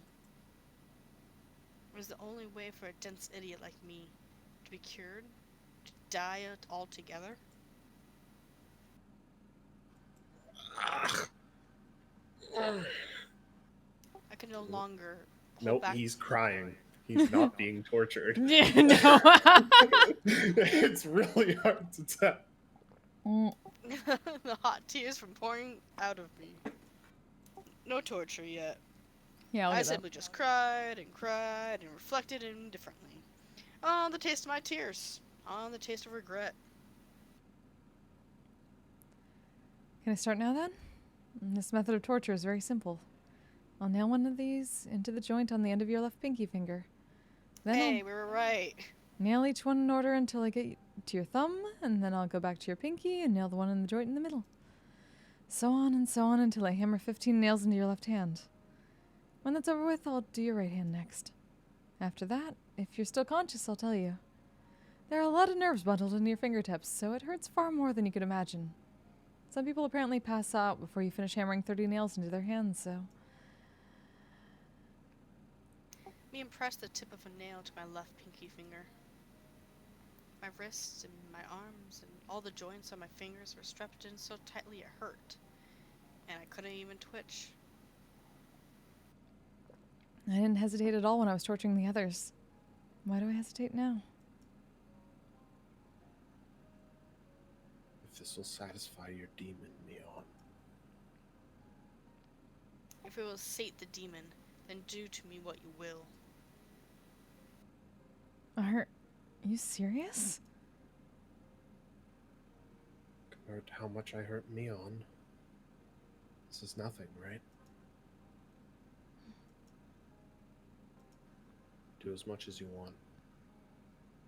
In exchange, promise me 2 things.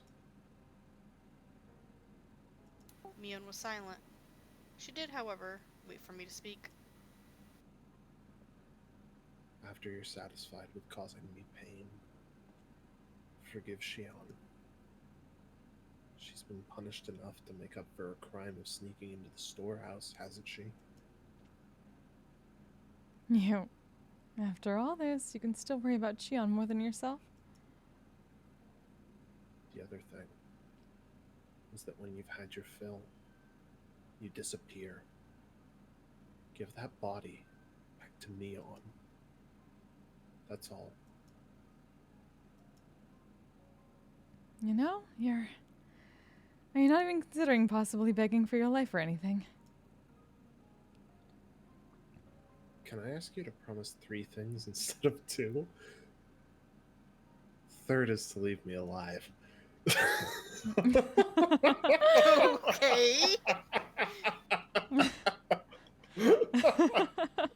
Okay. You said 2 in the beginning, didn't you? So you can't have any more.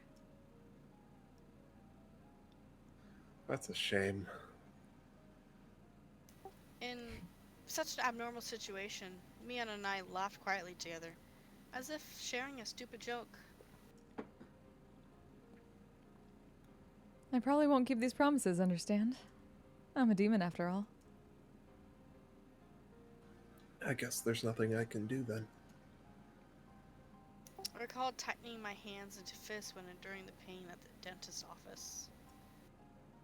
Right now, though, they were opened all the way to my fingertips, so I couldn't even grip them.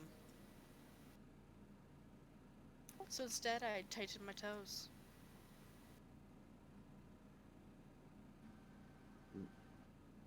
Okay, do it. I prepared myself already. So do it. You waiting like this to hammer nails in them is scarier. It's going to diminish my readiness after all. Mian put down the hammer and gently stroked my cheek. Kei-chan. I'll agree to just the 3rd thing, okay? Huh? My 3rd wish. To save me? She'll agree to it? Your 1st wish. To save Xion. That's long done for. The demon will kill her. It's already been decided, so I can't stop it. So give up on that. Her delicate fingers slid from my cheek to my chin. As for your 2nd wish, to give this body back to Mion. That won't happen either.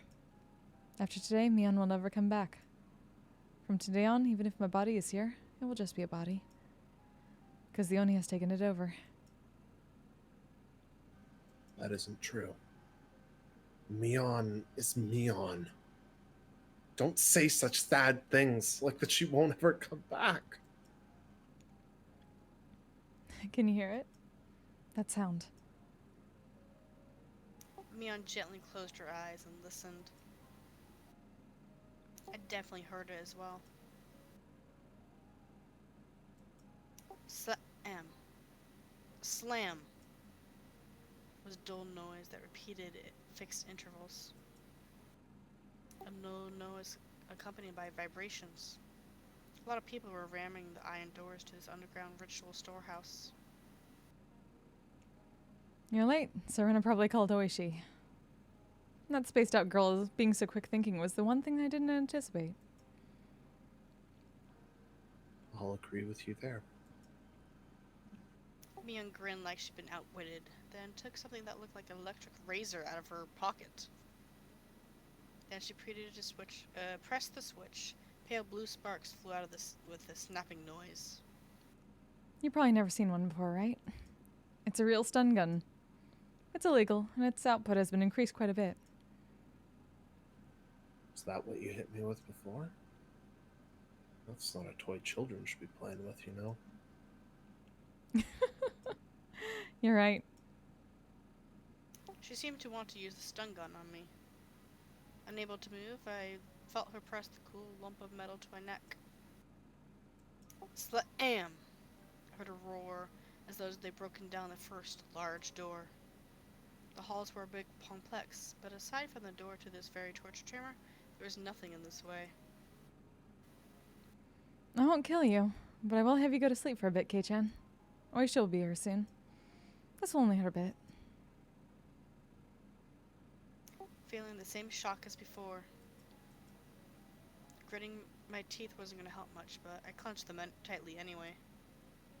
Or just as she did when she was about to hammer the nails in, she hesitated a little. I cracked my tightly closed eyelids.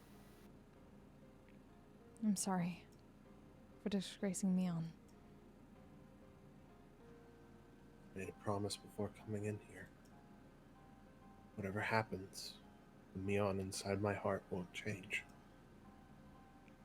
Look, forget about that. If you ever see me again after today, don't come near me. By then, it will be the demon that inherited my corpse. What are you talking about? Just as I tried to say that, a much stronger light than before shined. It was like a television being switched off. My consciousness went black.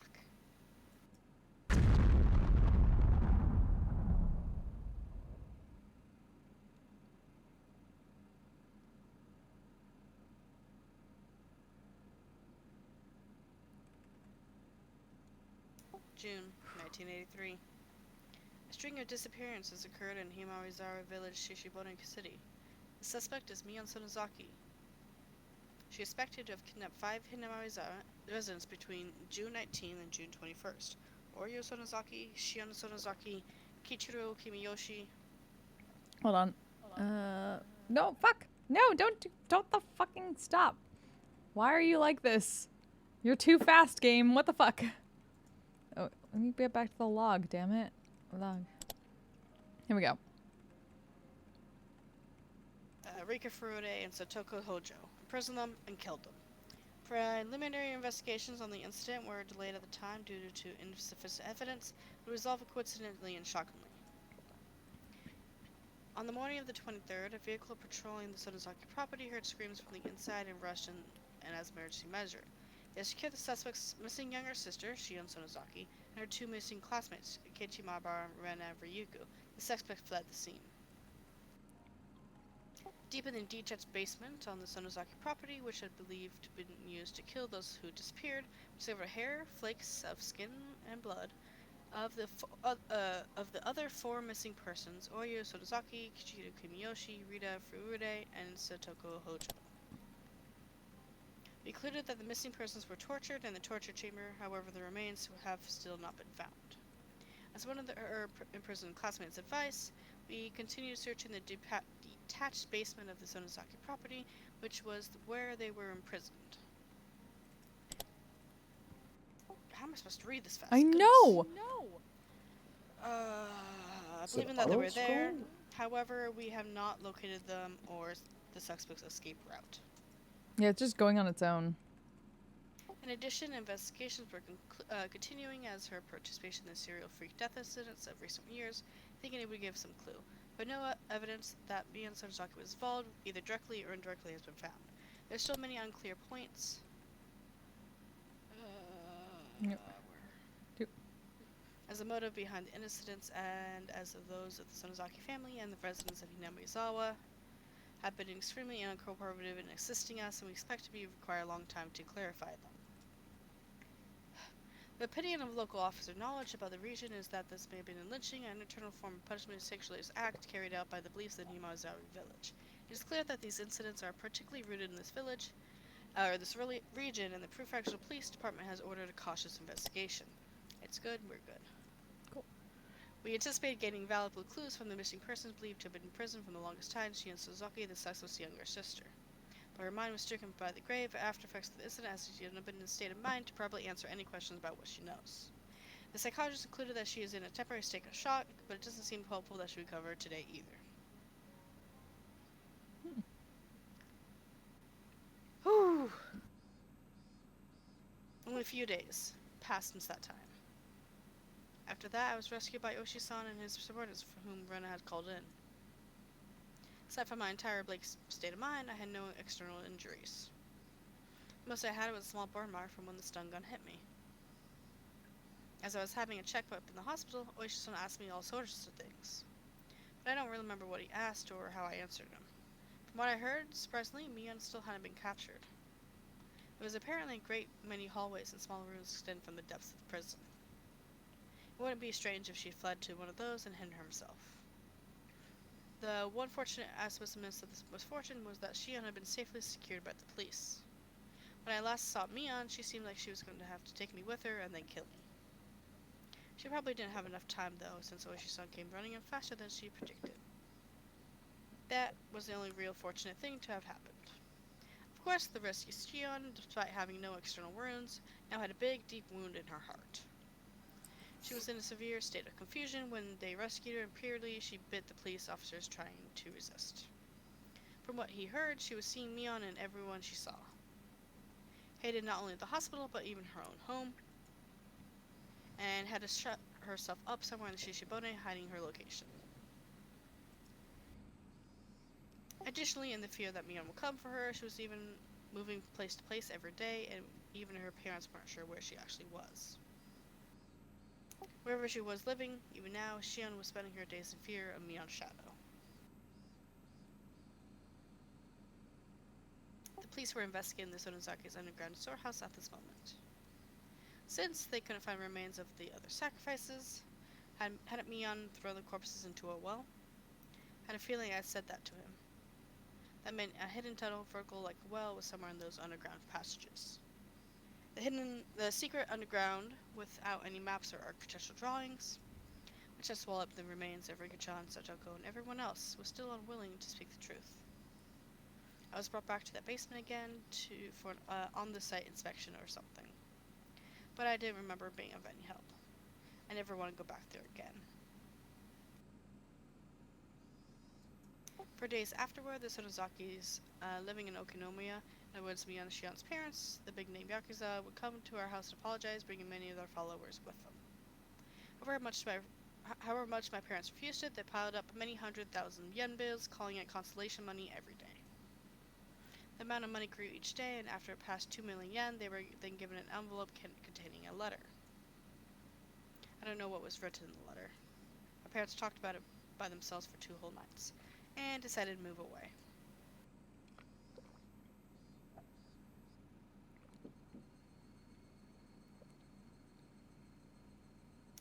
I see. You're moving, huh? When? The end of next month. I won't even have been in Hinoizawa for half a year. I'll be lonely. I'm the only one left. Rena smiled sadly. Just said yeah, I thought it would make her even more lonely, so I changed the subject. Here's something to think about. That's how I broached it. Mion hadn't actually fled, but had been demon away in the truest sense of the term. Where she went after she disappeared, that we don't know. What was there, where she had disappeared to? I'd hoped there was a hobby shop dealing in imports, the kind Mion liked. In that place, she would definitely be free from the burdenous fetters of her family, and live not as Mion Sonozaki, but as just Mion, and enjoy herself. Maybe she's already met up with Satoko and Rika-chan. They must also have been waiting for the day Rena and I would join them, spending all their time doing club activities, as lively as they always were. When I told Rena that, she smiled and nodded to me.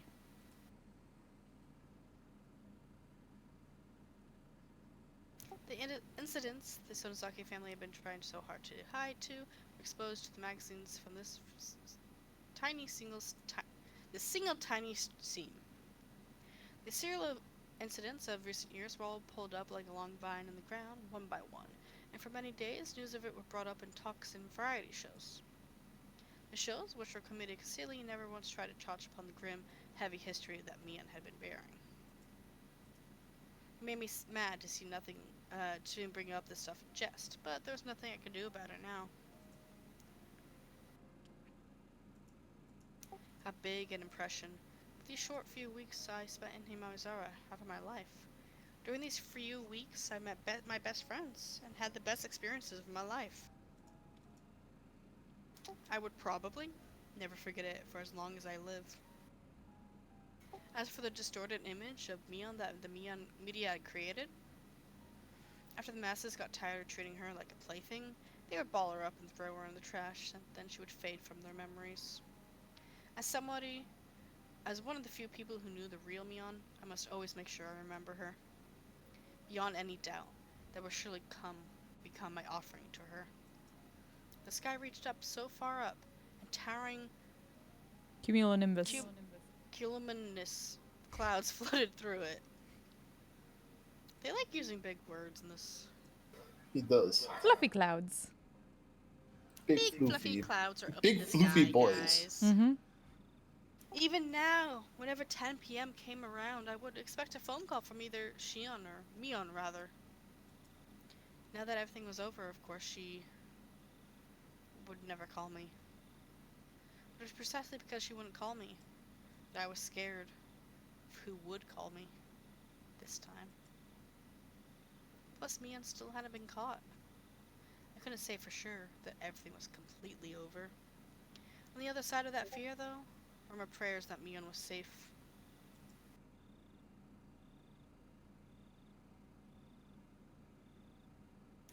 When I thought like that, I was able to sleep, even with such terrifying thoughts. The lights are off. Before, her attacking when the lights are off was something that scared me. However, that feeling changed to regret within 2 days. The moonlight filtering through the gaps in the curtain shone onto the desk and illuminated a doll. That's right, the doll that I should have given to Mion that day. She said it was an import from England or something, and it was all the rage, didn't she? From what Shion said, the most popular among them was the one wearing the fluffy dress. Mion's gonna come back and kill him for this fucking doll, isn't she? Oh god. After being released from this incident, the first place I went to was that toy store.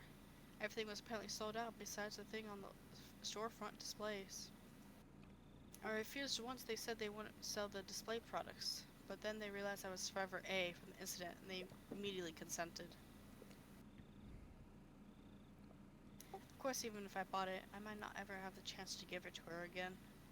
Even though that, I waited for the opportunity to give her. He's so gonna die. I waited like this for the opportunity, with it on the desk so I can give it to her at any time.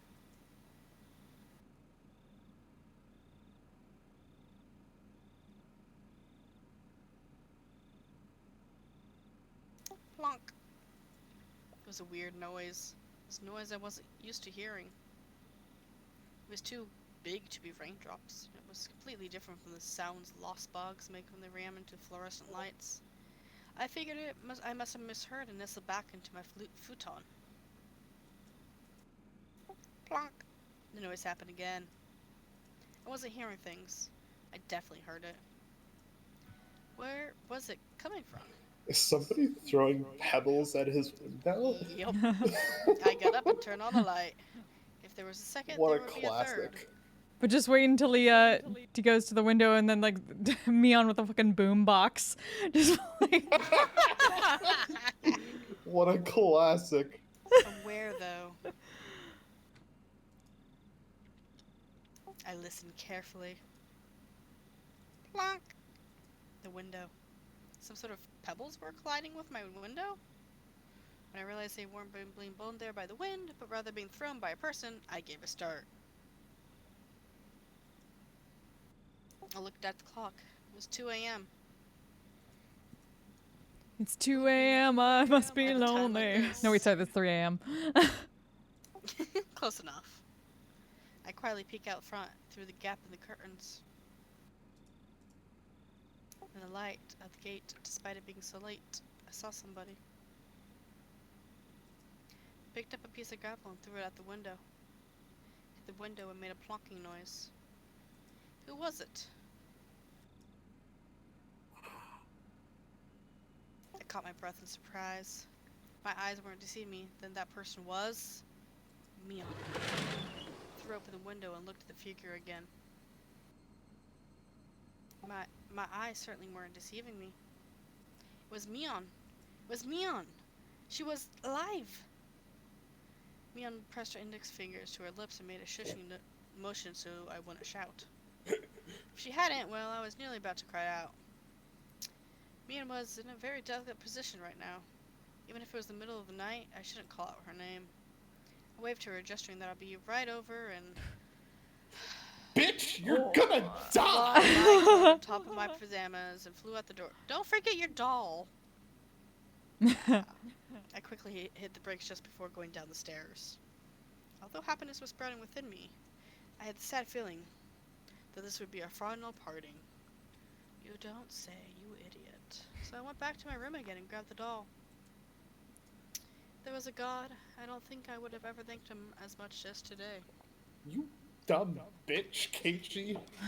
Even if it would be Keiichi the last time we ever Maebara, saw you each other. dense motherfucker. I was so grateful for this last chance to give it to her. You freaking idiot. I slipped into my sandals, unlocked the door, unhooked the chain, and I leapt out of the house.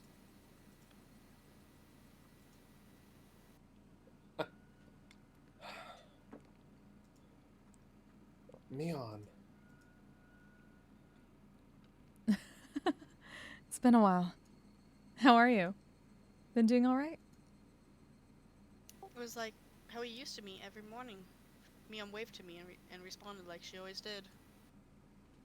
It was doubtlessly Mion.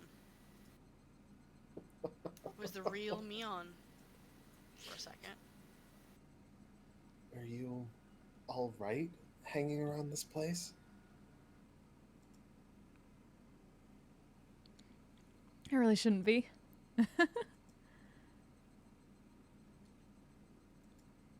She certainly wasn't acting like she knew the police were following her. It was almost like she was a patient who had gotten tired of staying in a hospital and snuck out. Her speech was relaxed enough to make me think that, and I couldn't help but be surprised. That relaxation, I thought, was more like Mion. And I was happy for it. Anyway, what's wrong? What do you need at this hour? I wanted to talk to you one last time. That was when I noticed them. On Mion's forehead was big droplets of sweat. Her expression, too, which I had thought to be a satisfied smile, was, upon closer inspection, trembling slightly, and I realized that she was forcing it.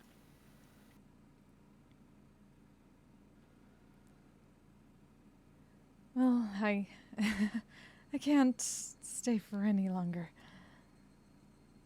Pain note was beginning to enter her words as well. As if just smiling was a feat for her. Are you alright? Are you not feeling well? Keiichi, you know what the fuck's happening. I tried so hard until now. But I can tell. I'm done. This is my limit. They're about to come up behind me to take me away. Mion's smile crumbled and started to stiffen. Did she push herself this much to come all this way for me?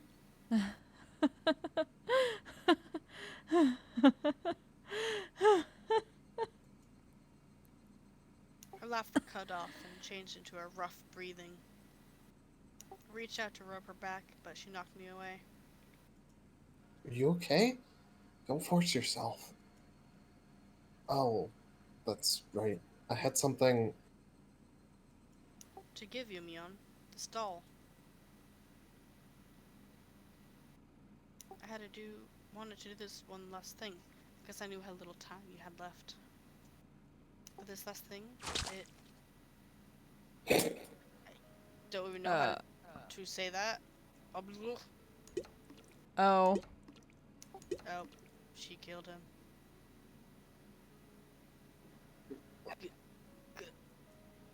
Bleh. Blood. My stomach. Death. It's burning. Well. Mion took a meat cleaver like knife and stabbed me. Pushed it in tight and took it. Twisted it. Meat on? Hey. What? It hurts. I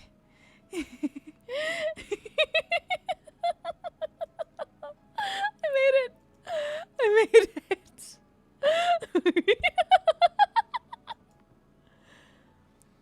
I cowered on the ground. My stomach was so hot, it was almost spewing fire. He watched it and then took a few steps back and cackled. I've done it. I've done it all. That's everyone I wanted to kill.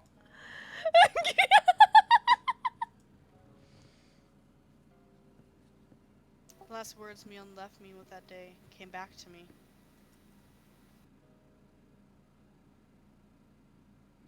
After today, Mion will never come back. From today on, even if my body is here, body is all it will be. By then, the demon will have taken it over. The demon. The demon. The demon. Me. Oh. This can't. I thought we had finally been able to meet. This can't. Mion. In a pool of blood of my own design is a doll I bought from Mion. Dyed in red. So red. Mion.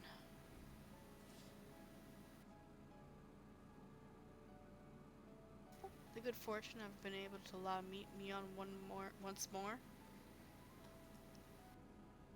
And the misfortune of that being able to be torn apart before my eyes. Should I be grateful? Curse it. My emotions were neither of those, as my consciousness sunk deep into a black swamp. The doll I bought from Mion, the blood, I ruined it. No matter how I scrubbed and scrubbed, and neatly been ruined. Ruined.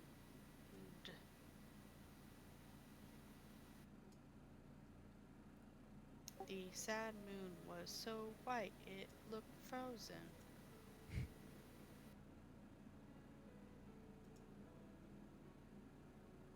I mean, it looks yellow to me, but alright. June 28th, 1983. A violent incident occurred in Himawarizawa village, Shibuya City. The victim was Keiichi Maebara, also a victim of the previous string of disappearances. At around 2 a.m., he was stabbed in the stomach with a blade object by the subject of the last case, Mion Sonozaki, was gravely wounded. He was discovered when his parents woke up and then was transported to the clinic. He escaped death. The criminal fled the scene. Oh damn, he survived. Damn. On that same day, at approximately the same time, a fall incident occurred in the Kamishiki apartment complex in Shibuya City. The victim was Shion Sonozaki. also a victim of the previous incident. Late on the same night, neighbors overheard Okay, sure. Yeah. her having a big fight with someone and informed the manager. The manager used a master key to enter her room and discovered that the victim had fallen from her 8th floor balcony to her death. The room had been torn apart and appeared to show traces of a fight. One of the neighbors has frequently visited the Sonozaki house for a long time, had testified that he heard what sounded like two sisters having a fight, trading insults back and forth. We believe that this was related to the injury case that occurred the same day in Hinamaizari village, perpetrated by the said incident suspect, and did a thorough search of the room, but we could not find any traces that would imply that anyone but the victim was present. The victim fell straight down into a foliage of a parking strip. Her neck broke and she died immediately. Her clothing was disheveled and had markings that would imply a scuffle. We also believe, however, that it could be an insanity-induced suicide attempt based on the particular mental state of the victim after the incident. We are conducting a thorough examination Yeah, no. because it What the fuck? was It wouldn't even let me. homicide and not a suicide, I think. They're conducting a thorough investigation of both sides, homicide and suicide. There you go.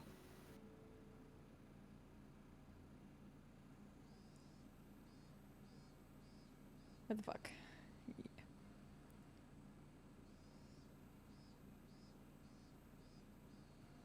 Only for 5 minutes, understand? Please try not to excite him.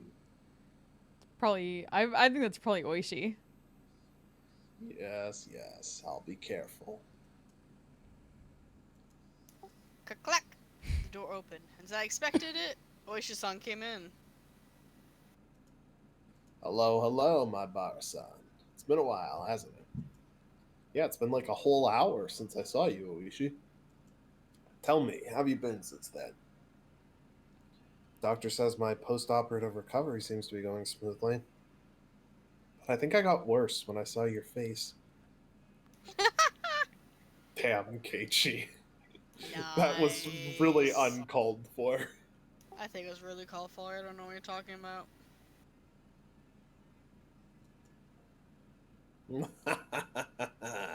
You wound me. As Oshi-san gave a laugh that smelled of sweat, he handled... How does a laugh smell of sweat? Don't question it. It's like how Mion stabbed Keiichi with a meat cleaver. True. Alright. A kind He of handed knife that Mom is a bag very of bad for stabbing. That's true. Assorted candies he must have purchased from the souvenir corner on the first floor of the hospital.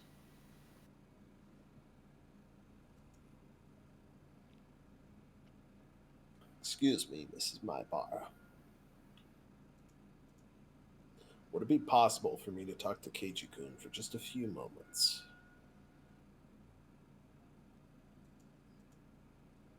Mom clearly wasn't pleased at the thought of her police officer talking to her son without her there.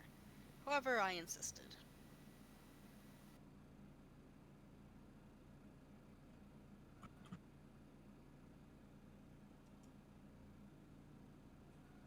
Mom. Sorry, just a little while. Just 5 minutes, okay? Though grudgingly, Mom left the room. When she closed the door, Oshi-san grinned widely and looked around the room.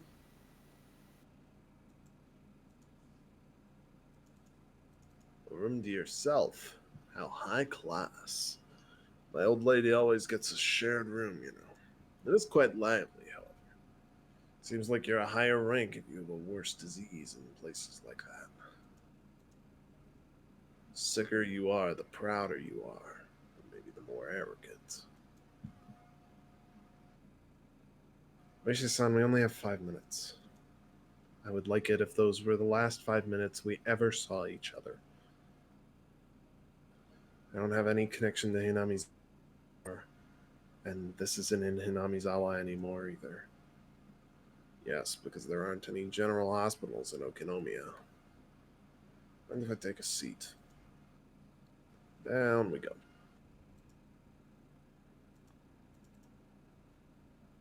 This was a large university hospital in Shishibone City. It was splendidly urban, entirely different from the likes of Hinamizawa and Okinomiya. It was hard to believe that Hinamizawa was part of the same city.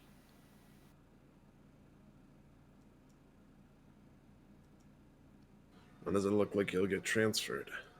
Dunno. I'm ready to go whenever, though.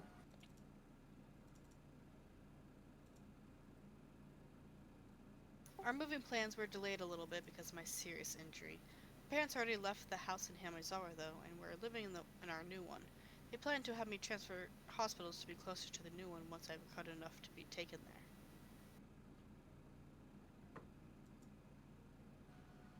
Please don't come to where I'm transferring.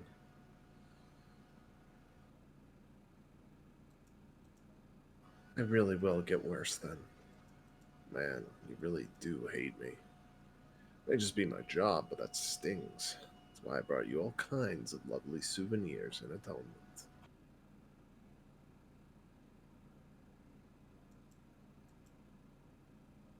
You didn't need to bring an assortment of cookies for that.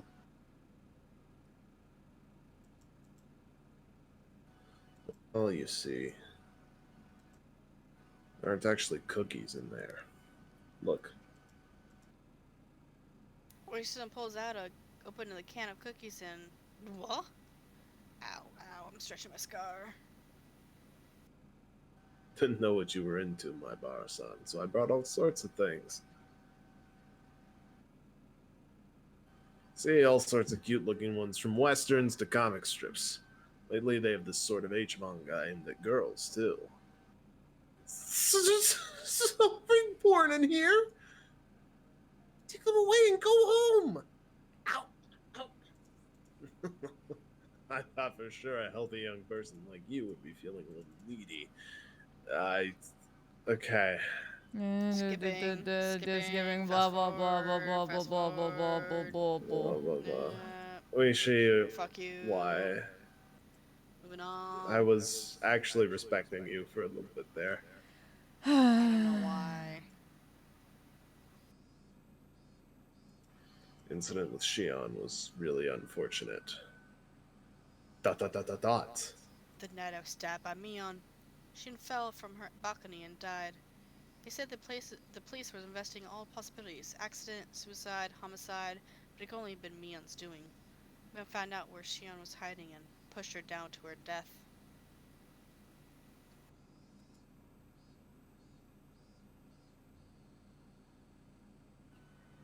Nothing else was conceivable. Sorry, I apparently can't read anymore. It's okay, it happens to all of us. It couldn't have been an accident. It was Mion. Had to be. The criminology guys are saying it had to be a suicide, but I'm of the same opinion as you, my bar-san. She pushed Shion-san and also stabbed you in one night. Has Mion still not been found? Oh, that's right. That's what I came here to tell you today. Yes, we actually did find her. What? Ow. Learning that felt rather strange to me. I was partly relieved that the incident was truly over, and I've been partly sorry that my best friend had been finally caught. I felt many other things, too. My heart was a maze of emotions. That's not all. In the Sonozaki House catacombs, we found a hidden well. Just as you said, my bar-san, we found the remains of all those who disappeared at the bottom. I see. That sliver of hope, that possibility I'd believe in, that Riki-chan and Sojoko were alive, just from the fact the remains haven't been found, gone.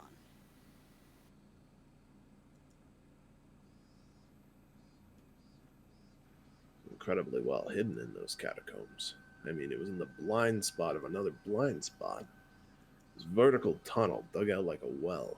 There was a ladder set up there. When we went all the way down, there was another tunnel built there going through it. We followed it a few hundred meters. We found ourselves at the mouth of an old, unused well in the mountains.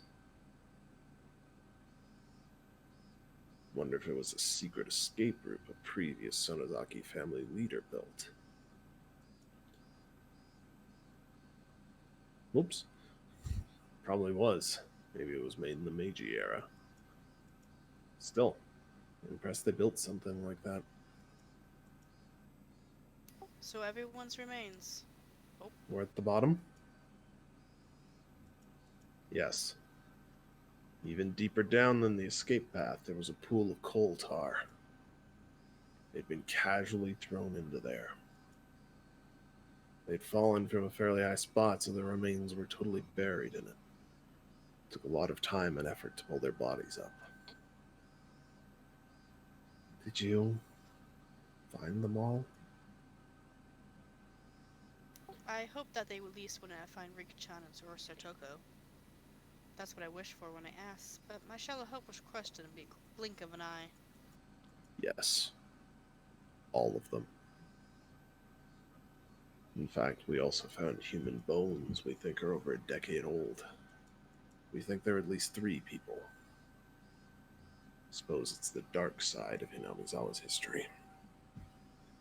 I wonder how many people's bones we'll find when we've sucked out all the mud. It's a scary thought. That weight had been pushing down on Mion's shoulders the whole time. Mion. We've currently identified people who disappeared from Shishibona City decades ago. People are talking about how this opportunity might let us resolve the disappearing persons cases that have been abandoned. After a deep silence, he breathed a heavy sigh. Oisan went in for his cigarettes to pass the time. Realized this was his non-smoking area, so he gave up and put them back in his shirt pocket. Oh, right. This is a bit of a detour. But you know Rika Furude-san, right? Of course. She was my friend. Did she ever tell you anything along the lines of her regularly taking insulin injections for diabetes? Rika-chan has diabetes? I didn't know what he was talking about. Actually, we found it in her skirt pocket. A syringe. It was destroyed, though, so we couldn't identify the medicine. It's a bit out of place, so I got interested. You really don't know anything? I didn't know anything about Rika-chan carrying syringes around with her.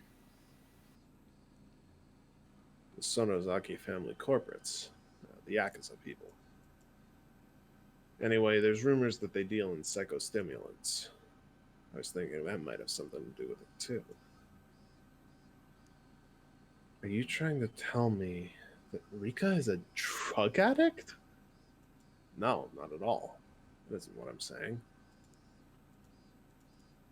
Just seems strange, however you look at it, that she would bring a syringe with her on her way to get soy sauce. I have no idea what this means, other than she Ooh. was trying to kill Mion. My eyes are spinning. I feel sick. That's probably the claw your own throat out drug. Oh, shit. Are you alright? Forgot about that. Yeah, right? Should I call a nurse? I'm fine. Please continue. Well, that's all I had to say about the syringe. It's the only thing that personally struck me as interesting. Rika-chan. Rika-san was sort of like the village mascot, after all. Looks like the village is in an uproar right now, between the older blind believers and the Sonozaki family who killed her.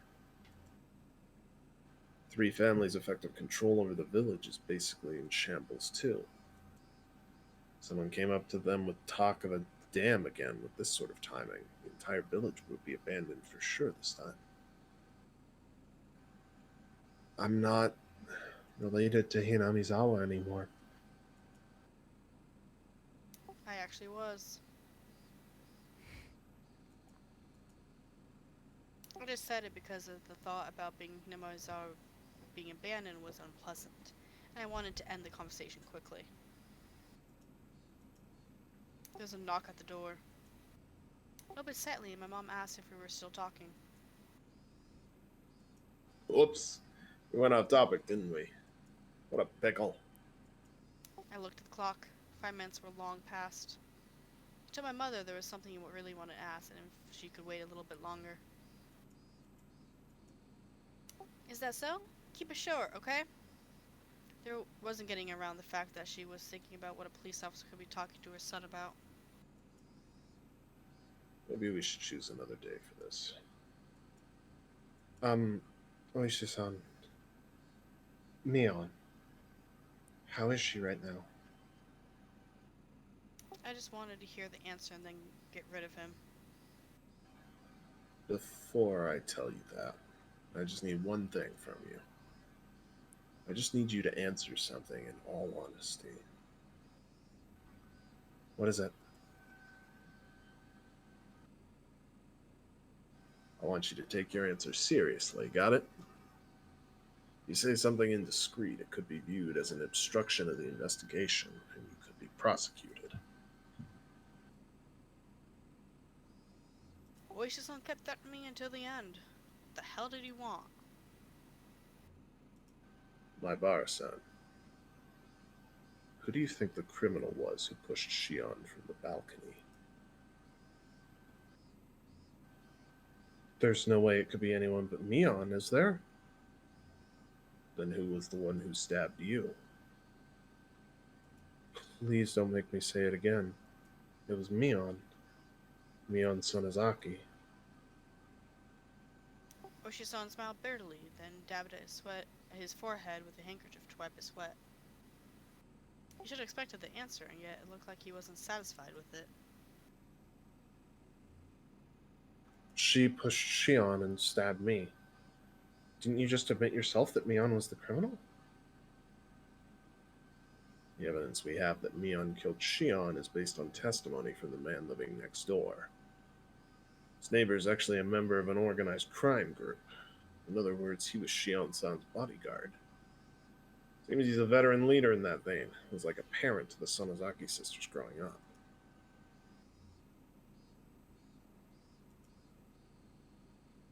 That man said this. The noise he heard from the next door was just like the sound of a fight between two sisters that he was used to hearing when they still lived together. And no, there was no doubt about it. He said he heard Mion and Shion insulting each other and then heard them struggling. At first, though, he thought it was a hallucination she was having brought on by her dementia.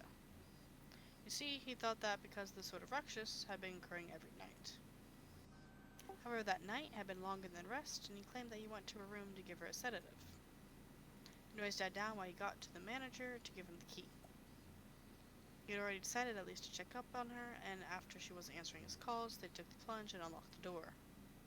Then they saw the room was a mess. Since Shion had been pushed over the balcony, they decided it had been Mion. And that's how it happened. In other words, he only heard from the other side of the wall. Plus, because the apartment complex is connected to their organization, it doesn't have many residents. So they were the only ones who heard it happening. To reiterate, there was only one person who witnessed Mion Sonozaki. Even if he didn't see her, isn't it obviously Mion's doing? Now, settle down. This is what I'm saying. It means you are the only one who saw Mion Sonozaki for sure last night. After all, Shion-san, the other witness, is no longer alive. What are you trying to say? I don't really understand. At this point, Oishi-san paused. The fact that there's no smoking area completely slipped his mind, and he took out his pack of cigarettes again. Did you want to do the narration, Flint? Up to you. Go ahead. Okay. Have some fun. Kachak.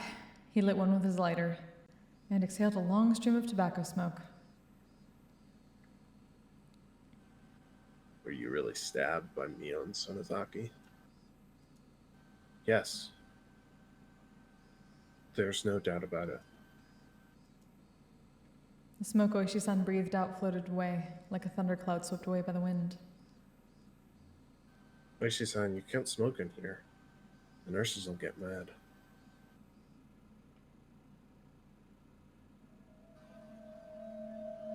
Actually, we found Mion Sonozaki at the bottom of the well, too. What? KG, that bathroom's been closed for 40 years! Whoa! She fell to her death. We believe that as she was trying to escape that hidden passage in the well, her foot slipped while climbing down the ladder. She fell to the bottom, broke her neck, and died. Yes, the same way as Shion-san. She broke her neck. Well, what? After you passed out that day, Mion Sonozaki tried to escape using the hidden well. But her foot slipped, and she died. As if beckoned by the corpses of the other sacrifices she dropped down there. But that doesn't make any sense, does it? The autopsy came to the conclusion that she definitely died on that day. She didn't go back there after attacking you and Shion. She was already dead by then. My jaw was on the floor. There was absolutely no way that could be. Mion was the one that stabbed me. It had to have been her. There wouldn't have been anyone else to do it. Then who attacked Shion and me? Who was it? The one who attacked you was someone who was Mion Sonozaki, and yet not Mion Sonozaki. My mind had become a complete mess, and I was starting to lose my ability to think straight. Do you remember how creepy girlfriend-san died? Huh? Girlfriend-san? Yeah. I think I heard she was burned to death in some distant mountains. We learned that she was burned after being strangled to death. The Gifu station did the autopsy. It's a little bit strange. Results of the preliminary autopsy said that she'd been dead for at least 24 hours. Since that was contradictory in their panic, they seemed to have revised it to say she died earlier that day.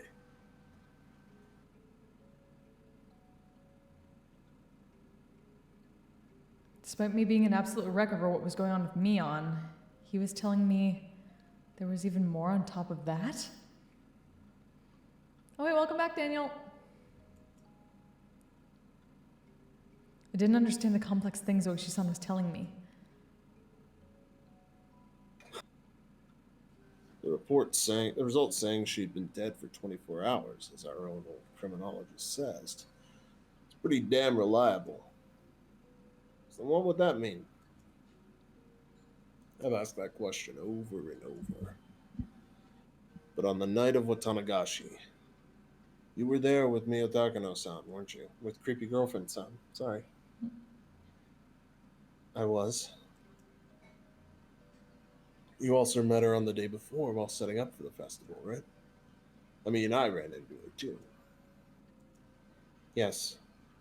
I was with her then. She'd been dead for 24 hours. That would mean she was already dead the day before the festival. That can't be. She was alive during the festival preparations.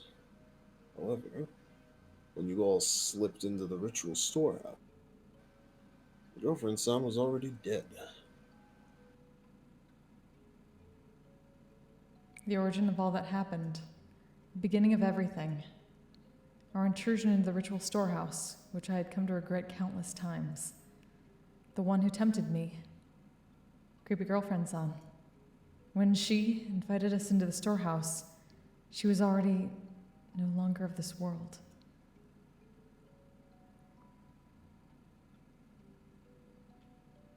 There are too many dead people walking around in this incident. An incident caused by a dead person and ended by a dead person.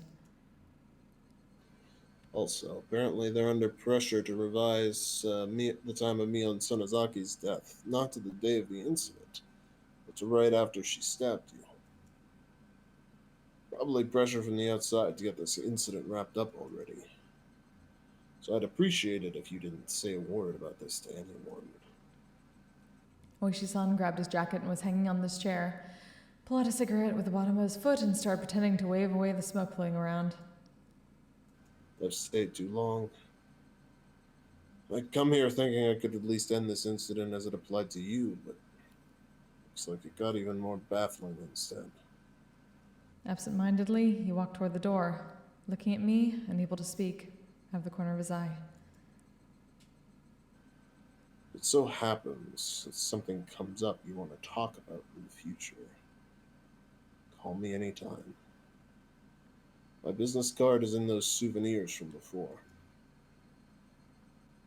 When that time comes, I'll pay you a visit with some wonderful souvenirs again.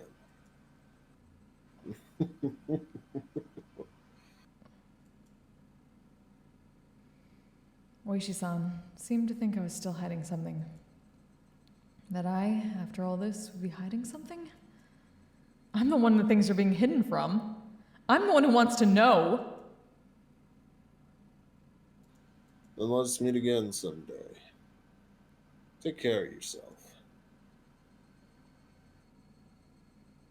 Slam. I listened to the tap, tap, tap of Oishi-san walking down the hallway. I still couldn't return from my state of bewilderment. He wanted to end this incident as it applied to me? What was over? Nothing was over. The incident was still continuing.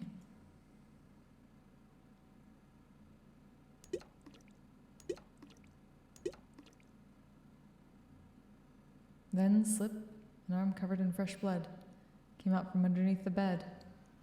What? I wasn't that surprised. Excuse me? This was an illusion I was seeing, seized with fear. Kei-chan, I told you, remember? I heard a guttural voice coming from under the bed. I still recognized it as Mion's voice. What, Mion? What did you tell me? I warned you on that day. After today, if you see me, it'll be the demon that has possessed my body. You did. You said that, didn't you? Sorry. Guess I wasn't careful enough. That's why I got stabbed. Possibly wounds sustained when she fell from the ladder. Many of her fingernails were broken and torn. Her arm slowly felt about on top of the bed, searching for mine. Oh, hey, Mion. I just, well, thought of a good joke. Want to hear it? The man under the bed didn't answer. Let's say that I died here today. But tomorrow I'd still be here, living a normal life. So, when Oishi-san learned about it afterwards, the time of death wouldn't make sense. Once again, he'd make a huge deal about how someone who should have died was alive, and he'd totally lose his head. Takano-san, then Mion, and then me third. So, funny, right? Makes you laugh, doesn't it?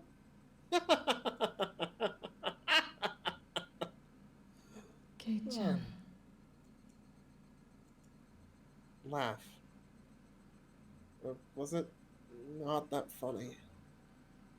Mion's blood-stained hand groped around and found my wrist. Though her fingernails were torn, she gripped it hard, as if scratching me.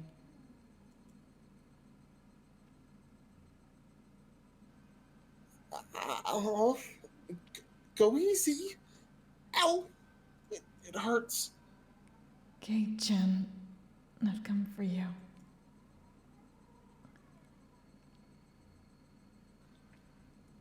I tried to shake my wrist loose, but the strength she held it with was unbelievable, and I couldn't. She was only gripping one wrist, and yet my whole body wouldn't move. I couldn't even twitch. My fingers were spread apart, and I couldn't make a fist either. And that fact that I couldn't make a fist reminded me of the restraining table.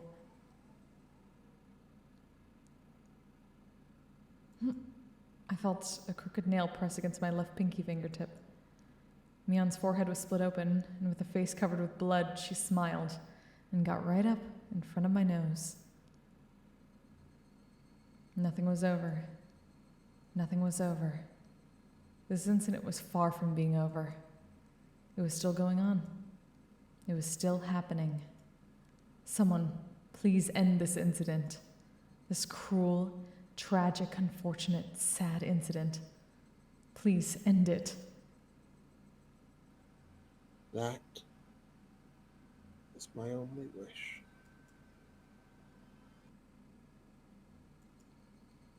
I granted you one before, remember? You don't get any more.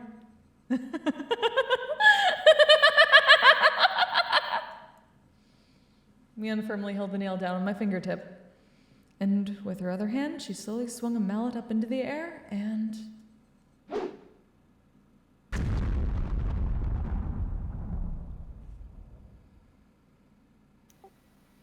What? I think he's dead now, guys. Hey. End Watanagashi hen. Hey. Hot We did it, damn. guys. We did it. Hey. Hey, Parrish, how you doing? Yee, the last nail The achievement last nail. unlocked. Fuck. Well, shit. Well, damn. Ah. So now what do you think's fucking happening? Man, I'm so fucking confused. Demon What? possessing dead body. They multiple can possess multiple people. Maybe there's multiple demons. I don't know. Yeah, I don't know. It's very unclear. So And then me, you have to like. There's still like the first time going around. How's that involved in this, and how does it connect? so Mion was dead. Well, Mion died the day that we saw her Torture. in the day that we saw her and Shion there. I thought there was going to be, until he started talking about like times of death and stuff, I thought it was going to be an elaborate bait and switch with like Shion being the one who showed up and stabbed Keiichi. Oh, I thought the same. Well, I mean, Mion's dead. Yeah, So, well, Well, I thought that Shion was actually like right, but they Mion's they dead they have a body. they have a where corpse she for died. Mion, Yeah. and then they presumably have a different corpse for Shion, even Yes. if they died in the same way.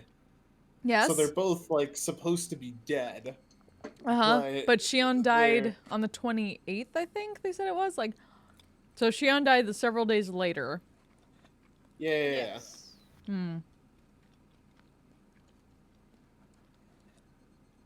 I don't know. It's very unclear. So something's well, okay.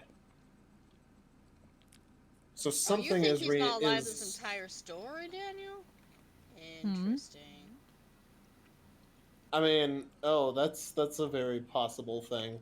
It would explain why he's time looping through this fucking summer. And Learning what's going on valuable with that? lessons.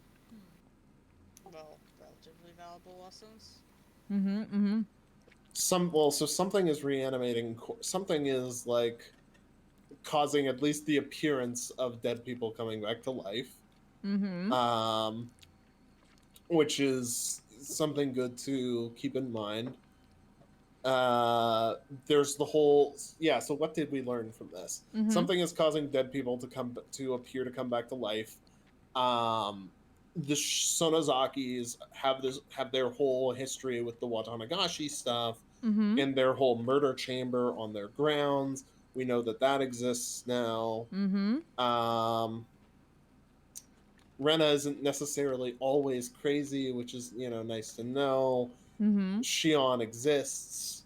Mm-hmm. Yeah, it's good to know. Rika had that syringe, which kind of she's maybe a little bit less innocent in all of this than we expected. I mean, she's a quite innocent little being. She's obviously gonna be like the most sus of them all. Of course. I'm sorry, Daniel, but if I'm creeping you out, I did my job. Yes, there's a reason why you're the professional voice actor here, and we're I'm not. I'm not though. But you are. You're getting subs. Therefore, you're getting paid. Therefore, you're professional. No. Yes. Oh God. Don't you have an IMDb page? I do, but You It are counts. legit a professional. God Still no. counts. Still counts. I've done background voices in a fucking yaoi. What do you want from me? Okay, I didn't know it was yaoi. Still counts. The new one is. Okay. Amazing. But none of the scenes were from a yaoi part of it, for obvious reasons, that I could not be in the background of a yaoi for... This voice would not go in the background of a yaoi! I don't know, man. Maybe they have street chatter during their yaoi scenes. We don't judge here. No judgment. No I judgment. mean, there's no kink shaming here, but no. I don't know. Anything else that we're missing for things that we should have learned this go around? I mean, just remember everything that happened and how... Wow. Thanks. Yeah, I mean, you learned... Yeah, Shion exists. But, Keiichi was fucking confused because he's dumb. Yeah, Oh, he yeah. apologized Keiichi- to oh, her yeah, Keiichi instead of can't- Neon. Keiichi can't tell the difference between them. That's gonna come back again at some Yes. point. Probably. Mhm. Also, I'd like you to know, while you were monologuing that, I tried to pop in multiple times and realized I pressed the wrong button. Oh? Yeah. Oh, no. What were you trying to It's like, say? Yes, just remember I the don't whole remember story. anymore. Exactly. Thank you, Parrish. I I'm mean, not it's true. used to doing a push to talk. I feel ya. Gotcha. This is literally the only thing I do push to talk for. Reading Rainbow's taking a dark turn. Fuck. Oh my god.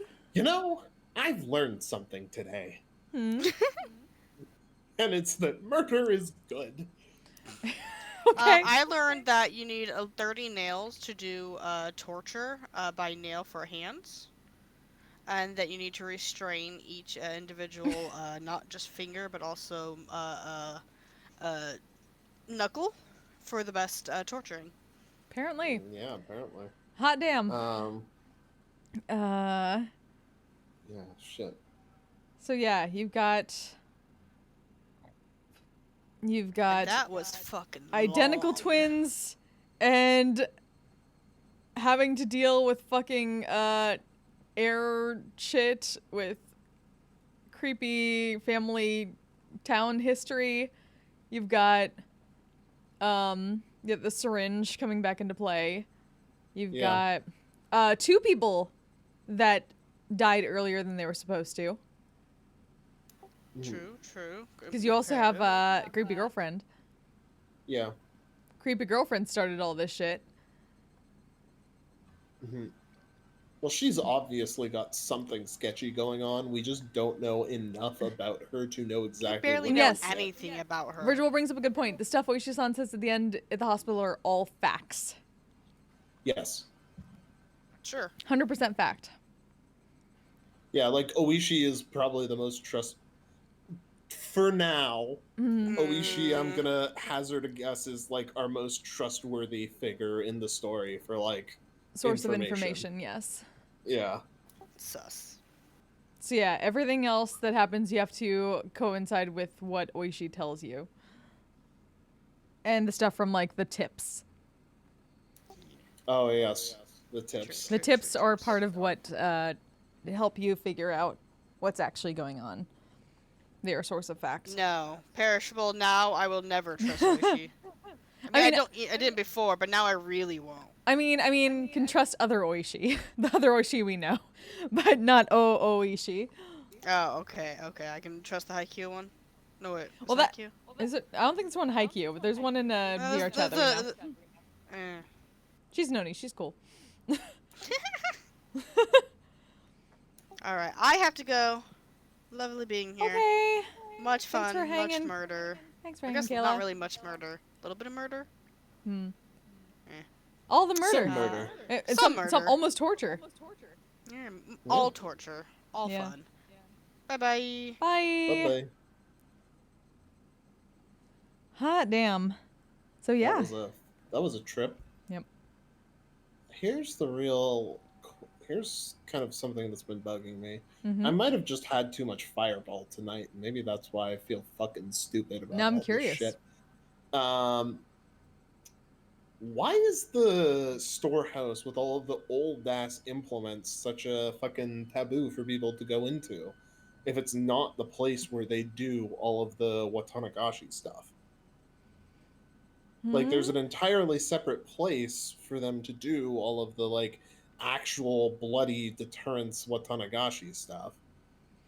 Mm-hmm. So why do they care if people go into the temple? What's in there that's got them so bothered? That is a question. But is it and is that the point, or is it the point that no one's allowed to go in there in the first place? Is it just the taboo of that? Of not going in? Well, taboos like that are generally established for a reason, right? Mm-hmm. So they, like, from my understanding, from what maybe Demon Mion just dumped on us, the Watanagashi was kind of openly done when it was still Onigafuchi, and all of that stuff would and like it was specifically supposed to be performed out in the open as a deterrence for people, based on what she's told, specifically on what she's told us this episode. So if the place in the temple is the place where they performed the Watanagashi, then why would it be somewhere hidden away? It's specifically not where they're doing it anymore. They specifically have this other place where they've shipped away what they need to get stuff to like perform the like torture part of the Watanagashi somewhere else. Mm-hmm. But so why does it matter if people go into the temple storehouse? What's there to justify that taboo? And that is a question. God, I hate this fucking series.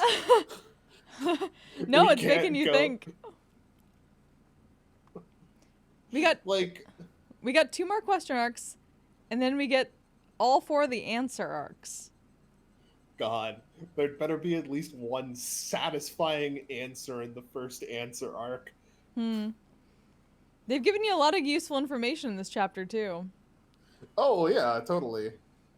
Was there a piece of art in the storehouse? I don't remember. There's enough for me to start asking some very pointed questions about why certain things are happening.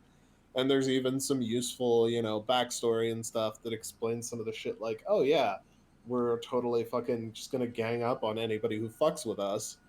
Mm-hmm. Makes a lot more sense now. Yeah. What if there's nothing at all past the door, but the willingness to cross it is the problem?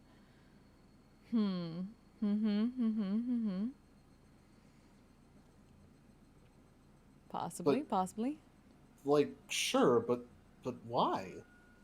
Why would the willingness to cross it be a problem? And then Is we it have just something all the... to indicate disobedience and like disorder within the ranks, sort of dealio? Potentially.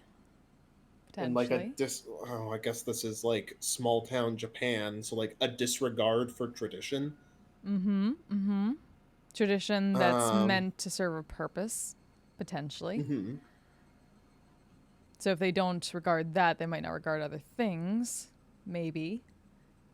I also stand by the theory that Oyashiro-sama is either the cicadas or related to the cicadas in some very specific way. Okay.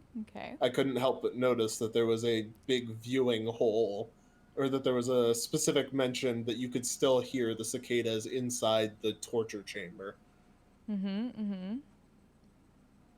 Um, This is the void that Have John I Oliver been films for right now. have I been on base with any of the things I've said so far? I can't tell you. God damn it! I really can't. Like, I have... on one hand, I know a bit about what's going on. On another hand, there's a lot of stuff that I have forgotten in the time that it's been since I've also never gotten, like, the full story, because, like, the anime can't give you everything. Oh, gotcha. Like, a lot... As far as I know, a lot of the stuff... From what I remember, I don't remember a lot of this, like, history about, like, exactly, what was done during the war and stuff. I don't remember getting that at all. Okay, also, are we still on the internet? We are. Oh, We've just damn. been discussing. Why? Oh, should I Oh. stop? No, it's okay. I just had one note that I wanted to...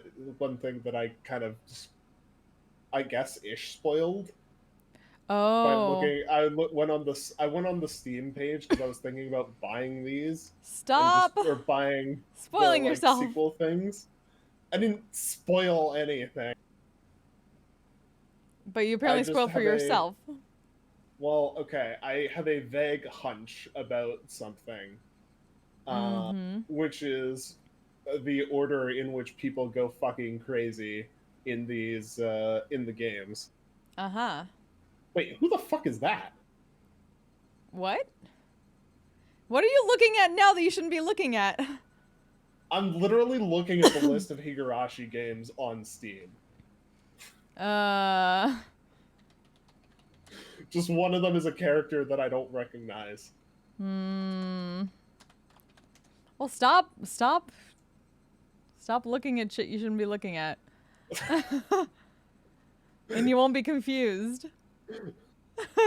It's too late now. Well, Goddamn. okay, I can make a vague guess for who that's at least related to. I think guess. I know who you're looking at too, and stop. Probably it's the one character on the art that we haven't seen yet. But no, the thing that I was going to bring up is that I also happened to notice that fucking creepy girlfriend son is the one who's on the 8th game. So I assume that she has some sort of relevance to the end game of all of this nonsense. I mean, you kind of figured that out a little bit from this arc. Like, she was there at the beginning, and she's like the first one that is dead at the wrong time. Well, yeah, we're at some point in this fucking series, we're gonna get into that stupid fucking notebook she has and learn a whole bunch of lore, I assume. That, like, clears things up. Yeah, and the so problem far... is that... Yeah, we're getting a lot of her notebook. Yeah. The problem is that Keiichi has no way of passing that knowledge between time loops, so he's still just fucked. He's totally fucked. A little bit. Though he got, like, a glimpse... We saw him, like, get confused about something that happened in the previous one. So there's a chance there. Like, there was at least one point where, like, he remembered something, or he had knowledge from the first that either could be that, like, we could say it happened off screen, or... There were a couple of times where it was like, yeah, he hasn't learned this on screen here. Like, he'd learned stuff about, like, Rena's proper name and shit. But I thought that we decided that that was, like, probably just something that he learned off screen somehow. And I thought that was weird because one of them was specifically, like, Rena's real name is something he originally learns, like, when Oishi is filling him in on Rena's, like, criminal past. Mm-hmm.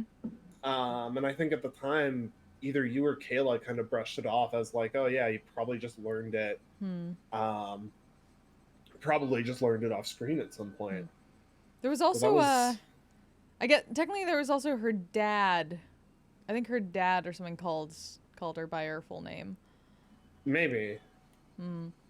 There was at least a couple things where like he might have had. I'm trying to remember if there was a specific part where it sounded like he had deja vu about something, and he wasn't sure, or just had knowledge Maybe. about things, maybe. But Maybe. I don't know. It's hard to tell. yeah, right. Like we're still only a quarter of the way into this whole thing.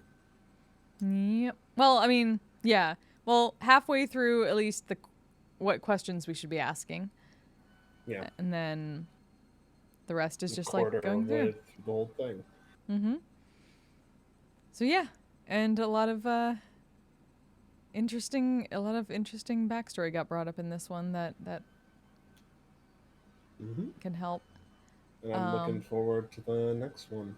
Yeah. Especially if the trend of who goes crazy continues. So, who can we send a raid to? Cause, let's see. Oh,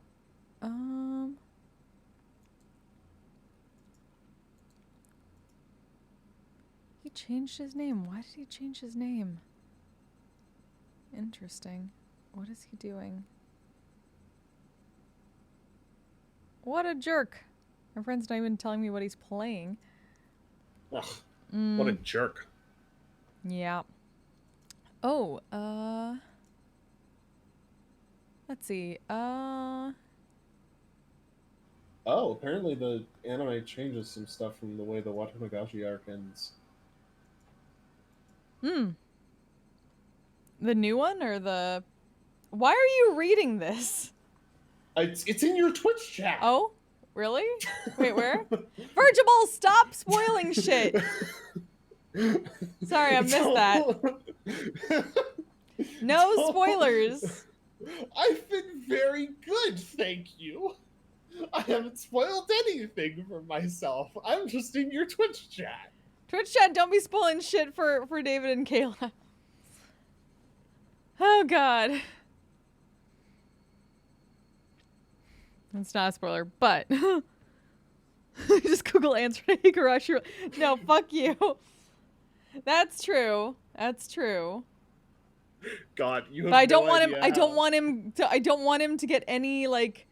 I don't want him to be. Well, I'm not gonna watch Flint. If I'm gonna start looking up spoilers about Higurashi, I'm not gonna go look for the fucking anime. I'm gonna go fucking wiki crawl Well, through don't. whatever fan wiki there is for Higurashi. I'm not. Okay, That's good. the point. But you're looking at Steam pages, you bitch.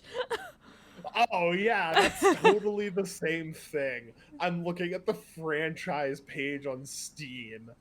Well, yeah, it's been out long enough that can give you spoilers. I'm not even clicking into like any of the comments or reviews about them. I'm literally just looking at the box art for the 8 games in this series. Good with that. There's a YouTube link in the Twitch chat, but I am too wise to actually click it. Anywho, let's see. Oh, fuck. It could be a Rickroll for all I know. Yeah, right.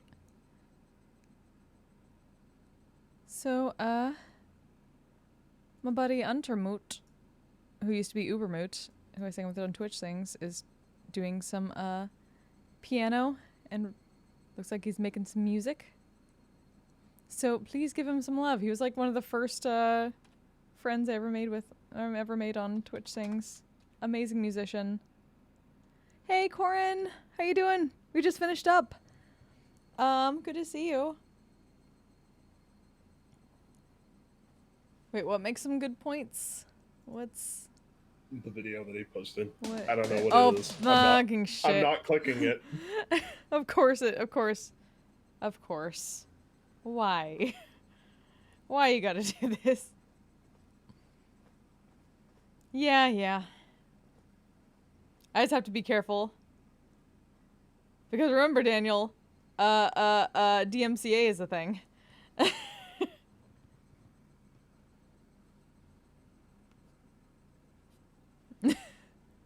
I know. But still. So yeah, please send some love to Untermut. It's so weird to call him that because I've always known him as Ubermut. But anywho, great musician, good times, chill as fuck. One of my first real like Twitch friends. Send him some love. I'll be back tomorrow night for David's Bard campaign. That sure is a thing. I That love will be checking happening. links though. Plus, if it's music, I like hearing music eventually. But yeah, we'll be back next time. So until then, as always, you'll stay safe, stay healthy, take care of yourselves, take care of each other. Thank you for hanging out with us tonight, and we'll see you next time. Bye. You can't see me, but I'm waving, I swear. Bye. I'm a badass asexual polyhedral dice holder. I'm proud to be